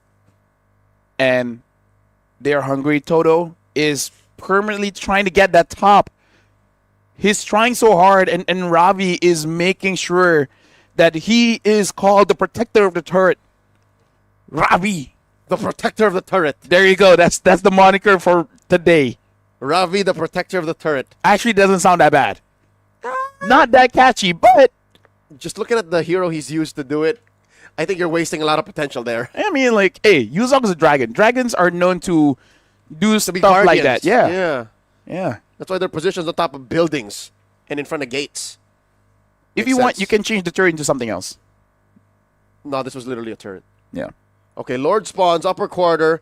Todo threatening the split push. And again, it's difficult, but you're right. What you mentioned about 15 minutes ago, Lafel, still rings true. They have to send someone to take care of the split push, or else Vietnam might find them and get the win. Yep. And all the while, for Team Vietnam, they're waiting for the arrow to hit. And if they have enough damage, which I feel like with the Granger, they might. The wall, the earthen rampart is pushed up. Rivan moving forward, he does have the immortality, so he has the option here. Toto pushing the wave, and now we see a recall coming in from Ravi, the protector of the turret. Look, dude, hearing it after a few times, it'll work. So Just for this game. Is it Ravi, the protector of the turret, or Ravi, protector of the turrets? You know what I mean? Plural. Okay. All right. So it's like a tribal moniker. Like it's like Yes. that's what he's known for. Yes. Trust me, when he does something else that's cool, we'll give something else. We'll consider As of right now, protector of the turrets is who he is. sounds like a movie title for a certain franchise. Ravi, protector of turrets. Or like a series, you know, like a Yeah. solid, like 6 episode, Yeah. hour long. Protector 1, third of the west, third of the east, north and south. Oh, It's getting out of hand. At about 26 and a half minutes, there we go. Team Vietnam are in control now. Look at the map. It's blue, and Ravi is left to protect that turret down bottom. If somehow Vietnam wins this around this timing, dude, I'm so good at my job. I'm so happy. Sabino, though, You were able to see something like 15 minutes down. yes. Like Yeah. you said, the day is not long enough. Yeah, good luck predicting drafts, right?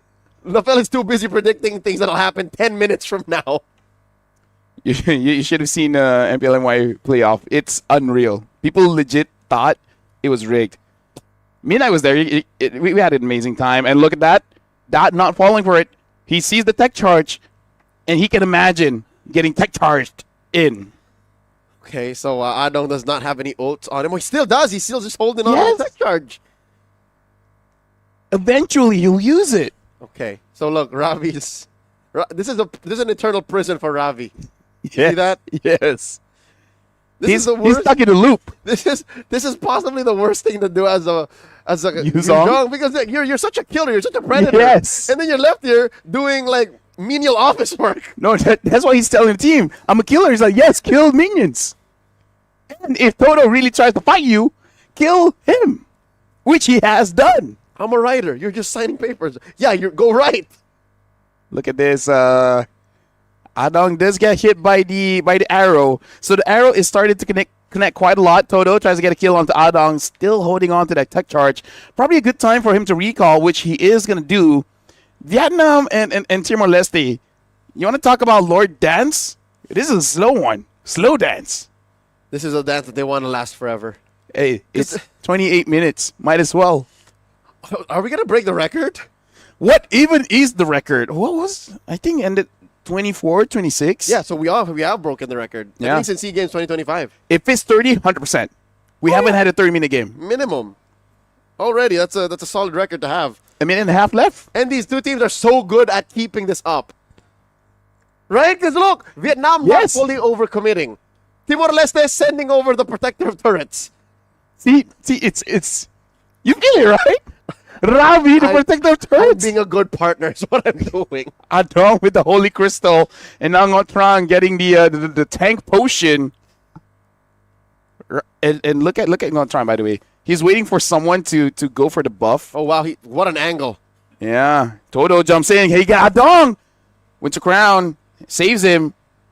Oh, Firaga Armor, pop on Sabino. He only has the immortality left. Gonna get taken out via the Rampart. Tech charge in.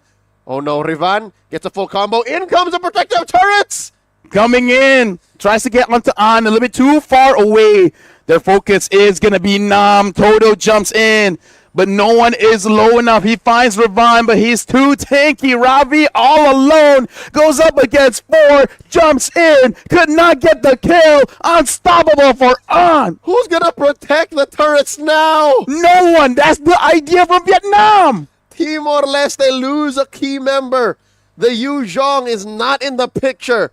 For the first time in a while, Vietnam is going to have a free map to play with and a huge lord to contest. It's a minute before Ravi gets back. And there you go, 30 minutes. Longest game so far here in SEA Games at about almost 8 o'clock here at GMT plus 7. It's 9 o'clock in some places of the world that's watching. Some places, it's still in the morning. Hopefully you all have had your supper. And oh my God, Riva caught 2. Will that be enough to stop Vietnam from taking the Lord? A dog just one hit away, actually getting the Granger all gets a shutdown. He will die himself by the hands of Nam. Look at the Lord. Can someone steal it away? The Hayabusa Toto grabs the Lord.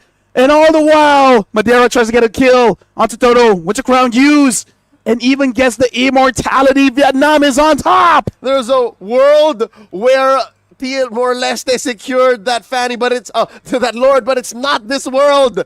Currently, Vietnam are calling the shots. Massive Lord down bottom. The crazy thing is, Timor-Leste might still be able to defend. Yes, because Sabino is there. Yes, Sabino, but Adong is not in the picture. They need Adong. I mean, like, Vietnam's not pushing, so he might have time. Look. Yeah, the waves aren't as synced.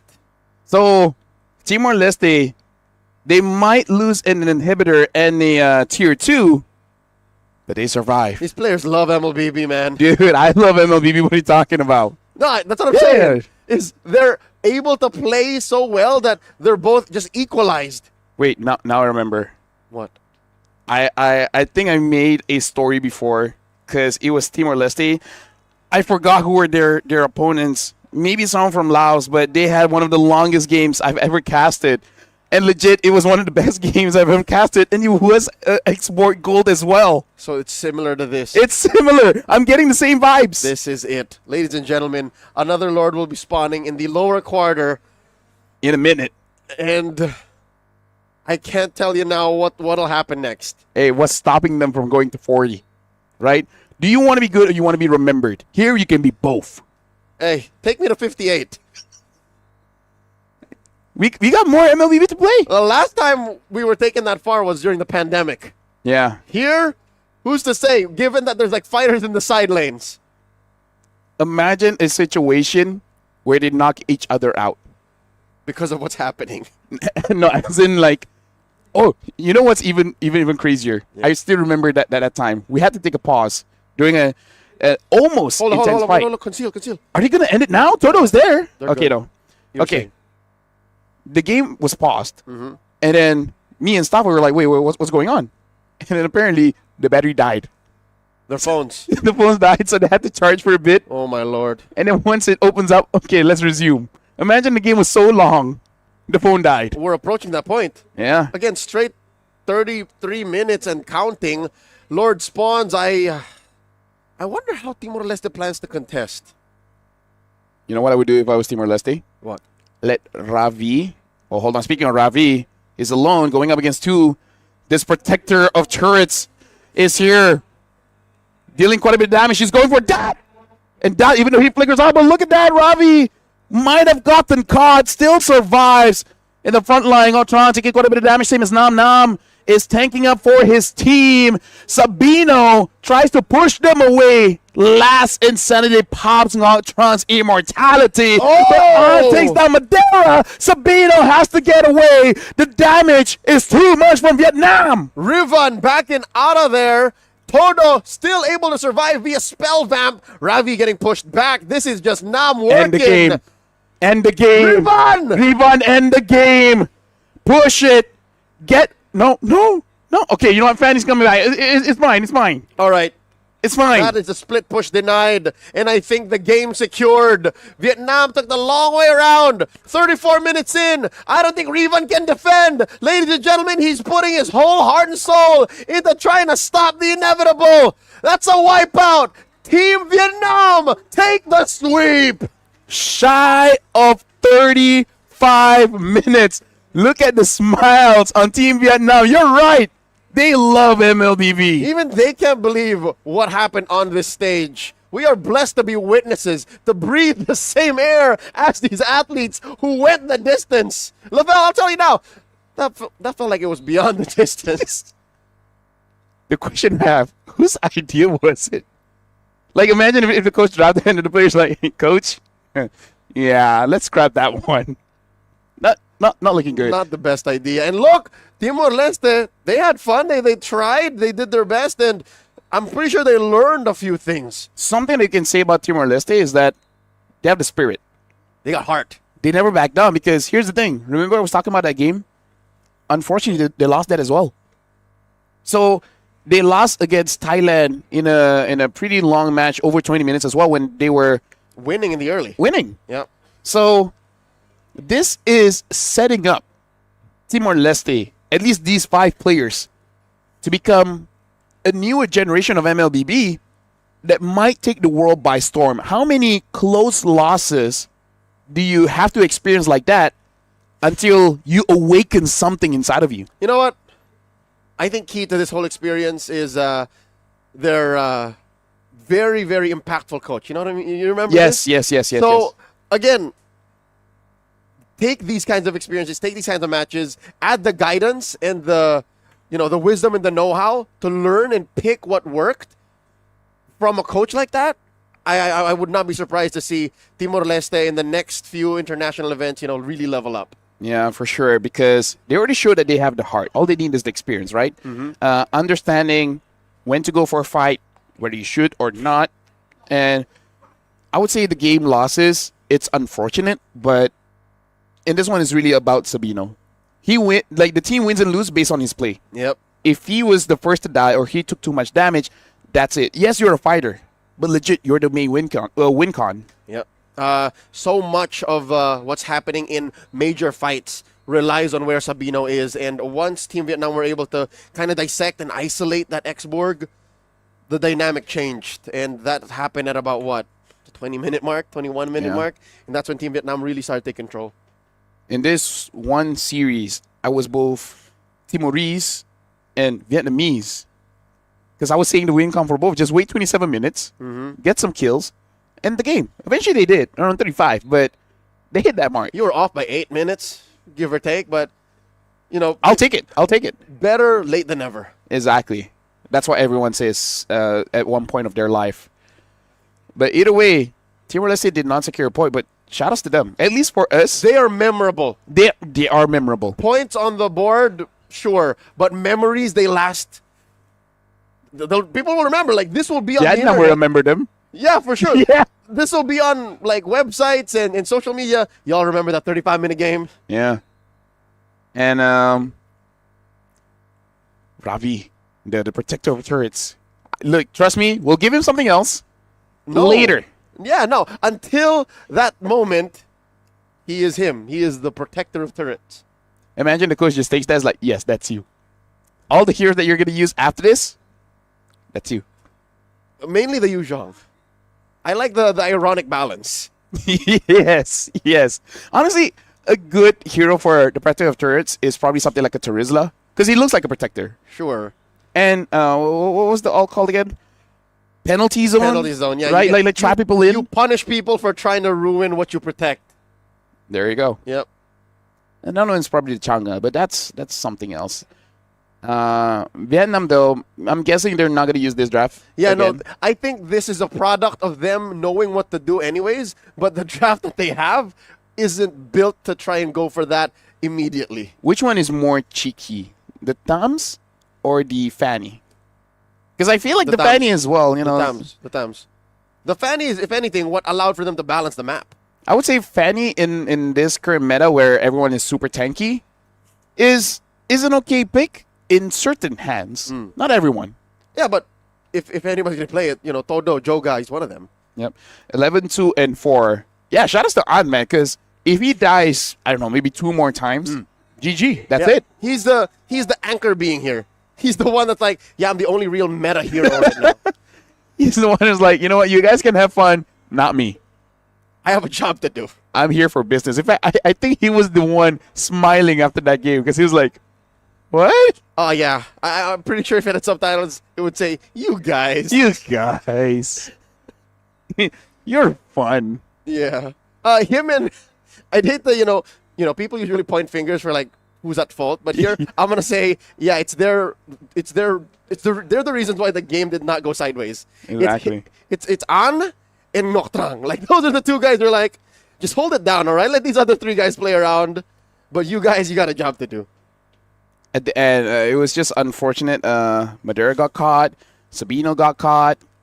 But that's just the nature of it. Where almost 35 minutes in, you will start to autopilot just a little bit, right? Mm-hmm. Where you're like, I know this is what I'm going to do, but your mind just blanks.